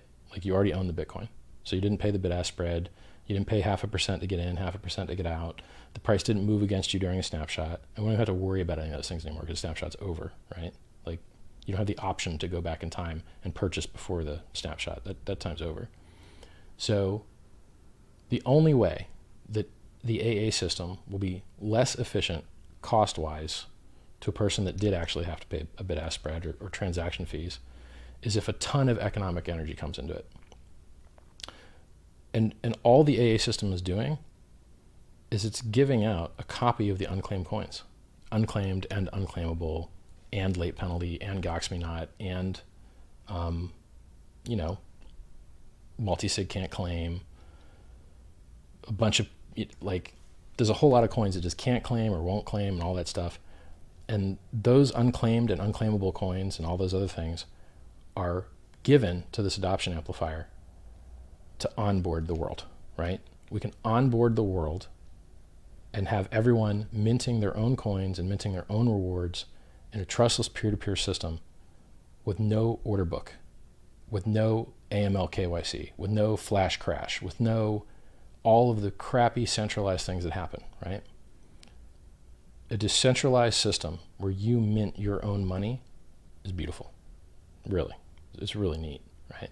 Because all money is a proxy for things that are rare, like human time and goods and services. So we can create a better proxy with less friction. It's just so good.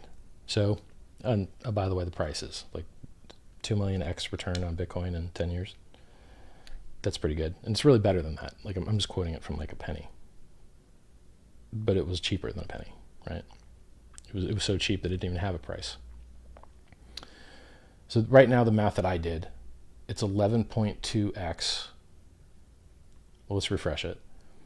If you compared 1 Bitcoin to 1 ETH of input value, then right now you get 11.2x more with the ETH input value.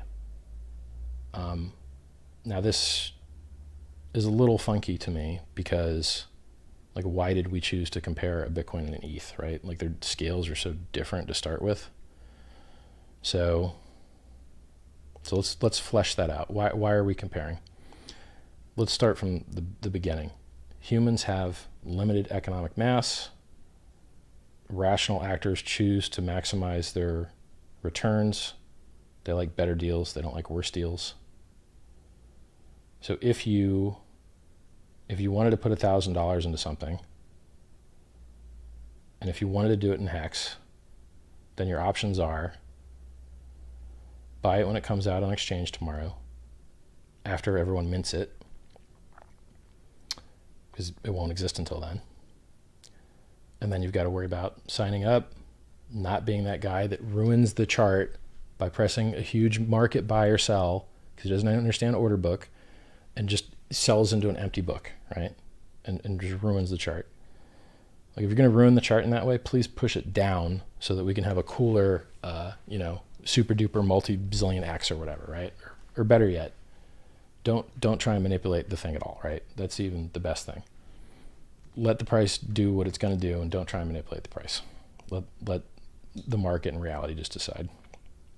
I just aesthetically hate a terribly stupid looking chart because someone wicked with no volume, basically an error, and now everyone has to look at it for the rest of time, right? Everyone has to look at this stupid error, which is not useful for trading at all because there wasn't any real economic mass there, right? It just traded there for a second, like an infinitesimally small size. So your options are, if you had $1,000, you could either, you've already got MetaMask. Let's see what they do. Let's see what these guys do. So if you're in MetaMask now, and you click the little fox on the top right, and then you click deposit, blue box, middle, left. Here's where you send your ETH. If you're sending ETH from an exchange, right? Directly deposit Ether, view account, that's what you'd click. But then if you didn't have ETH and you wanted to get ETH, I think this is where they generate some revenue.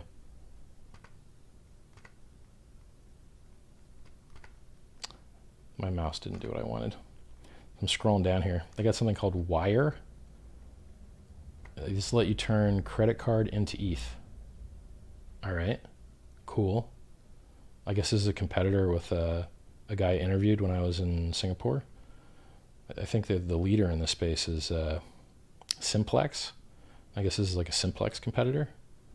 They're probably good if they're on MetaMask. Let's Google it, right? CoinSwitch. CoinSwitch is the one-stop destination. Am I reading an advertisement right now? I'm not going to read that. Hold on. Let me verify it.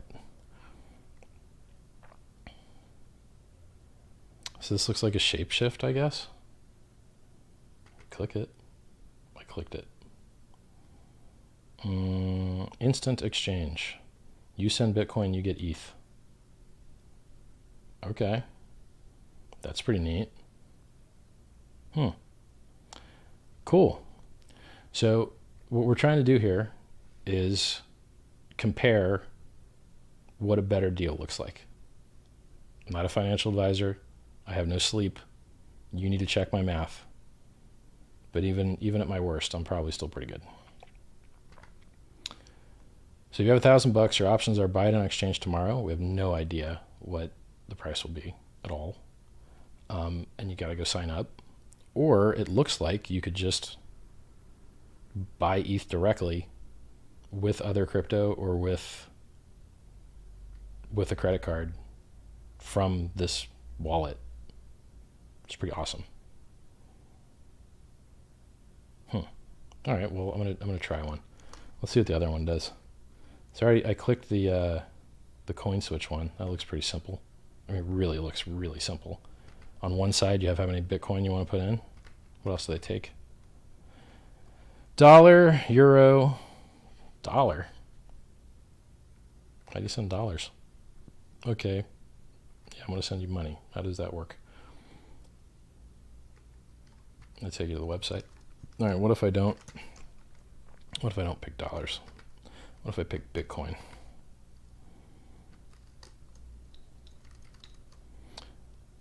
Where'd the Bitcoin option go?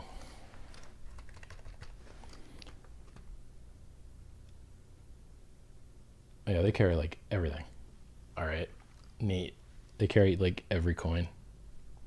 So apparently you can convert every coin into Ethereum and join the adoption amplifier. That's pretty cool. I like this ecosystem. Can you imagine if Hex had launched on Bitcoin, right? Launch on Bitcoin, user installs the wallet, very hard to use, uses like a Qt, like C++ client thing. He's got to install an exe. Like that all sucks, right? You try and download the exe, it warns you. You're downloading the exe, watch out, right? Terrible user experience. No night mode, right? Nearly impossible to upgrade. Oh, you want to upgrade it? Install a new exe, watch out, right? How much better is this? You go to go.hex.win, you install MetaMask, easy, right? And you could already, like, I've never even seen this. I've never been on this before in my entire life. It's the first time I've ever seen it. But if people really wanted to turn whatever economic energy they have now into ETH to get into the adoption amplifier day one, this seems pretty easy. Like, I don't know how you could get easier than this. Yeah, it's a thing where you pick whatever you want for an input, and it takes like everything, including cash, including dollars, and it gives you ETH. You can't do better than that. Like, and I didn't have to do any work for this. It just came built in. God, that's good. So good. All right, let's look at the other things. Deposit. I'm clicking deposit in MetaMask. I click the Fox in the top right. I click deposit again. I'm going to click view Ether so you guys see what that looks like. If you already have some Ether. There it is. That's your address. You can scan it, or you can copy the address out, and you can send your ETH to it. And then you can join the adoption amplifier lobby. And if you want to free claim Bitcoin anyway, you have to do this kind of stuff anyway, because you need to pay your transaction fee for someone else to run the software that you chose. So, you need 3 or 4 cents of ETH, even if you're just free claiming. Or you could mine your own block and become a miner, and that's a lot harder. You do it, but it's harder. All right, so we clicked the Fox on the top right. We clicked deposit, the bottom kind of middle blue box there. I'm on a 4K screen, so your guys' stuff might be different. I'm clicking deposit again, and this time I'm clicking the wire option because I've never seen this stuff before. Continuing to wire. It's taking me to a website. I see some sign up stuff here. But if they're taking your credit card, they got to do that, I guess, right?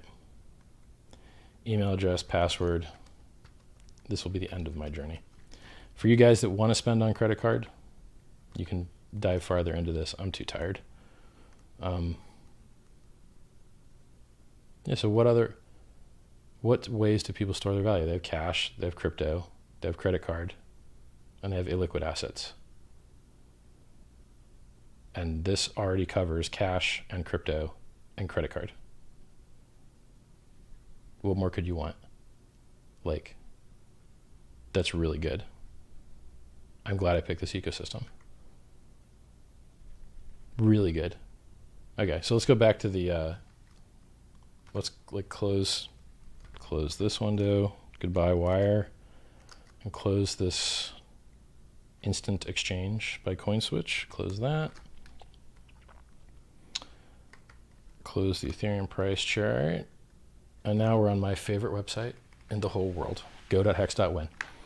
For you guys that are just tuning in, go to go to pumpamentals.com. Get 10% more. Lucky you. Then go to go.hex.win. You don't have to go to Pump Metals. You can go to anyone's referral link if you want the 10% bonus. There's a lot of them. There's one on the cover of piratebay.org. Install metamask.io, and then you'll be able to see what we're looking at, the people that listen and are on desktop. You guys that are on mobile, man, I'm so tired. If I wasn't so tired, I would love to like walk you through mobile with this. But I can't do it. I can't. It's the energy. I don't have the energy to do it right now. I'll bet some other referrer would be more than happy to do it though and stick his link near it. So right now there's 6, these numbers keep going up. So right now there's 6,828 ETH in the contract. How many was there earlier? Wasn't it like 6,700 or something? It was 11.2 ratio.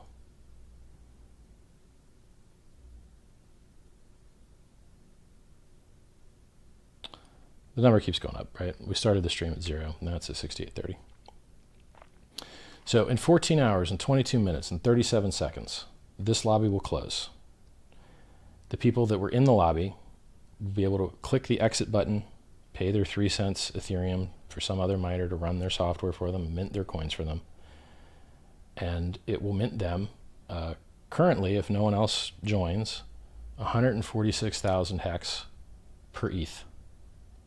And if you want a free claim tomorrow with a 20% bonus and be if you want a free claim tomorrow with a 20% speed bonus and be referred, you would end up with 13,200. And so right now, a single Ethereum that costs less than $150 gets you more than 10 times, gets you more than 10 Bitcoins free claim tomorrow, is the math. That seems pretty good. Now, the only way that that deal moves into a crappier deal is if a ton more ETH comes in, right? So in order to get the ratio down to like 1 Ethereum sent to AA equaled the same as like 1 Bitcoin free claim tomorrow, which is the best ratio you'll ever get, right? Because the speed bonus just keeps getting lower.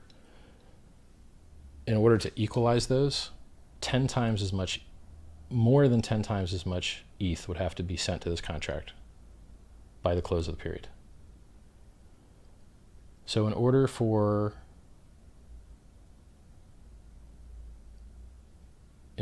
free claiming a Bitcoin to equal the same as just sending 1 ETH, I think there would have to be like 70,000 ETH in the contract by the end of the day, which is 14 hours from now. How much money is that?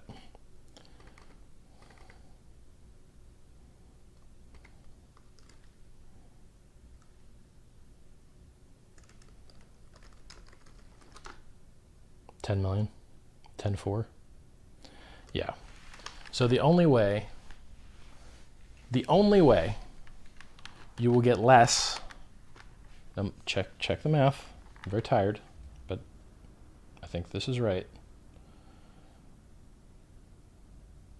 The only way you will get less than a Bitcoin free claim worth of hex, which is 13,200, out of this. Yeah, so it's just algebra. I just actually do the algebra. It's just 1 billion divided by 13,200.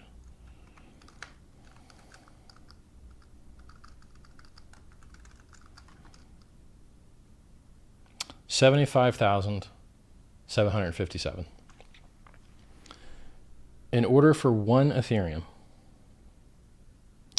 to equal 1 BTC of free claim, there needs to be 75,757 ETH in the contract. And right now there's less than 10 times less than that, right? So divide by 6848. It's 11-fold. So when we first did this math, it was like 11.16, 11.19. Now it's 11.06 because some more ETH came in, right? So right now, you would need 11 Bitcoin free claim in 14 hours and 18 minutes to equal $150 of Ethereum sent to the contract. Now, when I say sent to the contract, I mean using the adoption amplifier where you click enter, right? And you use this front end. If you send Ethereum directly to the contract, you will lose that Ethereum. You will not get it back. You will get nothing in return. It will be considered a charitable donation. So unless you want to charitably donate, do not send Ethereum directly to the contract. Use the front end. Use the button. Enter the lobby, right?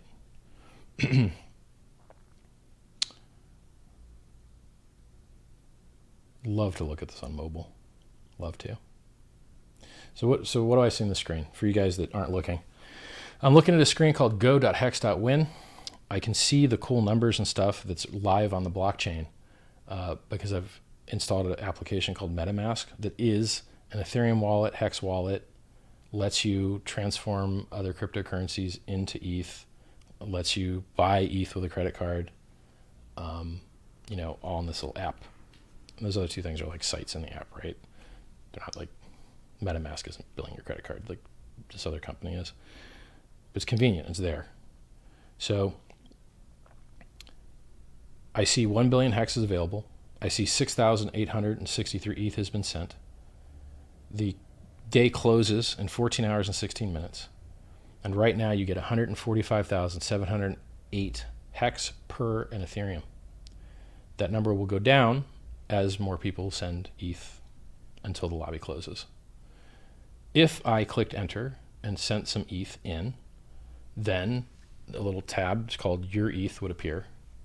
And then it would also say Your Hex. And your Hex is, if no one else joins, how many hex you're going to get. And your ETH is how much you sent. Right? If you send 10% of ETH, you get 10% of the billion. If you send 5% of ETH, you get 5% of the billion. It's fair, right? Totally fair. Then below that, I see stats. And these are stats about Hex. So today's the first day. It says current day 1. When will the next day be? 14 hours and 16 minutes from now. Total supply of hex, 0 hex, because none of them have been minted yet. As soon as it ticks over in 14 hours and 15 minutes and 55 seconds, the people that had their Ethereum in the lobby will be able to click exit, pay their 3 cents to somebody to run their code for them, and within, very quickly, the hex appears. And you could stake it. You could send it to an exchange and sell it. You could send it to a friend. You do anything you want with it, right? It's peer-to-peer cryptocurrency. It's awesome. What else could you do? You could free claim, right? So when this day is over, right now we have no supply. When this day is over, 14 hours, 15 minutes, 8 seconds, the people can leave the lobby, it mints their hex, 1 million hex will be created right there. A billion, right? If everyone exits. So like you do have to hit exit and pay your 3 cents, and then you're the one minting the coins. And updating the system state in the network, because you are the network, right? If that assault also opens up free claims. Now, why did we start AA a day before free claims? Because starting AA is what you have to do to finish it at the same time as the free claims, because it takes a day to settle. So, it's open for the whole day. 14 hours, first people will be able to free claim. And when you free claim, it's 90% auto staked, minimum 350 days. You can add extra days to amplify your shares. 10 years, you get 3x the shares. And since the share price only goes higher, even if the bonus maxes out, you still might want to push farther, because if you end stake, you're always going to end up getting less shares. Like, you're not going to ever have more shares than what you had the first time that you started your stake, because the price only goes up. It can't go down. Not the USD price, the share price. So the share price is how many hex are you staking to get a share? And the shares become more rare than the hex themselves, because the price only goes up.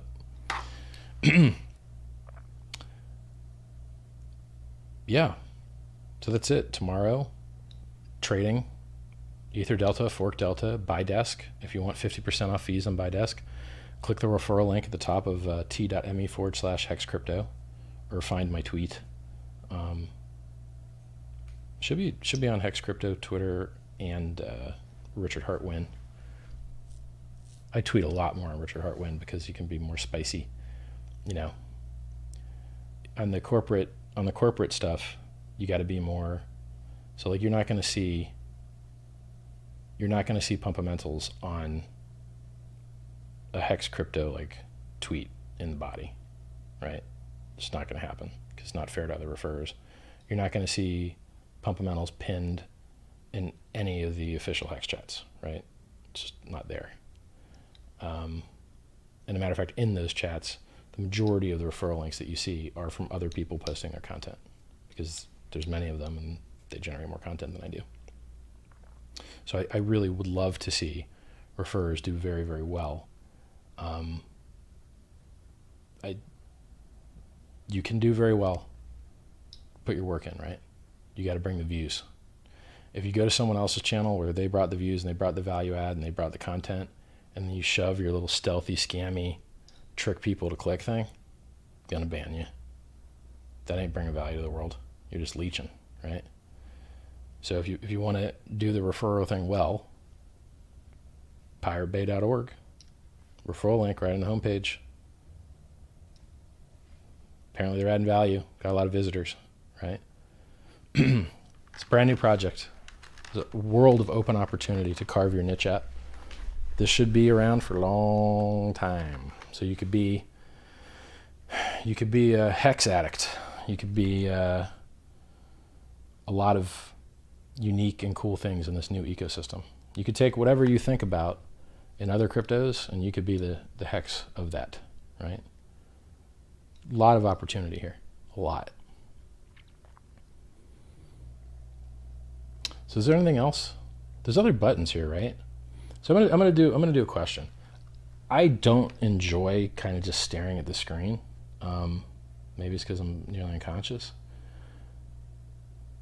Do you guys want me to click these other tabs and like tell you what I see? So I've got a transfer tab, a stake tab, a claim tab, and I'm just gonna do it. It's so quick. All right, home tab has the transform hex, ETH into hex, and the stats of the whole system. And it shows you, anyway, transfer, you want to send your hex to somebody else. Stake, longer pays better, bigger pays better, shows you all the stats, shows you your bonus shares, shows you your effective hex, which is really your bonus shares. And then it shows you your APR. That thing's just crazy. You will see such a gigantic number there that is mathematically accurate because there's not many people staking right now, and there's a huge giant reward guaranteed to come out on day 353. And so what happens when you've got a huge reward and a little bit of input, and that huge reward goes to that little bit of input, you get insanely sized percentage returns. And so what happens? People look at those returns and they go, you know what? I want some of that too. Then they join in and they stake longer and they stake larger. Then those returns come down and they start in the millions of percent. So, and guess what happens when everyone starts locking up their coins? There's no supply. Well, what happens when there's no supply but there's demand? Price goes up in a free market. No brainer. Cool design. Cool design. This is what they do in normal companies, you know? Like, the time value of money is what they do with the bank. The time value of money is what they do with startups, with vesting periods. It's just god darn smart. Claim. I mean, all the stuff I could show you guys is on the hex.win homepage right in the front. Shows you how to set up MetaMask. Shows you how to install your hard wallet through MetaMask if you want. Shows you how to free claim. Shows you how to transform ETH into hex. Shows you how to do everything right there on the homepage. I think if you want to import keys, you have to click the videos page because it's only on the Hex Crypto YouTube. I can't make content for both, right? So I've got 55,000, like 53,000 followers on Twitter, and Hex Crypto's got like 3,500. So I either have to make two videos, one without a ref link and one with, and I just haven't had time to do that, man. I probably, you know, can't say I'm going to do anything. Can't give you any expectations.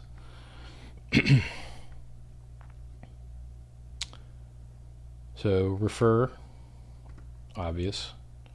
Transform, obvious. Claim, you stick in your Bitcoin address. It tells you to copy this thing to sign, which says claim hex to your Ethereum address. Paste it in your wallet. You sign it. Copy the signature out. You put it back in. Hit enter. You see your 3 cents of ETH you got to spend. You don't have to spend it. You can mine your own block, but man, it's a lot easier to just pay someone else to do it. 3 cents. And then, yeah, like, you get your free claim done. Ooh, here's a trick. I got a trick for you. You can free claim. Wow. Yeah, I forgot to tell you this. So if you click pumpmetals.com, you get a 10% bonus. That works in two ways. It works when you transform Ethereum into Hex, and it works when you free claim Bitcoin. You can get both of those bonuses. You can, since the BTC snapshot's already over, you can sell your Bitcoin for ETH, transform it into Hex, get the 10% bonus. And you can do that now, and then when you free claim tomorrow when it opens in probably 13 hours something. Now let me click it. 14, well, time hasn't moved at all. Felt like an eternity in my head. 14 hours and 6 minutes is when you can start free claiming and staking and getting your coins out of the adoption amplifier. I changed that language. Minting your coins at the end of the adoption amplifier's previous day. Just like you mint your coins when you free claim. That would give you the bonus twice, right? Because you're getting it on the free claim and you're getting it on the AA. Pretty neat. That's if you want to get what I believe is the best design cryptocurrency that I've ever seen. And I guess we could derive a price if we wanted to. So in theory, in a free market, there will be some arbitrage between the exchange and the adoption amplifier. So if the adoption amplifier is ever too cheap compared to the exchange, you would expect someone to capture that opportunity by selling the exchange down and moving the ratio up on go.hex.win. I mean, a lot of this stuff has already been done and is already known because EOS launched with a very similar system. And if you want to see how much ETH they got every day of their 350-day transform ETH into a token phase, it's published. I'll actually just put the links in chat, which will be lost in the middle of chat, like no one will ever find them, but I'm going to do my part anyway. It would be cool if these got added to the homepage, because if you're trying to predict how much will come in when and patterns like that, it's maybe useful if you look at other things that are designed similarly, then maybe there might be some similarity in the pattern. It's hard to say, right? Because there's other things that matter, like was it a bull market or was it a bear market? Was, how was the altcoin thing at the time, and all these other things. All right, I was going to look up the EOS values for how much their 350-day contract got per day. So, gotta go to chat.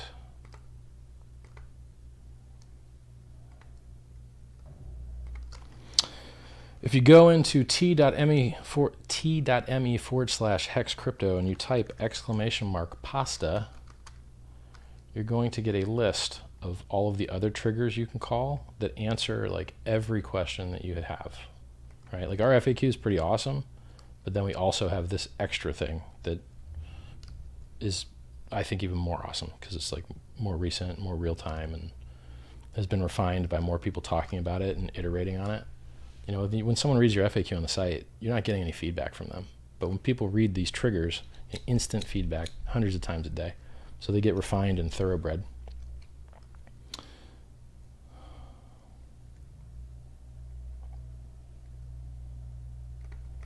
Looking for those links for you guys. You might as well join t.me/hex crypto since you're just listening to me. Okay. Here are the tweets that have the values, and in those tweets you will find the links to the source material where you can download the Excel spreadsheets for yourself and do your own analysis. I think this is pretty cool. I like data. think data's cool. Let's find this other link.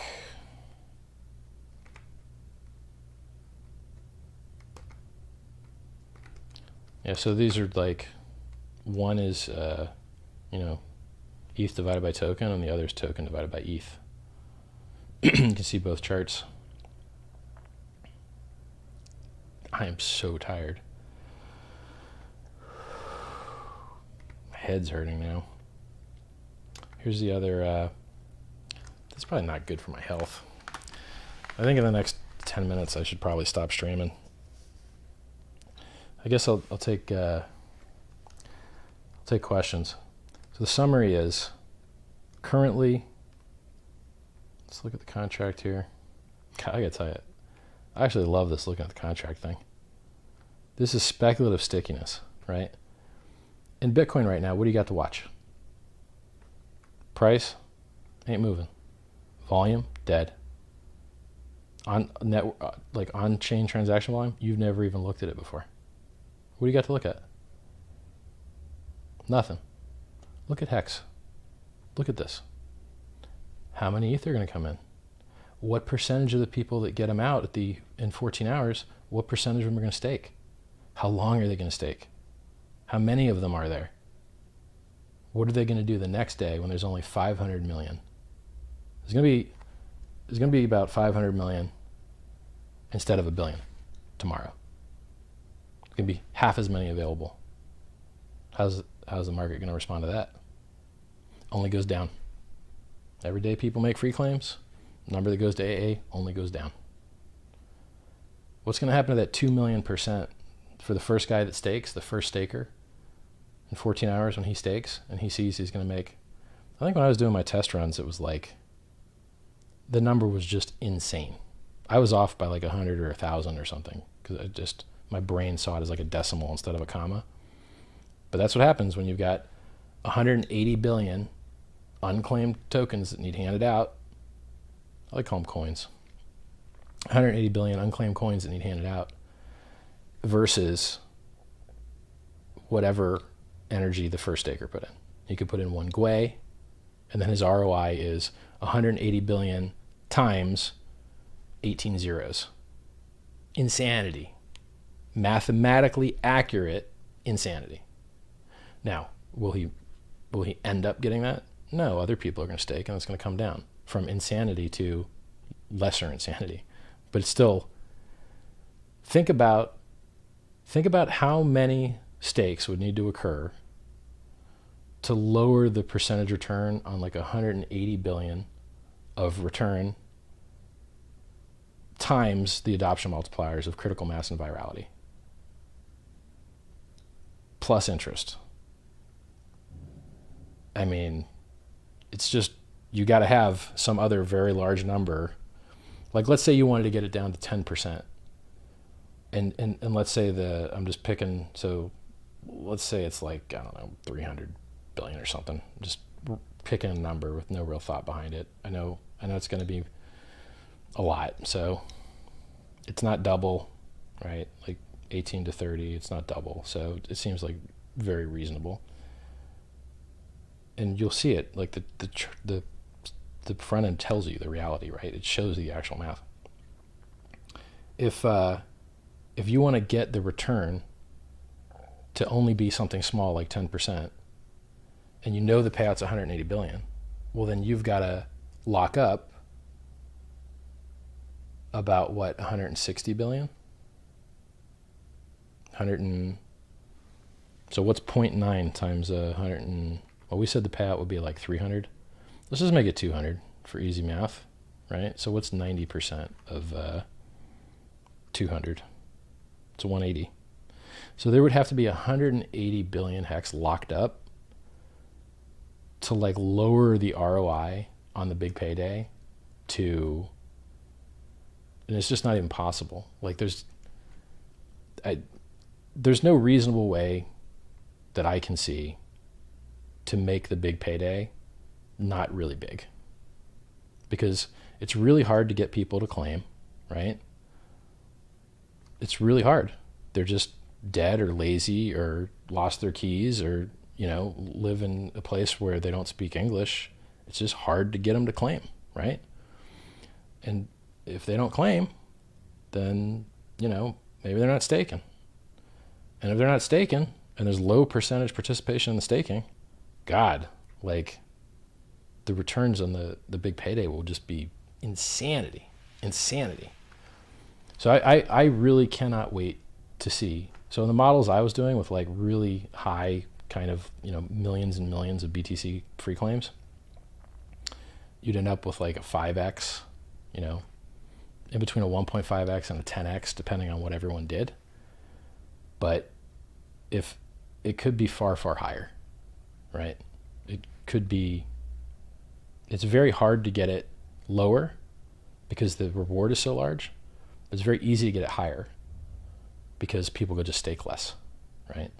The adoption amplifier guys could just be like, not staking. I have no idea what they're going to do. I'm very excited to see how large the stakes are, how long the stakes are, how many people participated, how many free claimers, did Satoshi claim, right? And what is that ROI percent? I think I would love to see the ROI percent that said the annualized return for a person that was staked yesterday in Hex was X 1000%, right? So what you do when you annualize a return is, it's like, okay, so you made a little bit of money today, cool. But what if you did that for a whole year? Dun dun dun, giant number, right?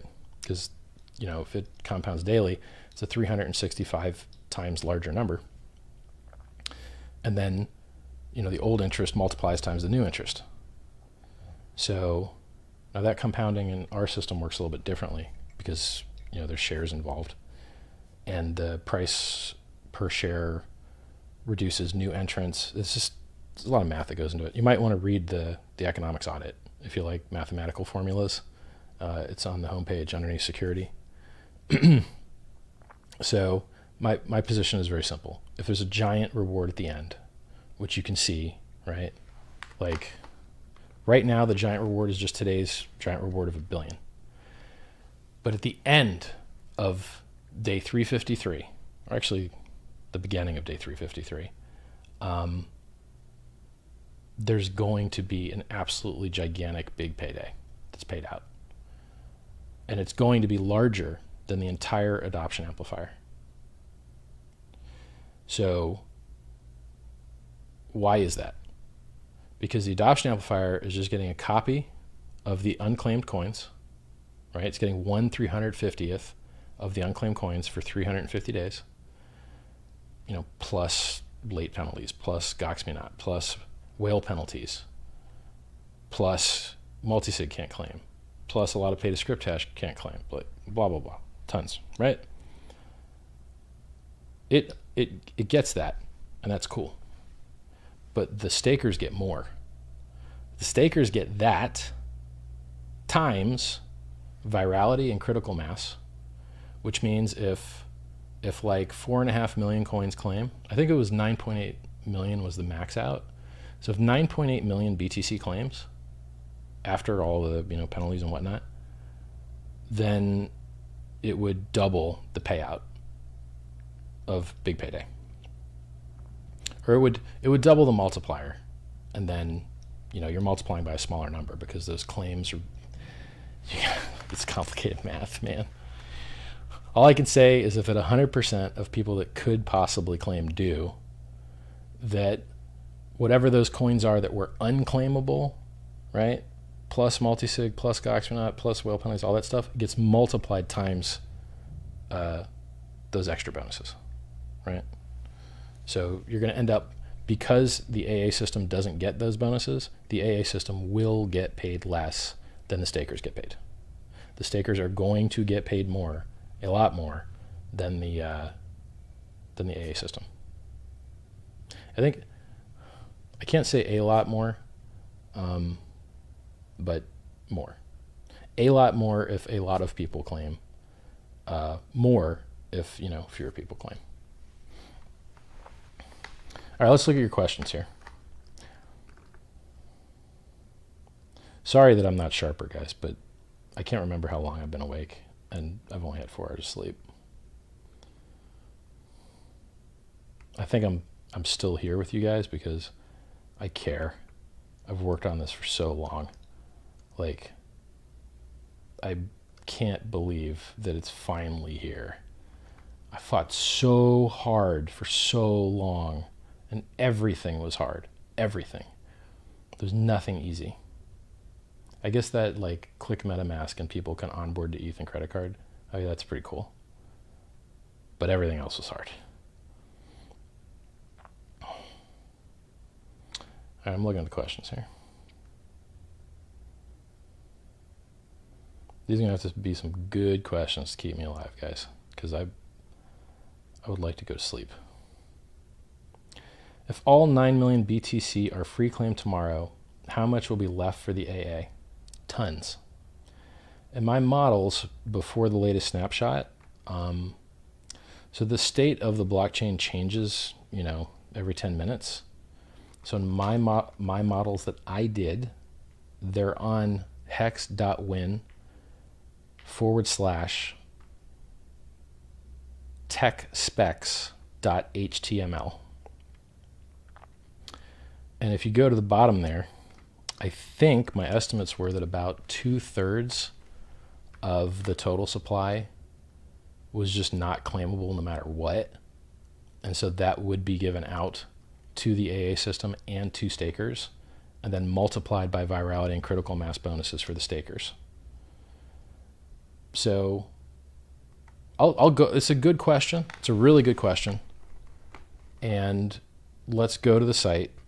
And if you don't want to go to the site, you just look at me. I'm going to read it to you anyway.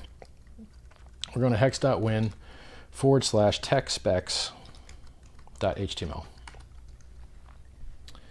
And we're going to go down to the bottom. There's some code if you want to read it. You're better off reading the code from the etherscan.io link in the description of this video, because that's the code is in the contract, verified proof, right? This could have, typos or be old or whatever. The code in etherscan.io is what the contract is using, right? So I'll probably just change this to a link to that because it's the most secure, auditable, best resource, I think.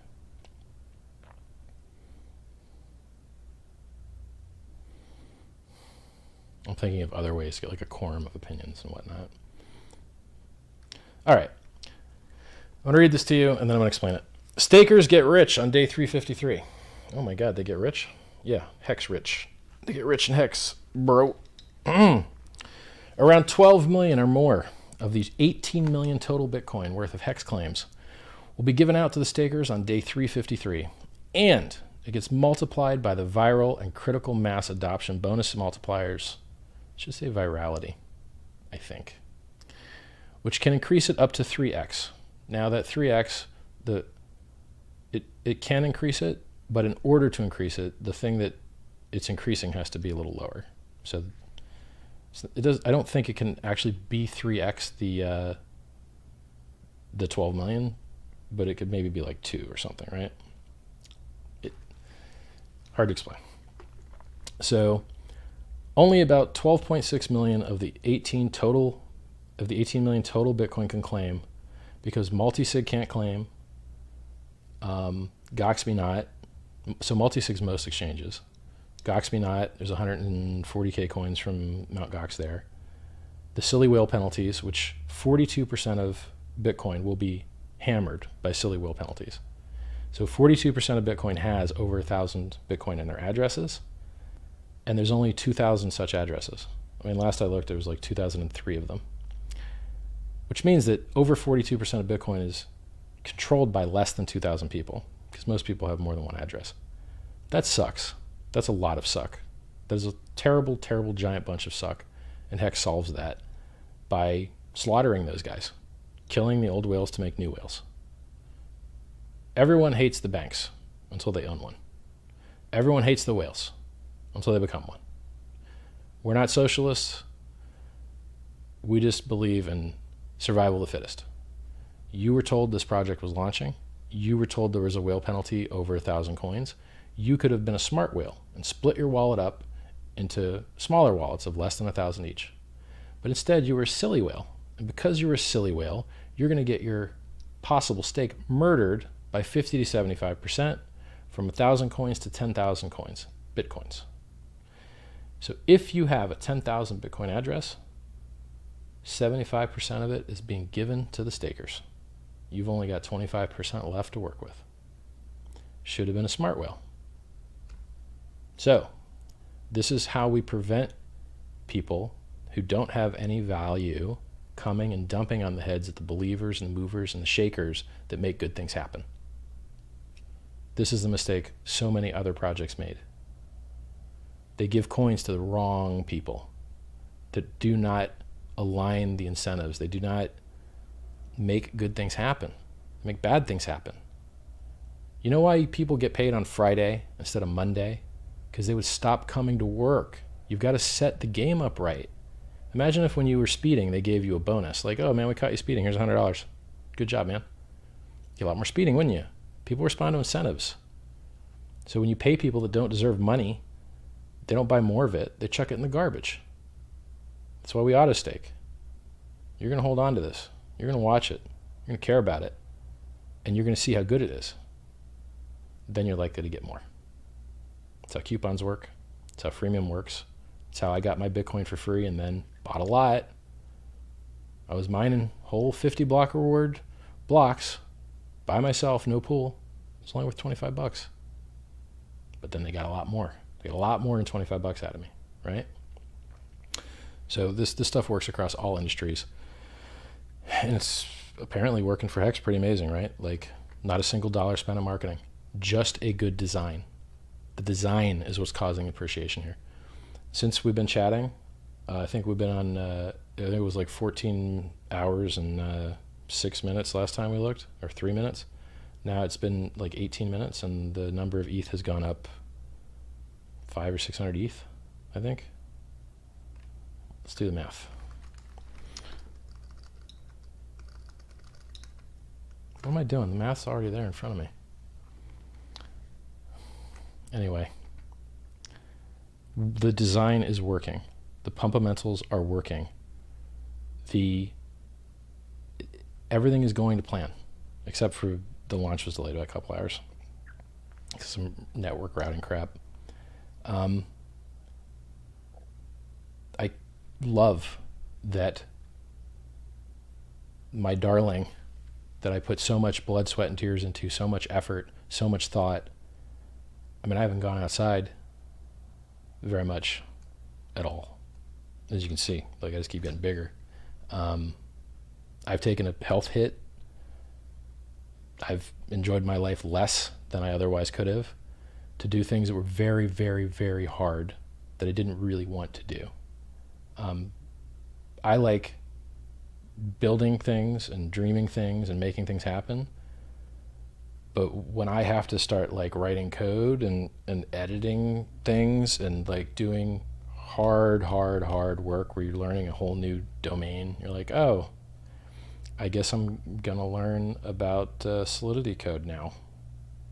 Didn't really want to, but here we are, right? Do you want to make better design decisions? Well, then you have to understand all the parameters that you're working in, you know? So now I know a couple new fields of stuff that I didn't know before, right? But to tell you the truth, I would have been happy to not have had to learn this. But sometimes if you want things done right, man, you got to do them yourself, you know? You got to ask yourself, what's going to be quicker? You to learn how to do it and just do it, or try and find the right guy that'll not only can do it, but will do it. Because you'll find a lot of guys that can, and they just won't. They will not. And then how long till you figure out that's what's up, and then get the next guy, right? We've been through a lot of developers, and they're all good guys, and they're all really smart, and they're all the right guys. But when you're dealing with something that's this hard as blockchain, like imagine designing secure software is nothing like designing normal software. Every single attack vector has to be anticipated and prevented. We're dealing with the real world here. The real world is an adversarial place, right? Just like when we launched, everyone wanted to scam. Everyone wanted to get you to send your money to the wrong address. Everyone wanted to get you to click their link instead of an honest link. And we had to fight and shut it all down. And we won. They didn't get crap. I think they might have sent their own link $25. That's all that link got, was $25. I think they might have sent it themselves. But maybe they successfully scammed somebody. I don't know. I've been talking about this. I've had "Do not fall for imposters" in my profile on Twitter for months, because the 50 impersonators just spamming up my list, and they didn't get paid either, right? Because I think I've educated my audience well enough that you guys know not to fall for that crap, right? Or you all got wrecked margin trading and you're not there anymore. Stop trading. Literally stop trading. If you're trading right now, exit your position. Okay, this sounds pretty much like financial advice. Let's not do that. Disregard what I just said. You might find your life far better if you stopped working really hard to lose all your money and be less happy and have worse relationships and be torturing some poor son of a bitch on the other side of the screen that's in the same bad position you are. What are you doing with your life? Are you becoming stronger? Are you becoming smarter? You realize that chart you memorized, it'll never matter again. It's over. I got the chart memorized. 2017 didn't happen again, bro. Oops. Fractal didn't play. Oh, okay. So what am I going to do with all that chart knowledge now? Talk to you about it and then convince, you think now you can discover order and randomness, and then, oh look, it turns out Las Vegas was built on losers. It wasn't built on winners. It's built on losers. Exchanges are built on losers. They're built on your fees, right? So, yeah, trustless interest. I think you're much less likely to get liquidated. As a matter of fact, I can't think of how you could get liquidated, right? Not being liquidated is pretty cool, right? And you know how much time you got to watch the chart? Not at all. You know how many servers you got to run? Not at all. Internet connectivity? Nah, don't need it. Don't need anything. Stake your coins, long as large as you can. Write the date down. Save your keys somewhere safe, and you can delete them off your computer. You just get rid of them. They're not even on the internet. They're not in a computer connected to the internet. They're in your cold wallet. Safe as could possibly be. And then when it comes time to end your stake, load them back up, end your stake. You need to end your stake within 2 weeks that you said you would, or you will get penalized. If you end your stake early, you will get penalized. Be very careful about doing those things. You do not want to use the emergency end stake function unless you really know what it's going to do. You are the network. You are minting your own coins. You're minting your own rewards. And if things go well, it's because you made them go well. I'm warning you right now. Do not end your stake before you're supposed to. You could pay very, very, very, very, very steep penalties. I don't think anyone likes being penalized. So I would suggest staying away from the emergency end stake button. If you really need to, do a lot of research and talk to people that you know about what that code's going to do, because it could result in a penalty you don't like. And on ending your stake, oh, and by the way, if someone harms their account through a giant penalty, stakers get half that. So the same way that you see people, lying and spreading FUD to make the price go down, stakers might lie and spread FUD to get you to early end stake and pay them.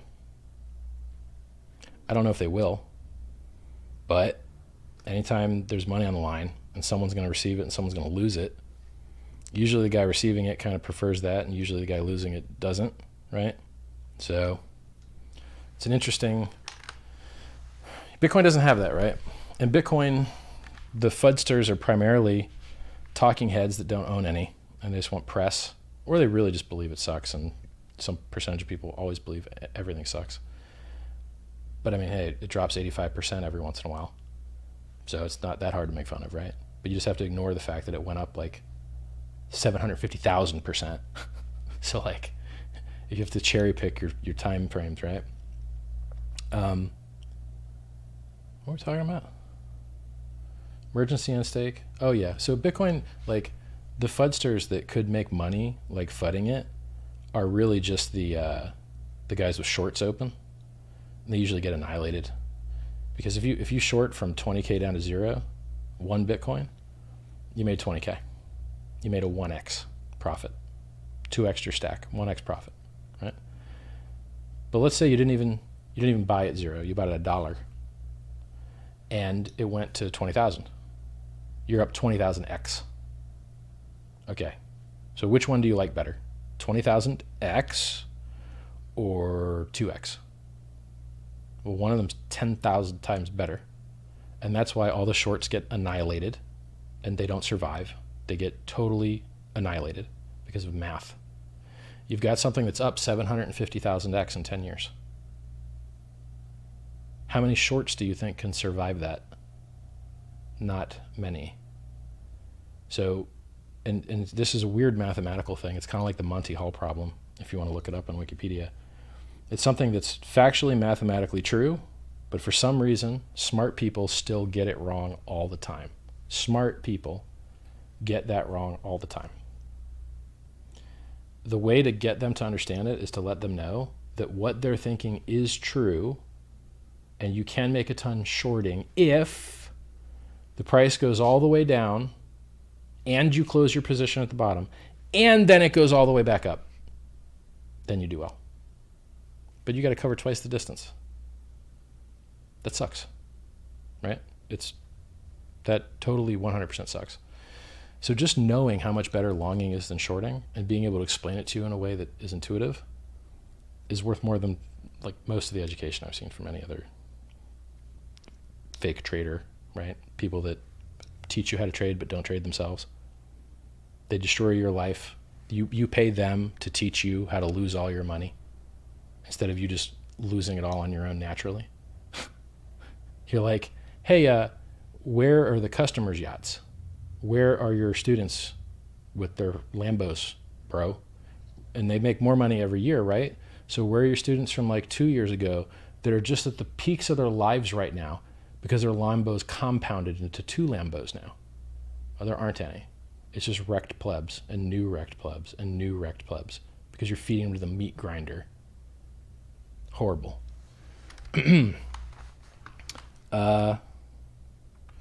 Right now the contract's got 7,544 ETH, which means you get 132,555 hex per ETH that you enter into the AA lobby if no one else joins after you. Now we did the math earlier. Free claim, referred, 20% speed bonus first day, 13,200. And right now, you can get the same as a BTC free claim with all that bonus stuff for 150 bucks of ETH. Is where the math's at. Now, tomorrow, half as much hex is going to be available. It's only going to be 500 million, about. And if a bunch of people make free claims, it'll be less. And you'll see the numbers in real time, right? Like I'm looking at these numbers. I love that I don't have to hit refresh or anything. It's so cool. I'm literally looking into the blockchain and watching the state of a peer-to-peer distributed system and not having to I wanted to do math with my calculator, but it's already done. So cool. Like, I'm very proud of what is here. Let me look at chat. How am I still alive right now? I have no idea. I should be like, I guess it's because I'm passionate. Like, because my voice is gone. My face, I feel like I'm just in constant face pain.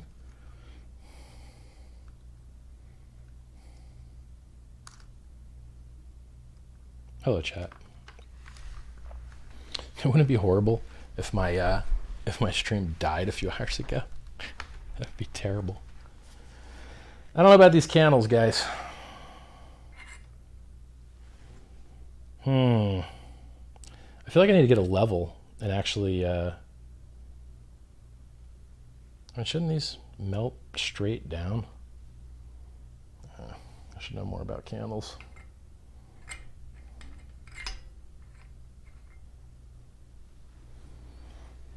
Sorry, little girl. You're all greened up for the gains. Saved my chair, though. Genius. Laptop's not liking it. When Richard starts petting his statue, he is too tired. Or talking about himself in the third person.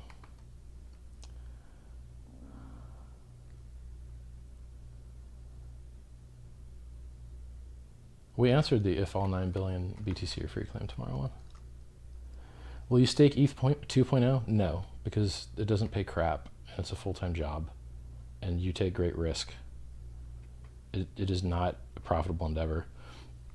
In Hex, you're getting absolutely massive returns, and they only go down if tons of other people do the same thing you are.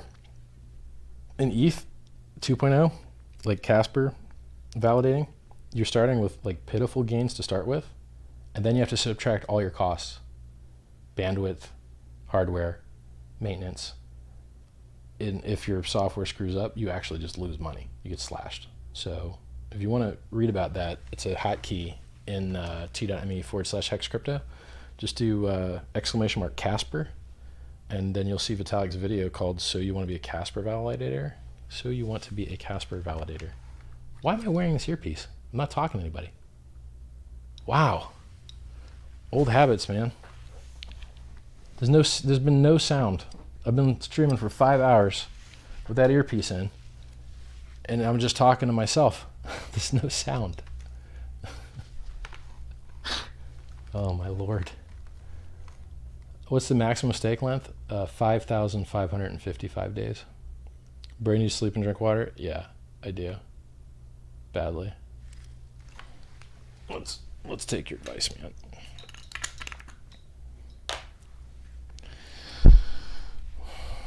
Let's put this Hex mug to good use.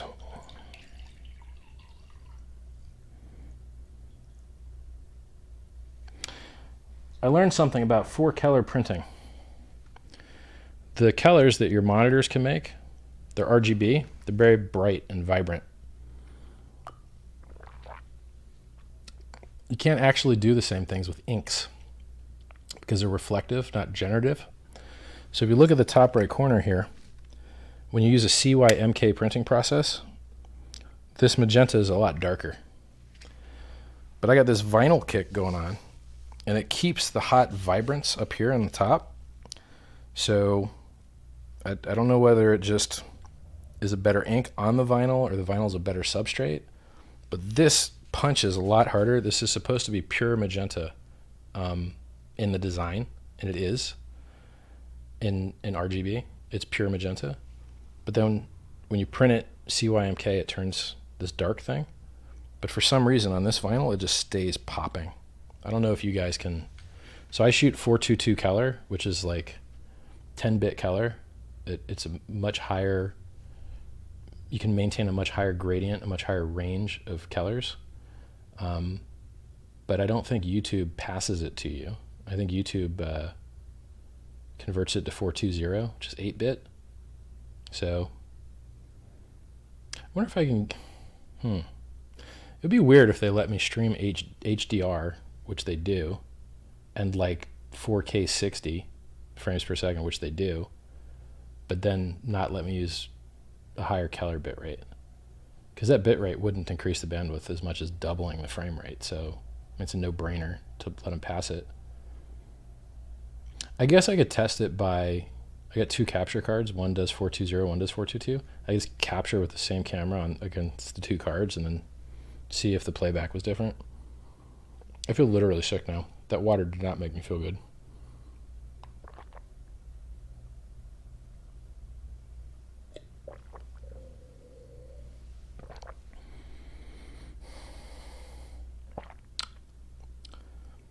I don't know why, but the water made me feel like shit.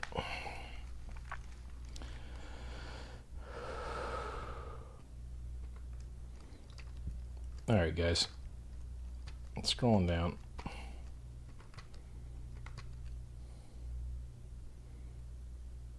I don't know, 5-hour stream's pretty good for a launch day, right?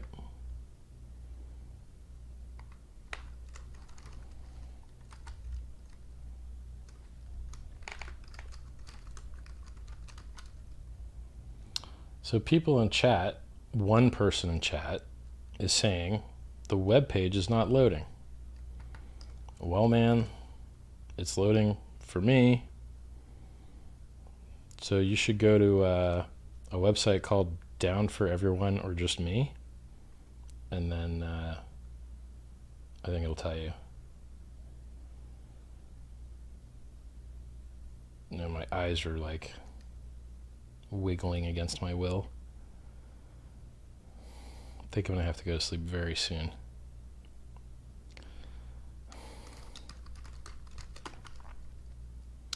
I mean, everything's up for me, man. I'll check it on... Why would someone say that 100 times? I think I'm going to have to ban them for flooding. I don't know why you're doing that. It's very dumb. He is no longer going to be visible. Everyone else is saying that the webpage is fine. I'm dehydrated. Yeah, I'm all fucked up over here, guys.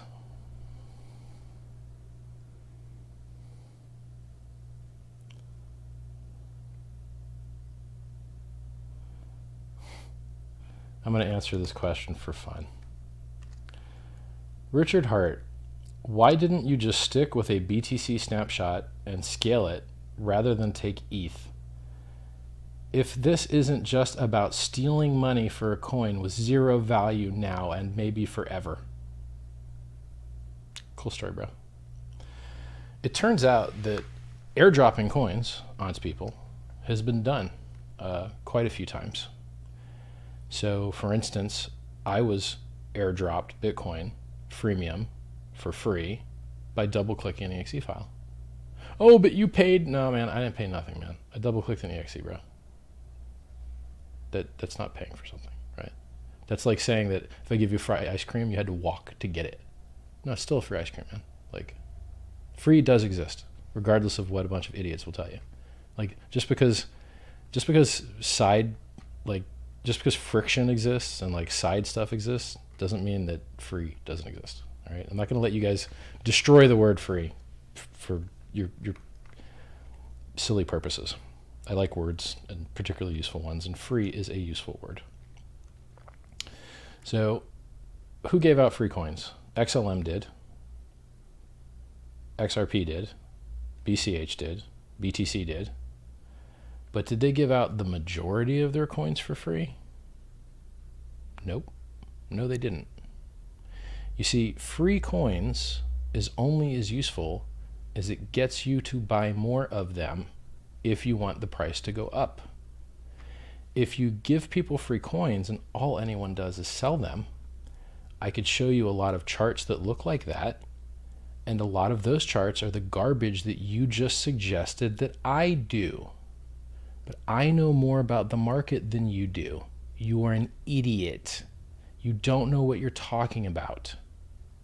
The history of free-only coins sucks. It sucks. Because people don't want what they got for free. And they don't want free things for free. People want expensive things for free. So how do you give someone an expensive thing for free? Well, how do you make it expensive? Someone has to buy it. Someone has to buy it to make it expensive, to make the free thing worth having. So this is just, first I'm explaining to you. So let's look at each of his arguments here, right? Why didn't you stick with a BTC snapshot? Let me translate that for you. This guy doesn't want to buy new coins. He wants to sell coins that were given to him and push the price down. That's what he wants. Is that useful for our design intention of getting 10,000%, 10,000x returns? Is that useful for that? No. As a matter of fact, if we can get guys like him to not claim, it's better. Now, what's the caveat? The caveat is that when you give someone something and you make them hold it for a year and it works well and they enjoy it, why wouldn't they want more? It's a great way to onboard people. Great way. That's how I got onboarded. PayPal paid you $10 to join them. Worked out well for them. They lost $10 sign you up and you stayed. Anybody that offers a discount gets paid less, but has the opportunity and the chance that you might participate more. Every referral program lowers the margin of the vendor, but amplifies the chances that they could find scale. So do you want to do you want to onboard the world? Then you need to give them something of value for free. Giving them something free for free is worth nothing. Garbage is free. Do you want garbage? Do you want a quarter of a raisin? You want a half-eaten cheeseburger? You want one rib? No, right? Well, that's what all of those other free-only projects turns into. I think the best performing free-only project was Nano, and it's like number 26 when I last looked, like 6 months ago. The most important part of this project is the non-free part. How stupid are you, man? I want to onboard millions and millions and millions and millions of people. What percentage of the planet has Bitcoin right now? Almost no one. There's 2.85 million addresses with over $1,000 on them. 2.85 million? Clash of Clans has 100 million users a day. I can list you 6 other casual games that have 100 million users a day. 3 million after 10 years? Garbage, right? So I'm going to choose that tiny,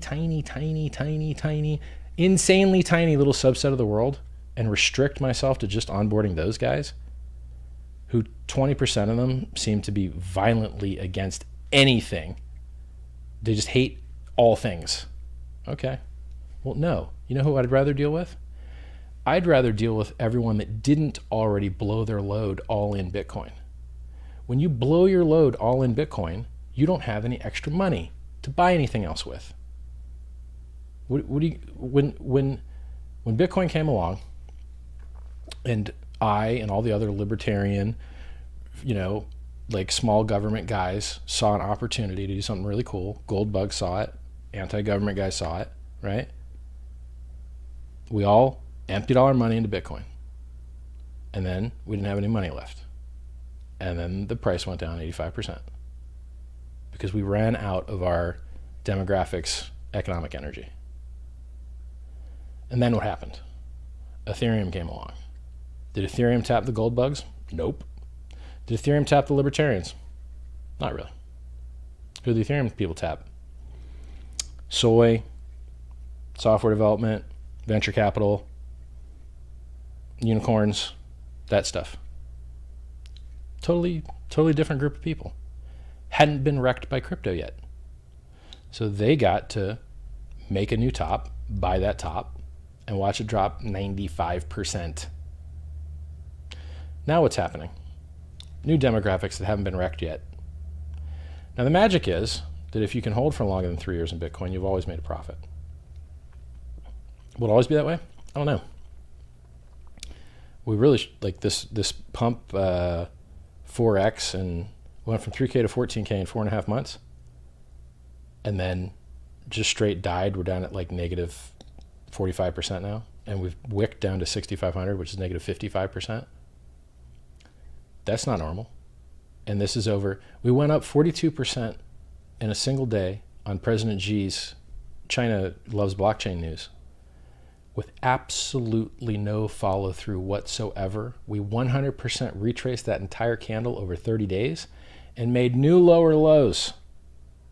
That is not normal. That's not normal in Bitcoin. If you look back at the chart, that's never happened.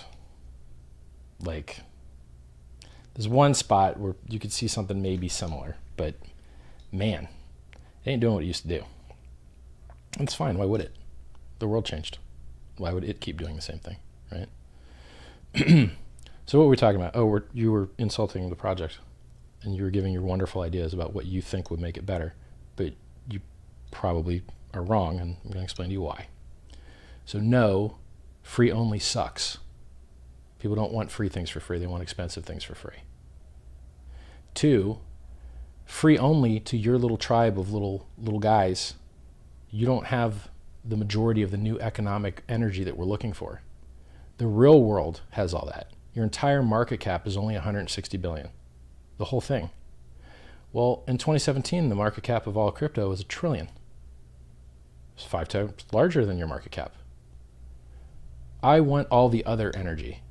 I want to onboard through referrers all of everyone else that's never heard of crypto before and hasn't had their opportunity to ride it up a few thousand X and then watch it drop 85%.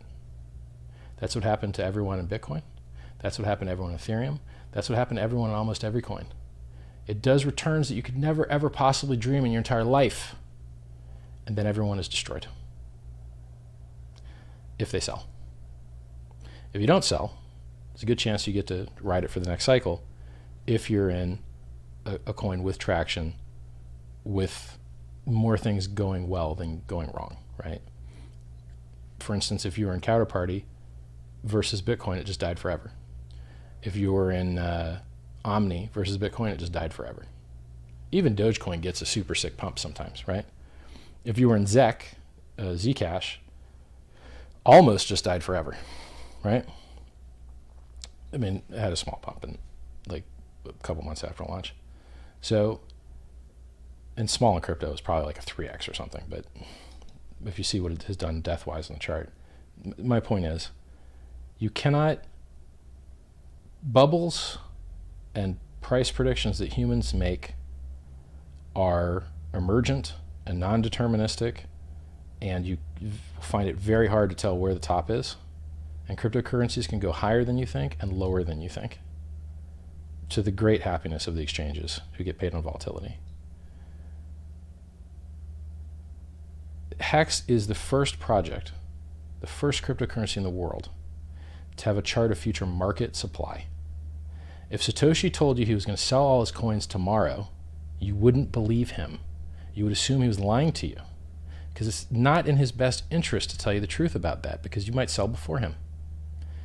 But in Hex, when someone stakes, they're declaring through the truth engine when they are going to be able to sell. And so you need not impugn their intentions. That's when they can sell without being penalized, right there. And then you can end your stake before or after them to not hit the market harder if you plan on selling when they might plan on selling. No other cryptocurrency has that. What that should result in with rational actors is a reduction in volatility with an increase in appreciation due to the uniqueness and utility of the feature, which is increased Sharpe ratio. Your Sharpe ratio is how much upside price movement you get that is paid for with volatility.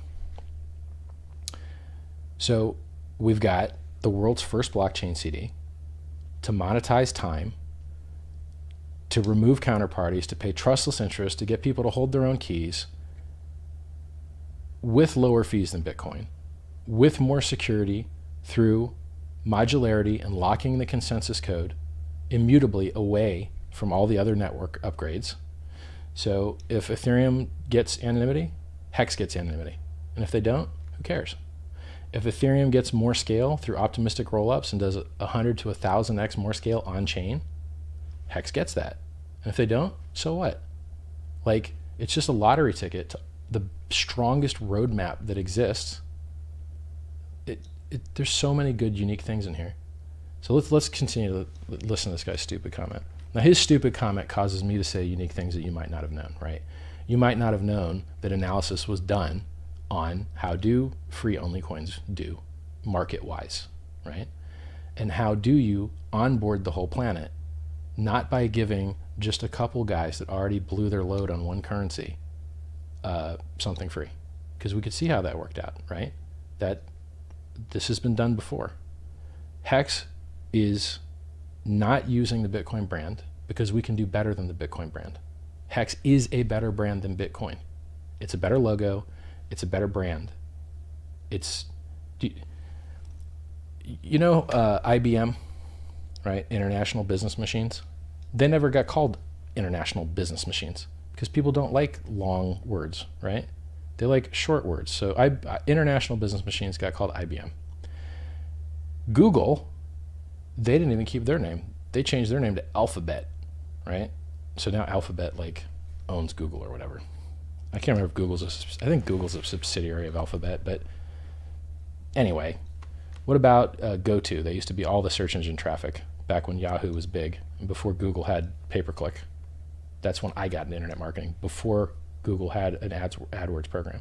They just had banners. There was no pay-per-click. They stole that idea from GoTo and had to settle with them for $300 million. GoTo rebranded to Overture, right? And so every company ends up rebranding to a short, memorable, pronounceable word. I'm a branding expert. I'm a logo expert. I'm an internet marketing expert, right? You notice Facebook changed their logo? No, you probably didn't because you don't care about this stuff, but I care about it, right? So now it's rounded and circular and capitalized. Their actual F is rounded and circular in lowercase, I believe, but the actual Facebook is giant and capitalized, right? You know how much analysis has gone into all this stuff? Do you think our color scheme's an accident? It's not. We tried every permutation you could dream of different colors for this logo, right? Every single thing in this system is very, very, very, very, very well thought out. So you begging me as a choosing beggar to do what's worse for you. So when I give this free coin to you as a Bitcoin guy, and I also allow other people to onboard and 10x the adoption by globally onboarding everyone without middlemen and friction, that seems like a bad idea to you because you're a player hater and you're counting other people's money. And you want a bigger piece of a smaller pie. Guess what? If you own 10% of a pie and you 10x your stack and you get all your pie, congrats, you 10x your stack. Can you 100x it? Nope. But if you make a bigger pie, can you 100x your pie? Yes, you can. And so you small-minded guys that have never done scale and never taken a company up to 150 employees and never billed millions and millions of dollars and never operated the scale that I've operated at, you live in the small-minded mindset where you want more of your little thing. Where I believe the opposite. I want to align incentives and reduce margin to onboard globally because we can 1,000x, million-x adoption. We can million-x adoption. You can't million-x your margin. You can't million-x lower your costs. You can't million-x higher your price, but you can million-x higher your scale. Go read my books that I wrote, t.me/scivive. You might make less stupid comments. So let's continue with his comment here.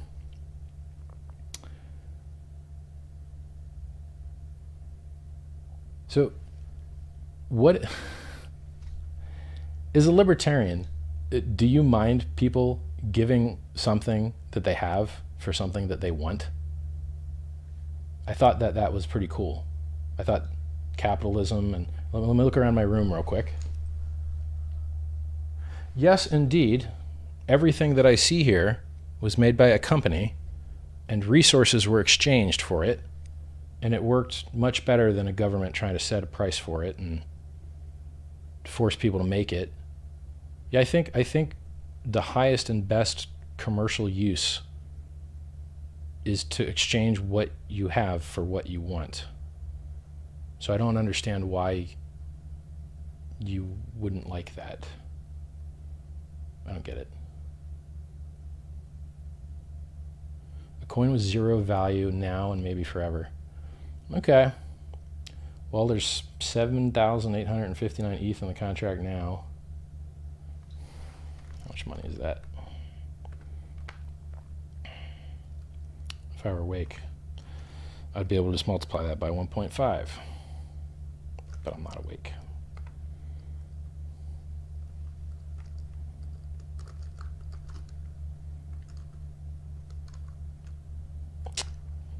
This keyboard, man. Wish I had my other keyboard. It broke and I haven't had time to fix it. When you build your own keyboards, they're a little bit less reliable.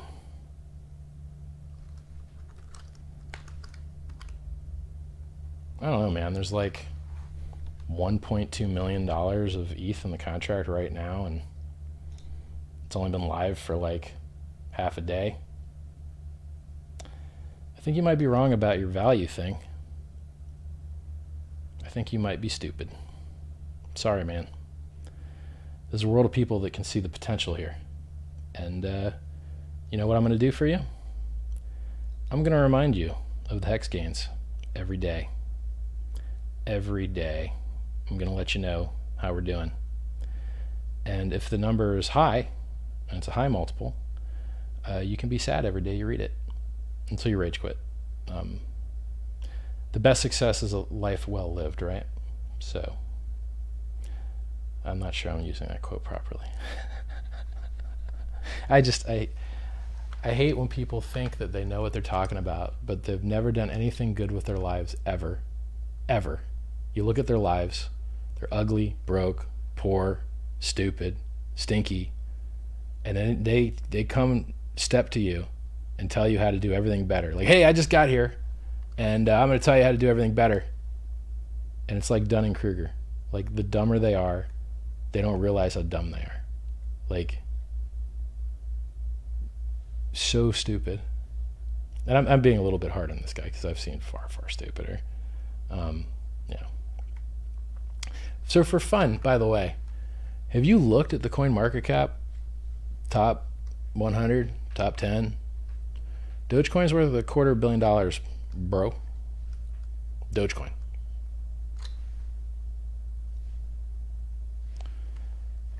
Stupid people. All right, let's go down here. He didn't deserve that amount of meanness. I'm a little bit tired and irritable. Well, maybe he did say was stealing money. Very stupid.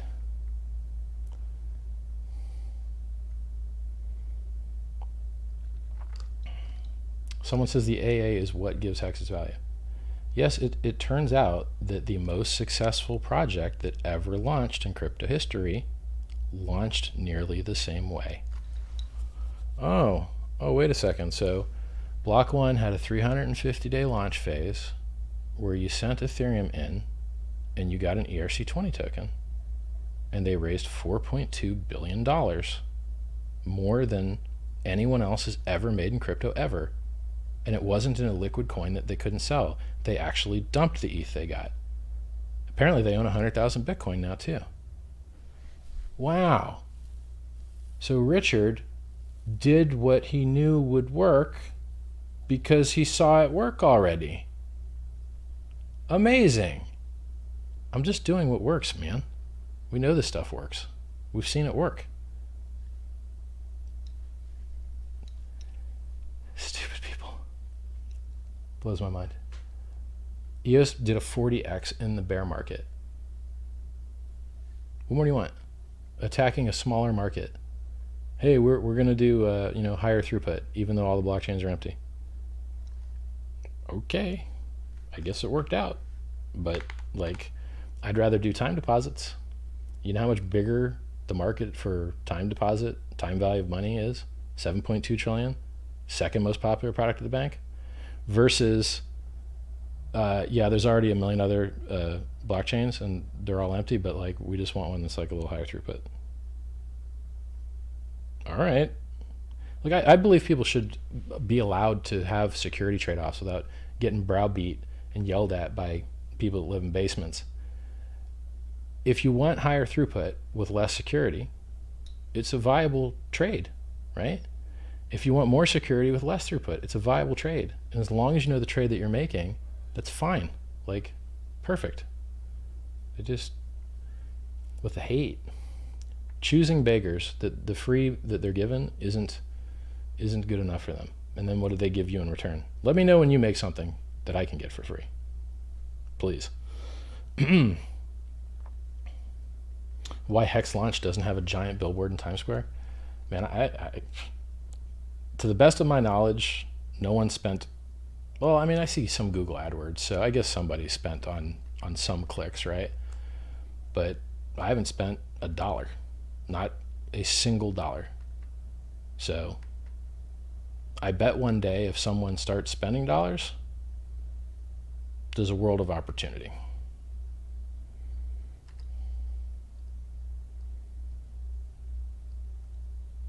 In general, as a digital marketer, I like metrics and data, and I like to double down on what works and cut what doesn't work. And you'll find in life that a lot of things don't work at all. At all. I'll give you an example. My first business was a car stereo store. If I got the yellow pages and I started calling people, white pages, residential, my lips are pretty dry here. Might need some more water. If I start calling the white pages and asking people, hey, would you like a pair of Rockford Fosgate Punch 12-inch subwoofers in the back of your car? It'll take most of your trunk space.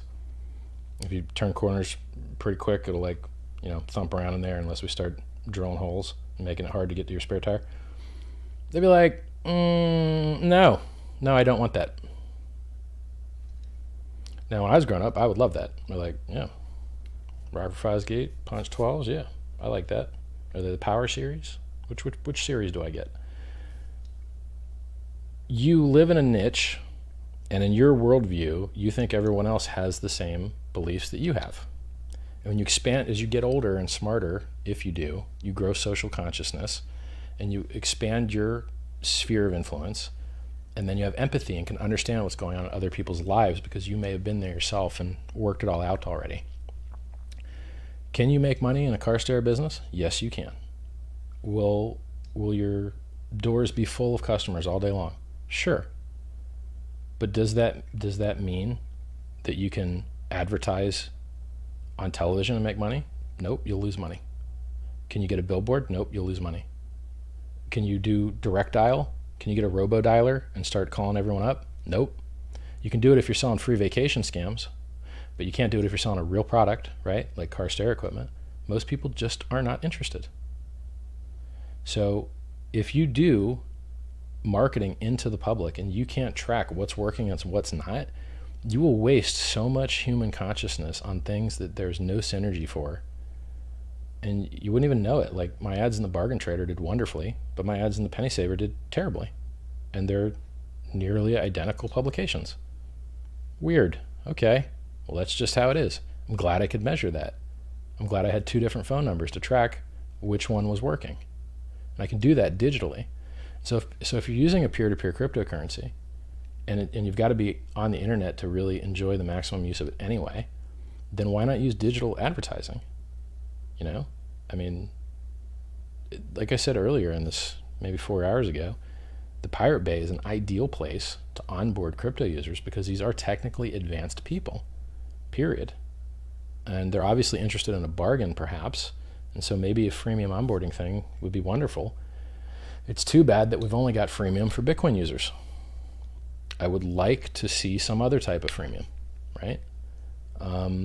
Maybe the referral program is that. Maybe, right? Something to think about. So to answer your question, like, I don't think that I would buy a billboard in Times Square for anything, unless I was Coca-Cola. If you're Coca-Cola, you can make money on a billboard in Times Square because the distance from them getting that hit to being able to purchase a Coke is short. There's so much other video and media going on there that everyone that is exposed to it can relatively immediately purchase Coke somewhere. But for any type of niche product that doesn't have a great penetration into the general public, no way you're cash positive on that. Like, I dare you to set up, flyers with a phone number on them and then see how many calls you get. You would be surprised. Like, it's things that you think shouldn't work sometimes do, and things that you think are no-brainers they sometimes don't. And digital gives you the tracking to be able to tell the difference. But if you've just got a billboard with a picture of a URL and you're sending everyone the same URL, you're screwed. You don't know which one worked. You'd have to interrogate the customers, and half the time they don't remember. Oh, all right, the guy I've been making fun of responded, and he seems to be nicer. I appreciate the reply, not the insults, but granted, I said stealing money. Wish you well. Please drink and sleep and remind me every day how it goes. Thanks, man. I'm sorry for coming at you a little bit hard. I'm real tired, man. It's that, so I mean, if you're honest with somebody and you tell him what the data is and how you arrived at it, he wants the same things you do. He wants to see mad gains. He wants to see people do well, you know. So you can reach more people than you think you can. Good on you, Ian. That was good of you. A lot of people wouldn't have commented. Ah, shit. Did I put HTTPS in front of the link? So when you go to pumpamentals.com, I did. God damn it. So now that guy that I banned that posted 1,000,000 times that the link's not working, he was right. This Pumpamentals, how am I going to unban him? I'll find a way.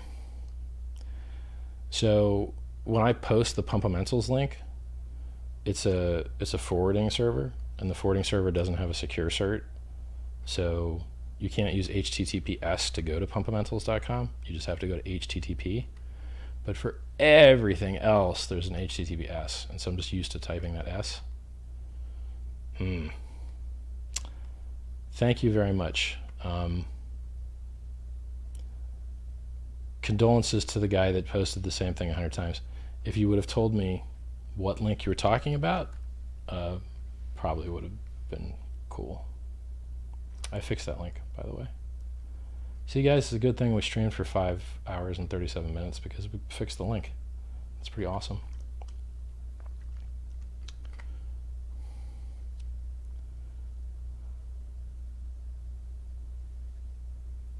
Where am I in the 4,000 initial ETH? I didn't send any ETH to the contract whatsoever. Nothing. Like, nada.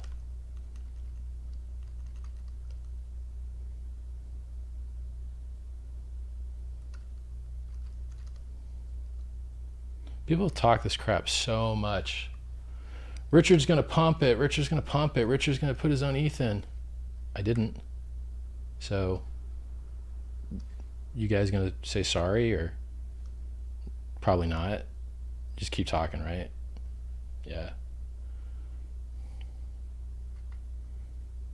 You guys are disgusting, by the way. If you make accusations all day long and it turns out that they were wrong, you suck. Like, you're doing the world harm. Stop. There's a lot of actual scammers actually harming the world. I can refer you to them. Go bother them.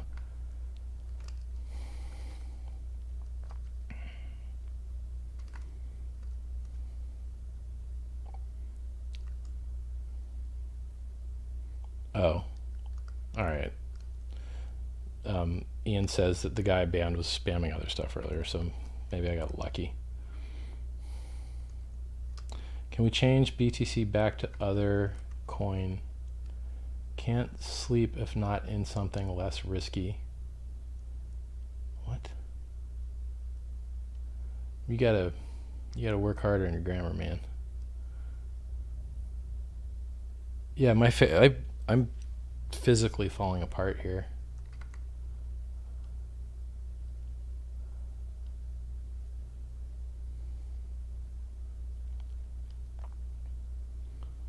You know you're in trouble when everyone's telling you to go to sleep. You're like, yeah. All right, guys. I'm going to take the advice. You guys called it. Cool. Listen, between you and me, I actually don't care how much ETH's in there. If it's a lot, great. If it's a little, great. Like, I don't see how what I plan to do anytime soon is going to change based on it. The videos, like, there's stuff to do, and I don't see how that number is going to change it. So I'm focused on the goal. That's what I'm focused on.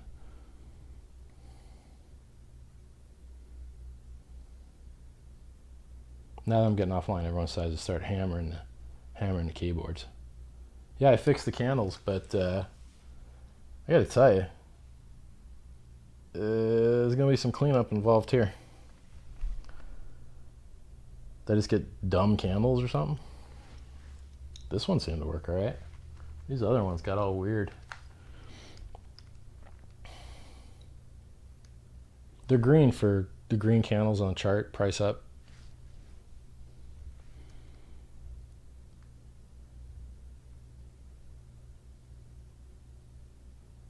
All right, so I'll finish up with you guys. Listen, Bitcoin's awesome. I hope the price goes up. I hope Chinese Ponzi starts. It ruins a lot of lives. I hope it finds real world adoption. How about that? I think if you care about price appreciation and you care about something that can go up 10,000x, I think Hex is really, really, really awesome for that. So I'm not a financial advisor. You shouldn't consider this investment advice. If you believe in Hex as much as I do, I would sell everything else. Get ETH, join the adoption amplifier, maybe spread it over a week, maybe spread it over 2 weeks. The share price shouldn't move up against you that hard, because the share price only goes up every time someone ends their stake. Whoever's got higher profit keeps raising the price up, keeps raising the price up. So while you could try and like time it and spread your entry out over time, hoping for a better ratio one day, I'm not sure how that play works versus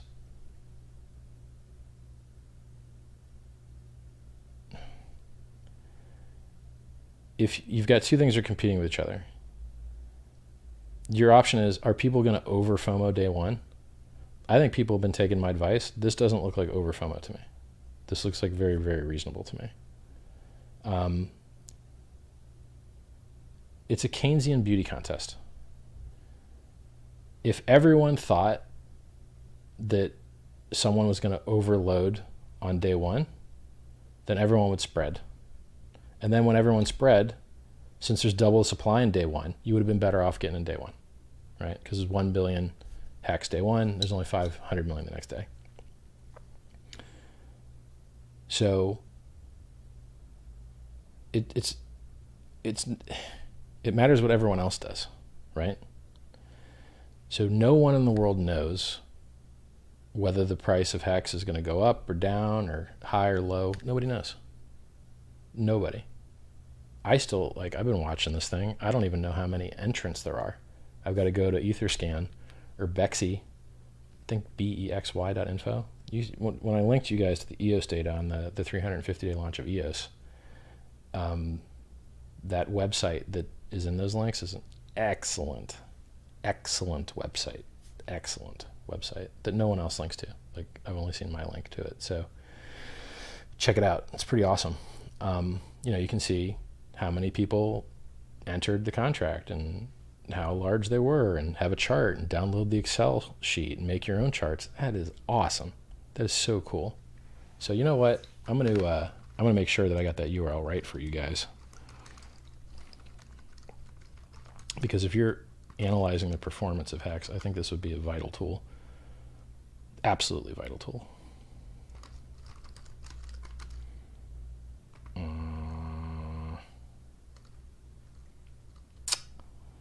I'm too tired to fight it. You got to look at those EOS links. So if you go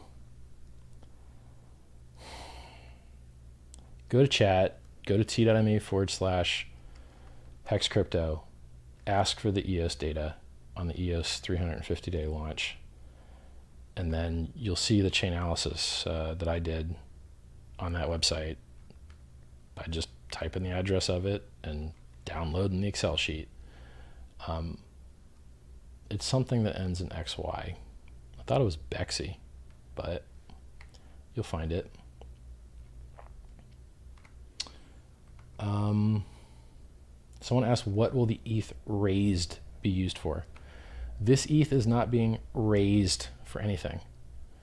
You send it, and then you don't have it anymore, and then it's not yours, right? And then that's it. You don't get anything for it. You get no expectations. You get no promises. You get no hints of promises. You get nothing. When you send ETH to the contract, you don't get anything from it. You don't get anything. Right? So you're going to be like, oh, but are we going to buy ads? Nope. Oh, you're going to build stuff? Nope. Not going to nothing. Right? Now why? Why is that? Well, the Howey test says that the securities law says that securities can't list on exchange. Okay, so what's a security? A security is when people give money to a common pool with the expectation of profit solely from the work of others. So why isn't Hex a security? You're doing all the work. You are the network. You mint your own coins. You update the state of the network. You mint your own rewards. You do everything. No one else can mint your rewards but you. No one else can make your free claim but you. Period. You are the network. You are doing the work. That's enough. That's enough to fail the Howey test. But let's go farther. Let's make it more safe. Let's make it more secure. Let's make it less even possible to even be bothered, right? What do? Well, since you're doing all the work, we're good on that leg. So what about the expectations leg? All right, well then let's just have no expectations. There you go. There's 2 legs down of the 4, right? Some people count them as 3, but you know. So the point is, if you knew what types of entities might hold the keys, then you might try and derive some type of weird thinking that ends up in an expectation, right? But if you don't even know who might have the keys, then you can't brain screw yourself into finding an expectation where you shouldn't have had one. Because expectation from whom, right? So it's better for the system and it's better for the security of the project to not make people promises, right? You know what ICOs do? ICOs make you big promises. They take your money and then they leave. And that's it. That's the vast majority of what ICOs did. They take your money, they make you big promises, and then they leave. Hex is the opposite of that. Hex is fully functional, complete, audited, tested, running now. And it makes you no promises or expectations of anything at all because it's already awesome now. It's great now, immediately. It's awesome now. It's cheaper transactions than Bitcoin now. It's wonderful. When EOS launched, and they did their 4.2 billion raise, as you call it, what'd they have? Dreams. They had dreams, and the promise of work is what they had. Hex is the opposite of that. Hex is done with no promises and no expectations. EOS was not done and had only promises and only expectations. Right? Yeah, so I'm very happy with the way Hex is running now. If one wanted to see the adoption amplifier receive more ETH and more economic energy, it would be so much easier for them to make promises that aren't binding anyway than to do the hard thing, which I'm doing, which is to have clunky conversations like this, right? Long conversations about the law and following it. It would be so much easier to just say, you know, right? Wouldn't that be easier? If you had a lot of money and you wanted to convince people of things, you could say things, right? Not saying those things is vastly harder, and I don't really like it, but it's what's best for the project. What is best for the project is the way things are being handled. If you love Hex the way I do, you love it because of its design and how much you enjoy running the software and being the network and minting your own coins and minting your own rewards. Not because there's someone out there working for you.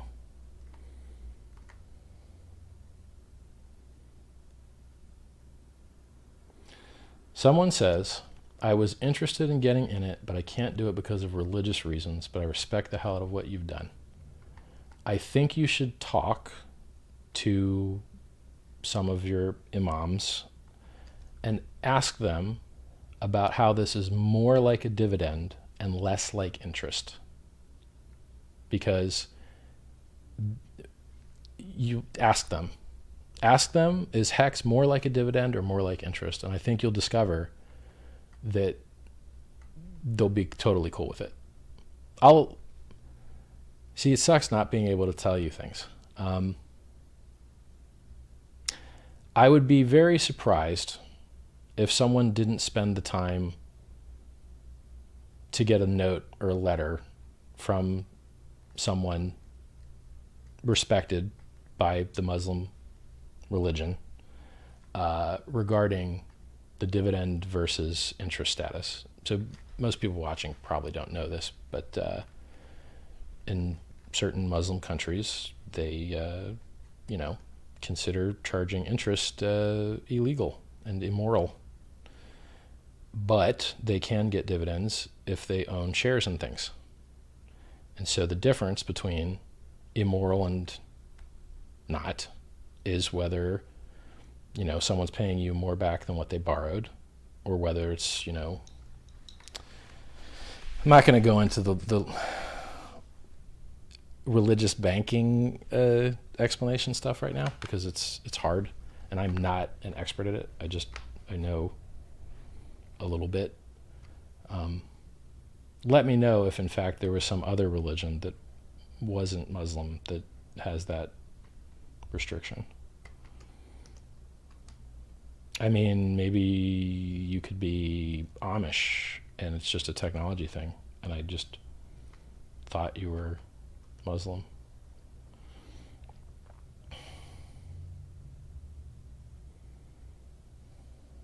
What can you buy with Hex? Well, it's on exchange tomorrow, buydesk.com. It's also going to be on Ether Delta and Fork Delta, I believe. So you can buy currencies that you can then turn to other currencies, that then you can turn to products and services. What can you buy with a credit card? Anything you want, right? Like, these things are relatively fungible between each other. I just showed you on MetaMask that I really don't like shilling other people's stuff, right? Because I'm used to being competitive and trying to maximize margin. But I'm going to do these MetaMask guys a solid because their product has worked so well today. If you click the little fox on the top right corner, that's your MetaMask window.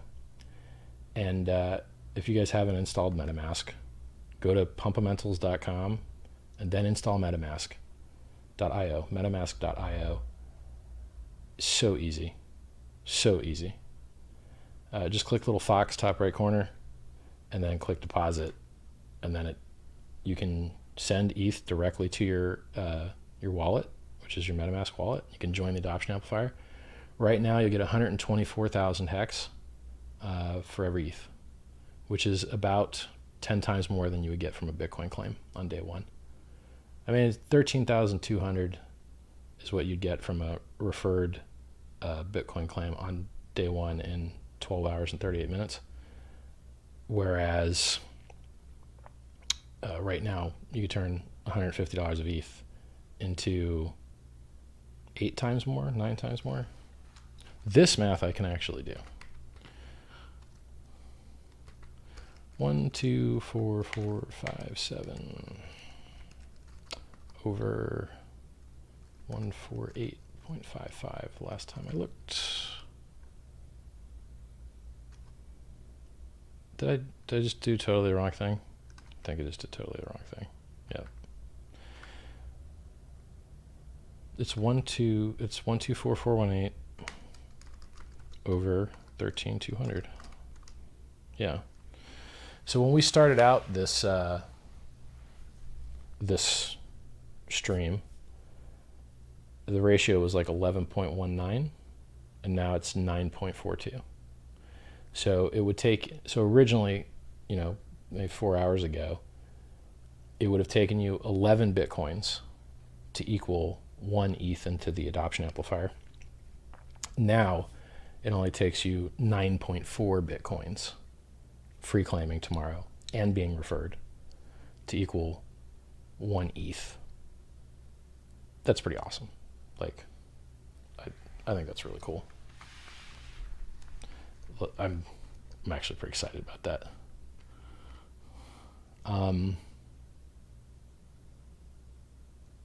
Yeah, so if you click this little fox, right, you can turn your credit card into ETH, join the adoption amplifier day one. You've got 12 hours and 36 minutes left to get in. Then day two happens, and there's half as many hex available. There's only 500 million. There's some rounding in there, right? Like when I ran my test, it was like 497 million or something. But I think my test set had a smaller UTXO, so now it's a larger UTXO, so it's going to be around 500 million. It only goes down from there. Yeah, so look, I wanted MetaMask. No, but like, I don't know why I'm like, you could do this anywhere, right? Like at the beginning of this thing, I told you how to create anonymous Ethereum from Bitcoin using Binance. I explained you how to do it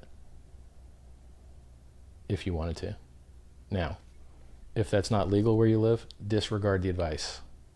Please only do legal things, right? What else? Some people need VPNs. So if you don't like people knowing where you're coming from, it's good to have a VPN. There's 50% off link if you want it for TourGuard. And I think it might even be in this video at the bottom, maybe. Look around my channels. Look around, like in one of the Telegram's channels, it'll be there, and maybe in some of these videos, it'll be there.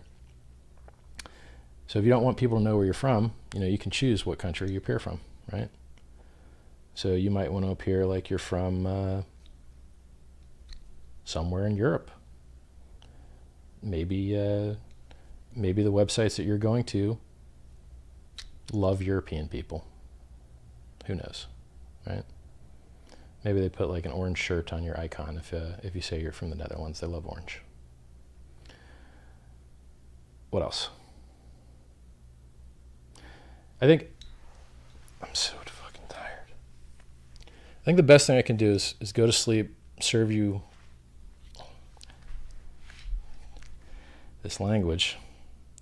I think the best thing I can do is go to sleep and wake up and be able to have fun chatting with you guys tomorrow. I hope to be awake before 12 hours from now, so I can see the next day start and see people start claiming and staking. I'm really curious how long people are going to stake, how many people are going to stake, how many people have claimed. Like there's so many cool things to look at here. And we're going to be on exchange tomorrow, unless the sun stops or something. I mean, anyone can add the contract to either Delta and Fork Delta, so I can't imagine that doesn't start tomorrow. And ByDesk has confirmed to me that trading will start tomorrow. So that's what I've been told. Hopefully the things I've been told become reality. I think that if you had the chance to buy Bitcoin at $1 and you didn't, you would really regret it. I was there when Bitcoin was $1. I know what it felt like. This feels better than that. Our memes are better. Our infrastructure is better. Auditing's better.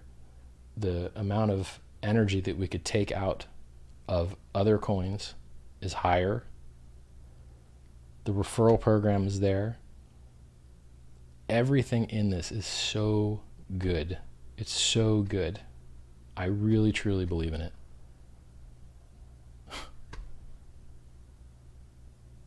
I can't believe I'm saying this because it just seems so weird to me. I've been a Bitcoin maximalist for so long.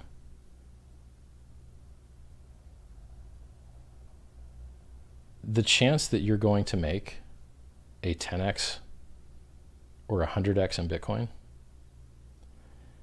To make a 10x in Bitcoin, the price has to go up to 75,000 a coin.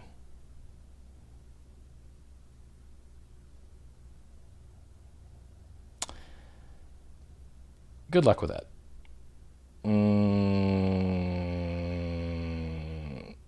I don't like picking on Bitcoin because I believe the rising tide rises all ships. Like if you look on the front of hex.win, we don't say anything bad about Bitcoin. We hide it. We don't even have a menu that has the comparison.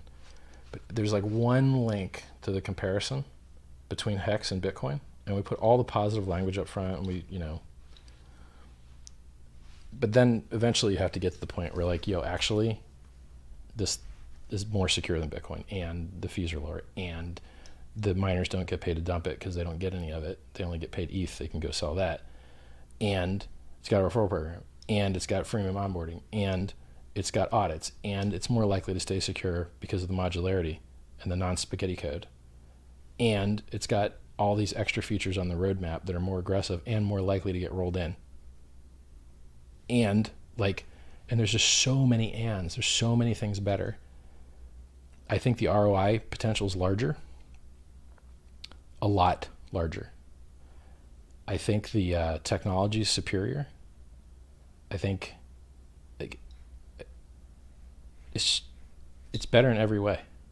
Like the only thing Bitcoin has is liquidity, which will come, I think, right? Can't guarantee you anything, right? I'm telling you what seems statistically likely to me. So Bitcoin has liquidity. It has on-ramps. But like if the on-ramps are that awesome, why are we down at 7K from 20K for 2 years? Why did we just drop 55%?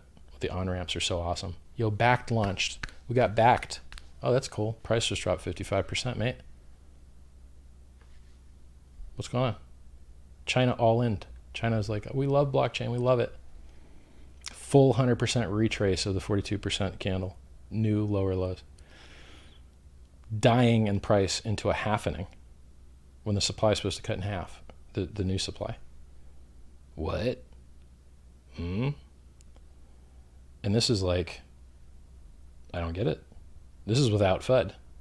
There's not even any FUD, right? Tim Mnuchin isn't on television talking crap from Treasury.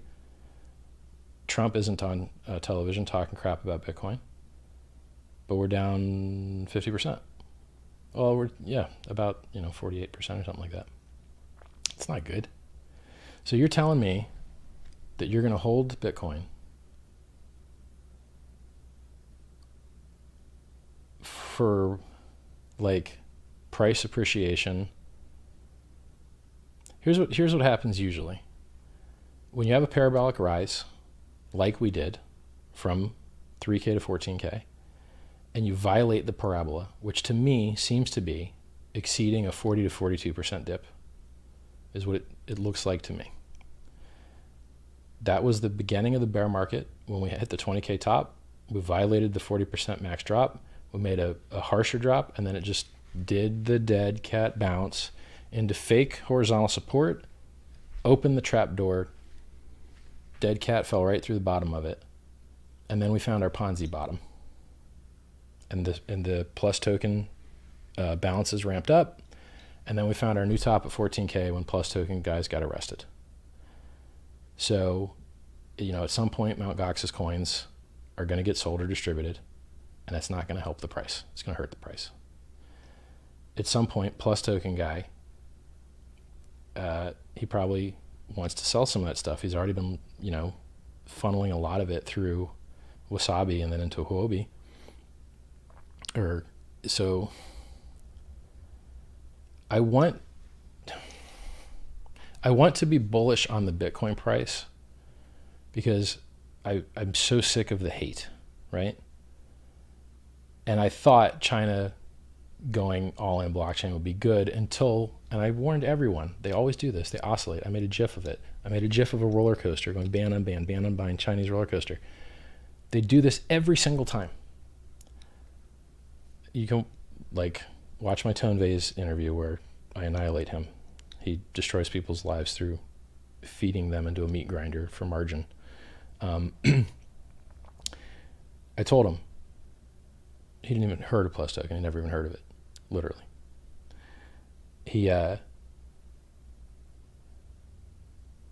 just looks at the chart and doesn't care about fundamental analysis. So, as a trader, when the president of China says nice things about blockchain, and you don't get part of the 42% up candle, you're just bad at trading. Like, what? That's one of the biggest green candles Bitcoin's ever had. And all you had to do was literally be awake when the news came out. Easiest long in the history of longs.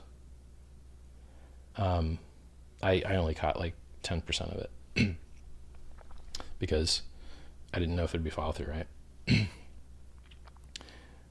I want to be bullish on Bitcoin, but there's a lot of not bullish things going on. It sucks that the game in Bitcoin back launched, price dumped. Every day back does volume, price dumps harder. Okay, that's not good. CME is going to save us. Okay, CME is going to save us. CME does like $200-300 million a day in their futures contracts. How's the Bitcoin price doing? So it turns out that like we don't have on-chain transactions, we don't have retailer adoption, we don't have memes. The chat rooms are dead. We don't have Hex has memes. Bitcoin doesn't. Like every measurable thing, except for the order book thickness, which is thicker, I guess because more institutional players are happy to make lower returns by market making. Unless another Ponzi comes along and ruins a lot of people's lives, I don't see a lot of people buying Bitcoin. I don't. It was 14K a couple months ago. Now it's 7K. Can we get real? Can we be serious right now? It used to be 20K. And we're coming into the halvening. Why the 7K? Why the no follow-up at all whatsoever on a 42% candle? Does that sound normal to you? Does 100% retrace on lower lows sound like a reasonable follow-up to a 42% up candle? No, that doesn't sound right to me. So I think I would be happy to dump all of my Bitcoin for ETH and send it to the adoption amplifier. The question is, how many days do you spread it over? I don't know. I don't know how many people joined today because I haven't looked at that analysis website yet. And I haven't, the day hasn't closed. It's got another, 12 hours. Because we were delayed by, I think, like 4 hours, we've really only served 4 of 24. Like we've only, like, actually my math's wrong on there. 12, 4, we've served 8. We've served a third of, we've had a third of a day here to get 8,207 ETH. I'm even more bullish on ETH than I am on Bitcoin, but I'm not bullish on that either. Anytime you buy these currencies where you've got bag holders from higher, they're happy to break even and stop the pain. People don't like holding positions underwater. It hurts. It sucks. Being underwater in a position sucks a lot. And it keeps sucking until you end the pain with the take profit at a loss button or or the price goes your way, right? So why wouldn't, it just seems a no-brainer to me that a new currency with the best fundamentals ever and so much traction with no marketing spend. It's only had one article come out on Cointelegraph, one. No coverage by CoinDesk, no coverage by the block yet. I'm sure those things will appear, right? If they're doing their jobs right. 10% of the mailing list couldn't even get hit because Outlook and Microsoft were just bouncing the mails. So got to fight that problem, right? What else? There's just so many good things going on here. You're not going to get a 10,000x in Bitcoin. Probably ever. But you can do that in Hex. You're not going to get free Bitcoin. You can do that in Hex. Bitcoin doesn't have a referral program. You can refer your friends in Hex. They get a 10% bonus. You easy to use UI. Can't get any easier than this. This is beautiful. You don't even have to install an exe. Everything just works. It's so good. You want to buy Bitcoin? Get your driver's license out, bro. We're going to need to get the stethoscope and look inside. You want to get Hex? Go ahead. Trustless. Secure. No counterparties. You mint your own coins. You are the network. It's you. You're running the software. You're minting the coins. No counterparties. No exit scam. No Mt. Gox. No Quadriga CX. No BTCE. No Cryptopia. No Cryptsy. These are all exchanges that just jacked people. BTC didn't totally jack people, but some jacking, right? Hex solves all that. I believe that Hex will go to the #1 market cap currency and beyond it, because I don't think these market caps mean very much. Dogecoin's worth $250 million. Do you know anyone that's ever used it? Well, interesting, right? So imagine what you'd get with real onboarding of real users. We got 20K plus email signups with not $1 spent on marketing. And now we're giving away free money. That is pretty good sales pitch. Do you like free money? Would you like some free money? Please have some free money. So good. Yeah, so I would sell everything else. Buy Ethereum to turn into Hex and choose how many days you want to do it over. It's a guessing game. The supply that's in the adoption amplifier tomorrow is half of what is available today, and it goes down from there. If you want 10% more, click a ref link. Pumpamentals.com is the one that I link to the most. If you don't have another crypto to sell and turn into ETH to join the adoption amplifier,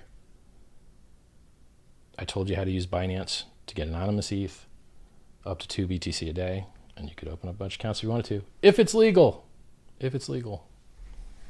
I don't want to be telling you guys to do things that aren't legal. There's a VPN link. You want to protect your privacy, right? There's this button that I've discovered on MetaMask here, which lets you buy with credit card, which also, Simplex does.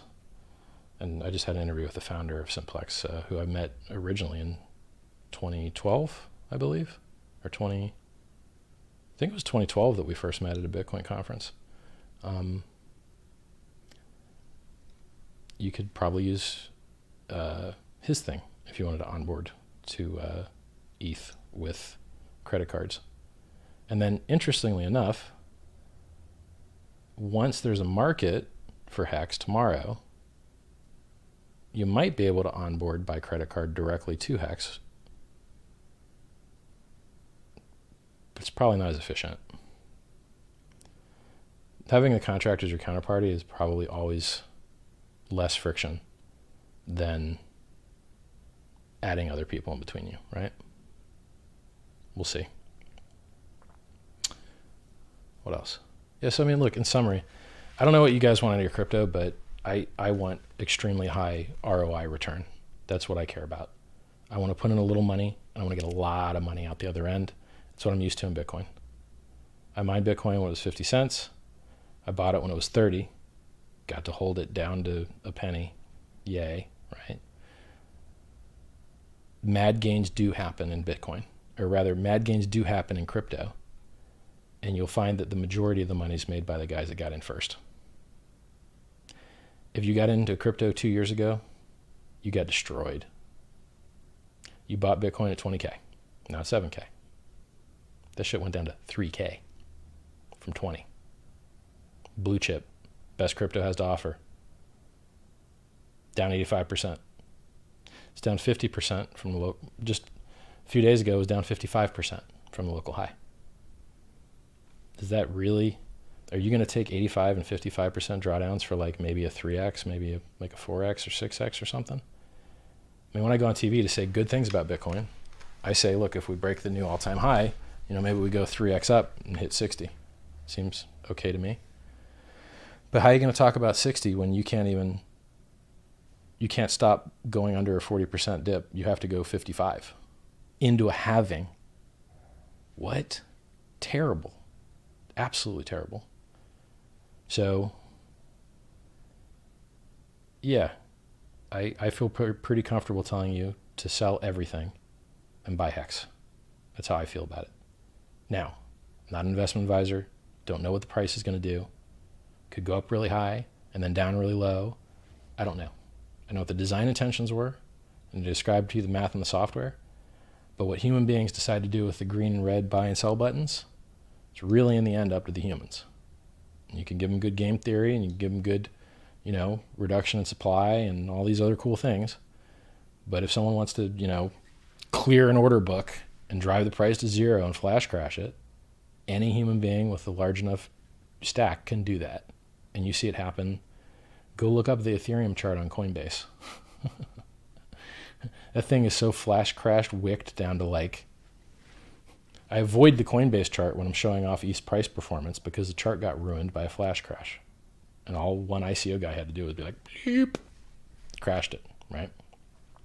And Hex, you shouldn't have that problem to the same degree because you know when people can dump, because you know when their stake's expiring and all the free claimers are staked for 350 days, which means that the last auto stake of the last claim ends day 701. A lot of people misunderstand that. They think, all the stakes are going to end after day 350. You're like, nope. The only auto stake that's ending at day 350 is one that was made on day one, right? And it's really, your stake doesn't start until the next full day. So like if you stake the first day, which is really day 2, then your stake really starts day 3. Like you got to look at the timing. So you got to get into game theory. You got to dive in deep. You got to read the guides. You got to use the simulators. I guess you don't actually have to do any of that stuff. In theory, the game is designed to reward most those that get in earliest and largest, and they get the lowest share price. And then they just stake as long as they can. And the only way that you can outperform that, or attempt to, is to try and do the nearly impossible and try and market time.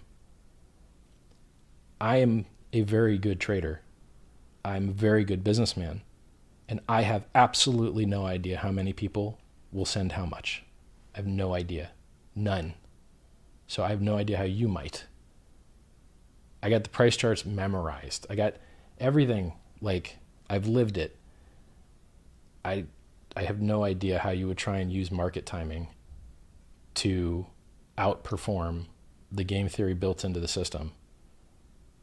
Because if you try and it's like if you didn't hold your Bitcoin for 10 years and you tried to trade to outperform it, you just lost all your money. When you could have just held with your thumb up your butt and not worked at all and become wildly wealthy. Passive income by sitting and being lazy and doing nothing instead of working hard to lose it all.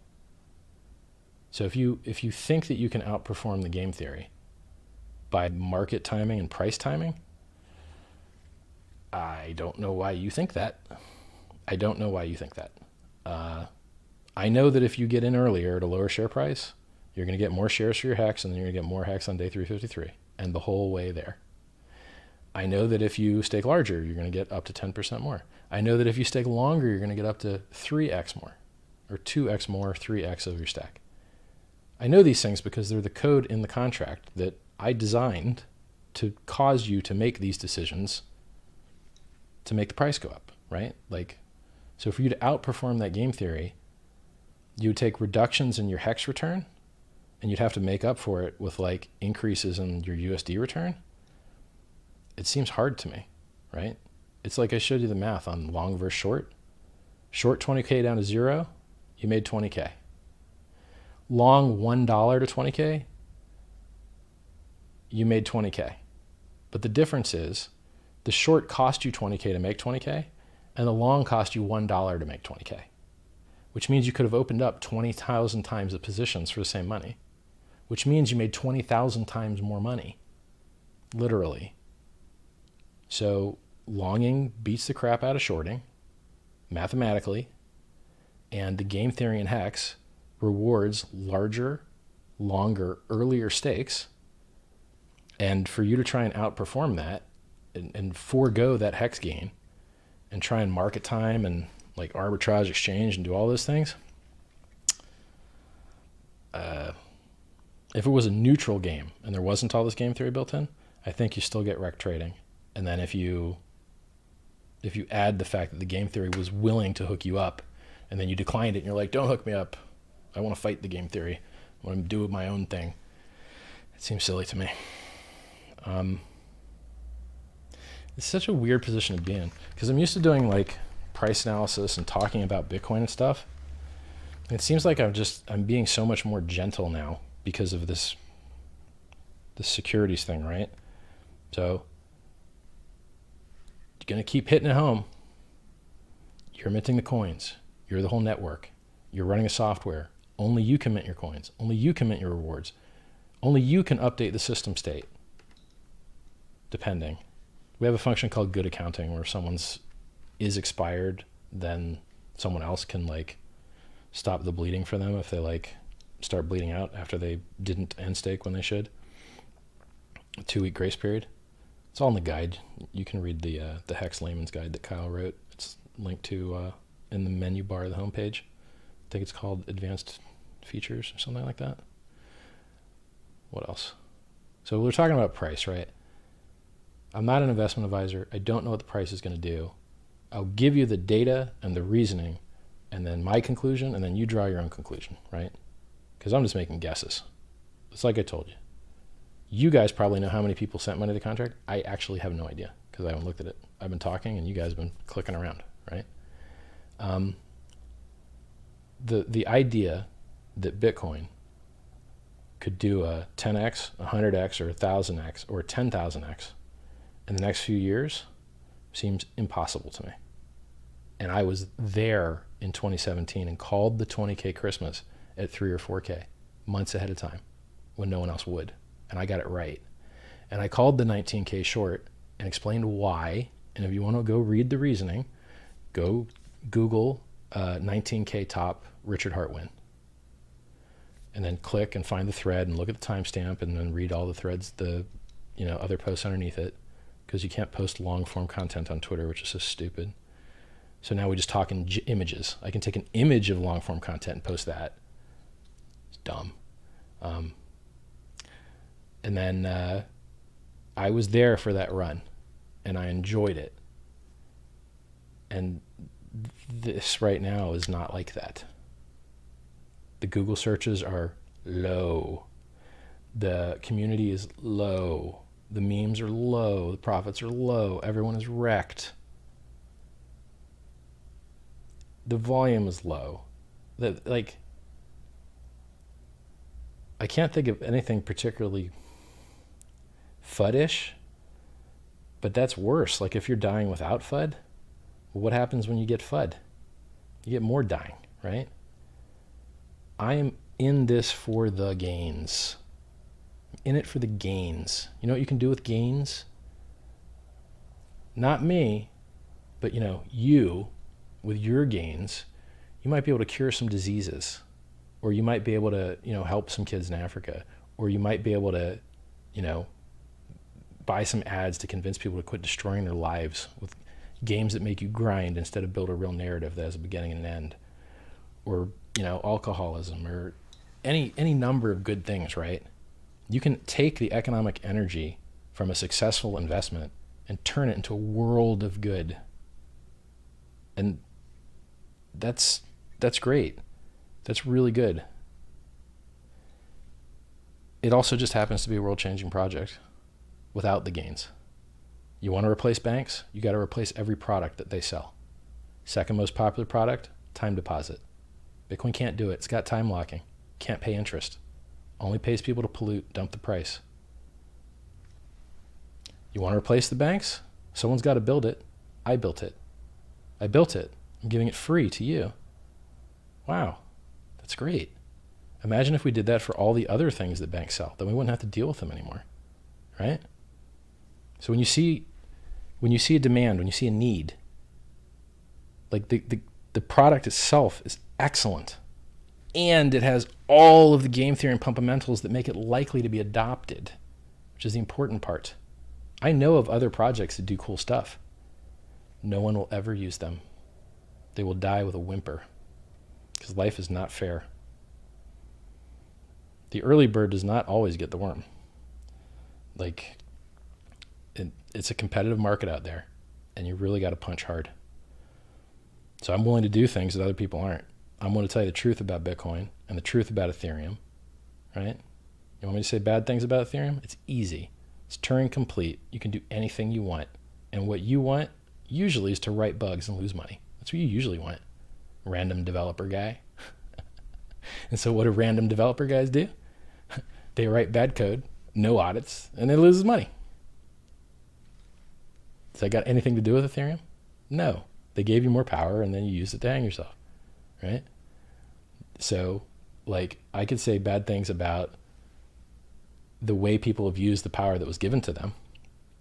The actual network itself is amazing. Oh, the parity multisig hack. Was it a hack? They didn't write the word private and declare the constructor function as private, so someone else came along and told the contract to kill itself, and the contract killed itself. What does that have to do with Ethereum? Nothing. They didn't write the word private when they should have. That's all, right? So, like, people have used Ethereum improperly, and then 5 of the top 11 cryptocurrencies in the world by market cap launched on or primarily use Ethereum. TRX, BNB, USDT, EOS, Ethereum itself, TRX. Those are all top 11 cryptocurrencies in the market cap, 5 of the top 11. What more do you want? They're all worth more than $1 billion. What more do you want? It obviously works very well. None of them had any problems. So, yeah, I mean, the best, other than to educate you and make you smarter and have a bonding kind of friendly experience with you guys, it's going to be so nice for me to be with people that believe what I believe, because I've been pushing and fighting and trying to educate so hard in the ecosystem that I kind of found myself in, the Bitcoin ecosystem. And damn it, some just giant portion of them will not listen. They won't listen. You'll show them evidence and data and align your goals and have everything like right there for them to just walk through the door and be like, oh, look, enlightenment. And they just can't shake free of it. This is how bad it is, right? This is how you know it's a them problem and not a Hex problem. Do you like privacy? Yes. Would you like your cryptocurrency transactions to be private? Yes. Does Bitcoin have that? No. Does Monero have that? Yes. Do you like Monero? I hate it. I hate it. I hate Monero so much.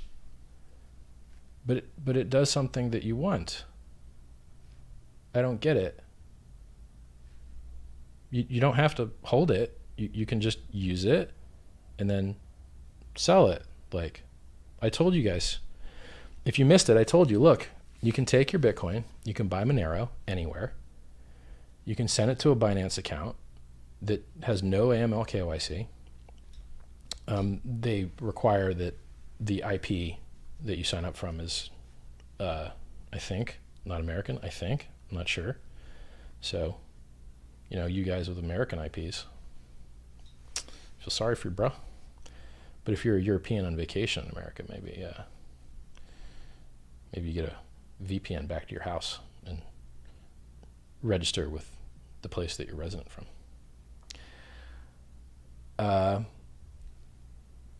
You buy Monero, you send it to Binance, you turn it into ETH. They don't know your IP. They don't know your name. They don't know where the coins came from. And you have new virgin Ethereum that you can send to the adoption amplifier and have totally anonymous hex. That's awesome. Now, if you wanted to do with that with Bitcoin, what would you do? Well, you'd fuck yourself is what you'd do, because it's not an option, right? Like, you have to go to something else that has a feature Bitcoin doesn't, period. If you want something good in your life, you're like, yes, I want anonymity. Okay, well, Bitcoin doesn't have that. All right, well, you have to use something else, right? Okay, I want to stake my coins and make more coins. I want to get paid the inflation.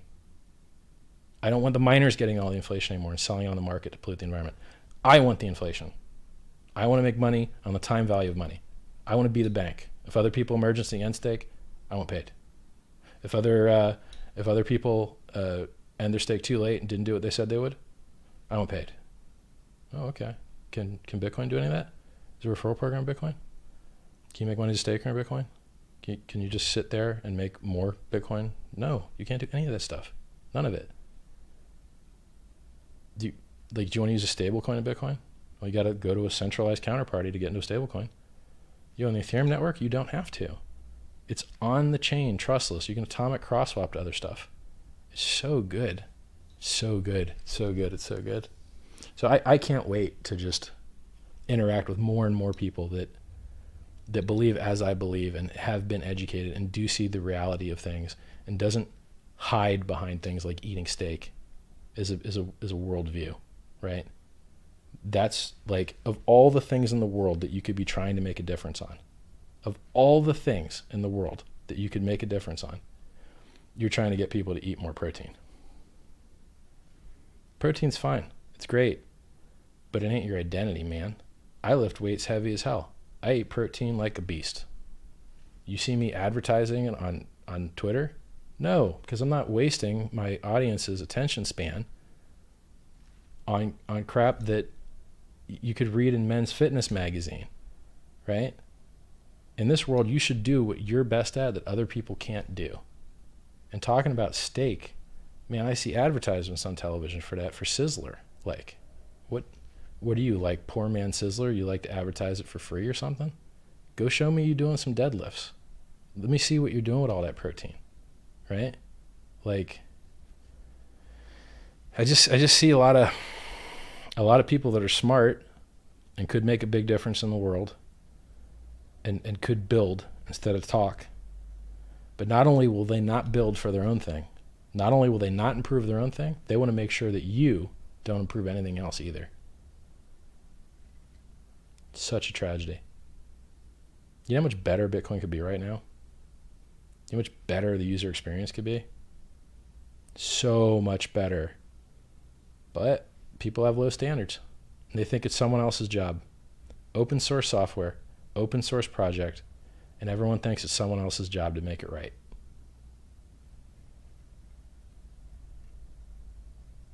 And how's it going to get better? You ready? I'm gonna do something that I've just decided this. Fuck it. Tonight I'm gonna be a little more spicy before I fall asleep. I'm just gonna tell you some things that are wrong with Bitcoin, even though tomorrow I'm gonna try to not do that shit because I don't know, man. I prefer the Bitcoin price to be high. I feel that it's good for everybody's price. If people are selling Bitcoin to get into Hex, well, isn't it better for everybody if they're able to sell it at a higher price, right? So is like speaking ill of Bitcoin what I want to do with my day? Not really. I don't really like it. If I want to say unique and important things that no one else is talking about, they end up being negative because you guys have beat the positive stuff to death already, and there's no extra good things to say positively. Right? It's been said to the point of silliness. It's overly positive, right? You do not have Google search volume. You do not have feature set increases. You do have inflation bugs. They do print as many free coins as they want. You do not have a bug bounty program. You do not have a good user experience. Like, you can't even. Let's talk about Blockstream. I know people that work at Blockstream. I like those people. They're smart, and I respect them. They've made some corporate decisions that don't make any sense to me. Bitcoin has one use case that's real and not speculative, and that's censorship resistance. The darknet needs something like Bitcoin, but really when people buy Bitcoin, they thought they were buying Monero. They thought they were getting all that anonymous stuff, right? But they didn't.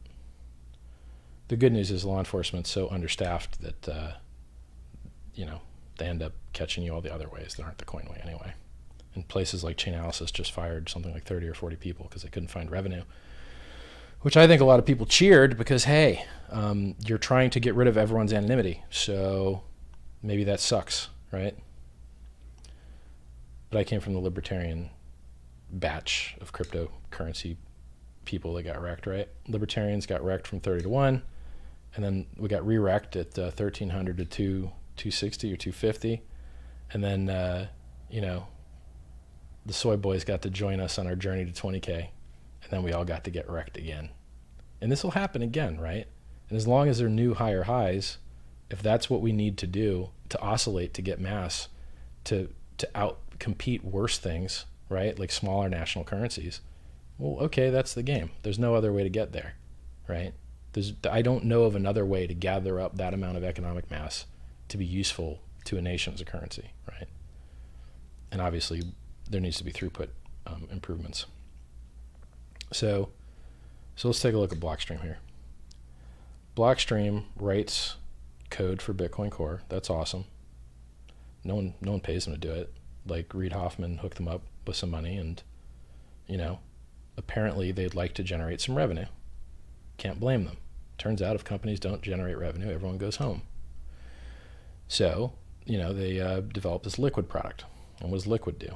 Well, Liquid is a hardware security module sidechain that's tied to Bitcoin, and allows you to transact quickly between exchanges and quickly between users and exchanges. All right, well, fine. It's not Bitcoin. Does it help the Bitcoin price go up? Probably not, because it reduces the float that you need to use Bitcoin. This is why the velocity of money reduces the value of money, because you don't need the money because you got in and out quick enough. But if you can't get in and out quick enough, then you're left with this float, and then that float is pseudo demand, and that demand drives up the price, right? Now, I would still say that the velocity of money helps the price in Bitcoin because the adoption is so low overall that fast transactions could be enough of a value add to onboard people. But I mean, really, is that what's happened? There's 800 retailers that accept it on the internet. That's less than 2017. You go to an ATM these days, they want your ID. Huh? What's this shit? The ATM doesn't want my ID. What's this shit? Doesn't make any sense, right? Some things are getting worse, not better. Hash rate to price performance. Hash rate's all-time highs. Price is 3 times less than all-time high. So what's that do to the price? They got to sell every single coin they get at market to not go out of business. They can't have the luxury of holding any. Well, how's that better? It's not better. It's worse, right? How about mining centralization in Bitcoin? You don't know any miners. You've never talked to one. Where are they? They're all in China. Is that good or bad? Well, do you... What do you think happens if the government over there is like, we don't like this thing, which they randomly do every 6 months just for fun? Ain't good, man. It ain't good. There's a lot of not good. ASIC resistance is better. Lower transaction fees is better. Higher throughput is better. Security audits are better. More researchers with larger budgets and more aggressive research that is more likely to get adopted and rolled in because it's a network that's more friendly to forking is better. Stable coins and distributed finance and keeping everything on the same chain is better. Having a track record of never having an inflation bug is better. Having 5 of the top 11 cryptocurrencies launch on you or primarily use you is better. How much more better do you want? Everything is better. accept liquidity, which you don't need. Do you need, like I keep saying liquidity. What are you going to do with liquidity? What are you going to do with it? You got to place a $100 million sell order to worry about your slippage? You can't wait a week to execute it over time? No, that doesn't matter to you. That doesn't matter to you. Liquidity doesn't matter to you, right? Okay, what about all these on-ramps I'm bragging about? You buy a lot of Bitcoin with cash lately? You like paying that 10% fee for that on-ramp for the ATM? No? Okay, you like getting a 1099 from Coinbase? And then the IRS knows exactly how much you got from Coinbase? And then getting subpoenaed, and anyone that did over $10,000 of trade in 17? They get like doxxed by Coinbase? Is that good? No. Well, all right. Do you like it when they decided that they would charge you on your forks? Was that cool? A lot of messed up stuff going on, man. If you have the opportunity to find a shining light and a beacon of hope and awesomeness and excellence and vitality and vibrance and just feels like buying Bitcoin at $1. If you have that opportunity, take it. Take it. Like, easy, no brainer. I've held Bitcoin for longer than you guys have heard about it. I know what it does. I know where it's going. Happy to switch. I'll check chat. So I was going to say about Blockstream is like they also have cloud mining now. So do you want your devs to sell you cloud mining and build the software and sell a competing product all under the same brand name? Like at least pretend that they're isolated, right? And then you got Samson Mao, who publicly wears a Bitcoin maximalist, toxic maximalist hat, and then privately invests $100,000 in ERC20 tokens, which you could see on the S1 form, or the S5 or S whatever form it was, that he and Jameson Lopp were both shown to be getting ERC20 tokens for some margin trading, ruin everyone's life bullshit in the States, right? Like bad knockoff of MEX, I think. Like, so much hypocrisy and stupidity and grossness in crypto. It's just crazy. Just be real. How you gonna wear a maximalist hat and put 100K on some ERC20? What? It's disgusting. Be real. I was real, and then I ate the flack for doing an ERC20 thing. He was fake and didn't eat the flack. Okay, man. Glad you guys are into that stuff. Oh, another funny thing. You want to know who's going to jail for trying to spread cryptocurrency in the world? Ethereum guy went to the, Republic of North Korea to spread cryptocurrency and its use. What is that you say? Skin in the game. Where's the last Bitcoin guy that went to jail for trying to spread Bitcoin? When Bitcoin needs somebody to go on stage and speak well of it publicly, I'm top 3 or 4 guy to do it, and I can focus on the good points. It's a lot easier to find bad points, truthfully. So I can focus on the good ones and be the cheerleader and hero and all that, but I'd be happy to not have to work that framing kind of thing and just have something that's just good stuff and then just talk the good stuff, right? So what's missing from Hex? We don't have anonymity. We don't have that. I think you might be able to get it through that tornado.cash thing. Maybe. I'm not sure. I haven't looked at it. What else? We don't have liquidity. We don't have retail adoption. We don't have ATMs. How much of those things do you use? You're not using the ATM. You don't like getting ripped off 10%. You don't care about the liquidity. What do you need? What was the other good thing it had? Or no, the anonymity. So the anonymity thing, once it's listed someplace that has access to Monero, you do the same thing I explained to you earlier. So you can use something else to get your anonymity. But the Tornado Cache might already do that.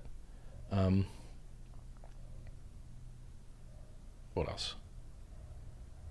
Yeah, this currency has everything. It's everything. And it's even better than I've explained it. Like if I was awake, this other stuff I'm sure I'm missing. All right, guys. I'm tired. I'm out of here. You know my opinion. It's going to be controversial. I'm going to get a lot of hate for it because no one else has the balls to straight tell you, look, I'm not a financial advisor. I don't know what the price is going to do, but I've studied the charts and I've given you the measurable reasons why I think things are likely to happen. They're fundamental from design perspective. They're marketing. They're, is there a referral program? Is there a Bitcoin advertisement on the cover of the piratebay.org today? No. But there is a hex advertisement on the cover of the piratebay.org today because it is designed better. It is designed better. Is that simple? It's a better design. It's built to outperform Ethereum and Bitcoin and all other cryptocurrencies. It is built to outperform them. It's built to be the highest appreciating asset that has ever existed in the history of man. That is its design intention. That is what the game theory revolves around. There's a lot of other extra awesome features in there, but the price performance is the most important one, I think. Security is the most important. Price performance is the second most important. Yeah. Sell your other coins. There's an exchange right here built into MetaMask. Hopefully they give good rates. I haven't looked. I just discovered it when you did here. Get rid of your other coins. Stop the bleeding. Cut the losses. Get out. Get Ethereum. Get into Hex. I think it'll be the best decision you made in your life. And I'm not saying that because I need the money. I'm not saying it because I want you to click pumpamentals.com, right? I'm telling it because I truly believe it. Now, could the price go high and then come down? Sure, that's humanity. I can't stop that, right? Being the first chart of future market supply, getting people to lock up. You can't sell when you're locked up. It's that easy. You want the price to go up? People need to buy and not sell. That's what makes the price go up. Oh, we got these features. Oh, does it make people press the green button or the red button? Miners press the red button. Miners press the red button. Miners do not press the green button. They press the red button. You can buy the coins from them directly. Call them. They'll sell you their coins. Try and sell them cash. They'll take it. Try and sell them coins. They won't buy them. They don't want your coins. They have their own coins. They only press the red button, right? Like, I would happily be all in Hex. Happily. Yeah. Now, how do I make sure that my speech doesn't violate something? I hate reiterating this over and over again, but it is important. Not a security. If you want a security, go to the stock market, right? This is not a security. This is you working. This is you choosing software and running it. And if you don't run it yourself, you are paying someone else to run your code for you, right? You get no promises of effort from me whatsoever. Don't have any expectation at all. Don't have any expectation of anyone else but yourself. You're the network. Price performance, I got no idea what it's going to do. I know what it was designed to do. Whether the design comes true or not, I have no idea. I can tell you Bitcoin was designed to replace a large chunk of the fiat currency in the world. And if you measure how much fiat currency there is in the world, and you measure how much it cost when it started, it was designed to do hundreds of millions of % return. And it's already done 2 million % return from a penny back in 2017. I'm sorry, 2 million X. That's 100 times larger than 2 million %, right? Well, golly gee, that's a lot. It's almost unbelievable. Yeah, it is almost unbelievable. I feel weird telling you numbers that are this large with so many zeros on them. It is totally unbelievable, but it's the reality. The chart does not lie. The trade history does not lie. This really happened. Bitcoin went from $0 to $20,000. Ethereum went from 15 cents to $1,500. These things really happen. And if you do similar and or better things than they do, it seems reasonable that you'd have similar or better price performance. I mean, who knows, right? I don't know. You don't know. There's only one way to find out. It's to try. We have to see what happens, right? There's no way to tell. Yeah, so not an investment advisor. I can tell you what I think sounds like a great idea.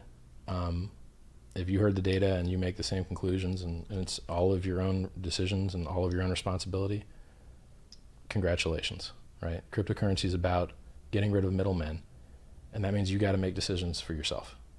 You got to protect your private keys, and you got to decide what a good project looks like, what a bad project looks like, and what a great project looks like. I've decided that Hex is a great project.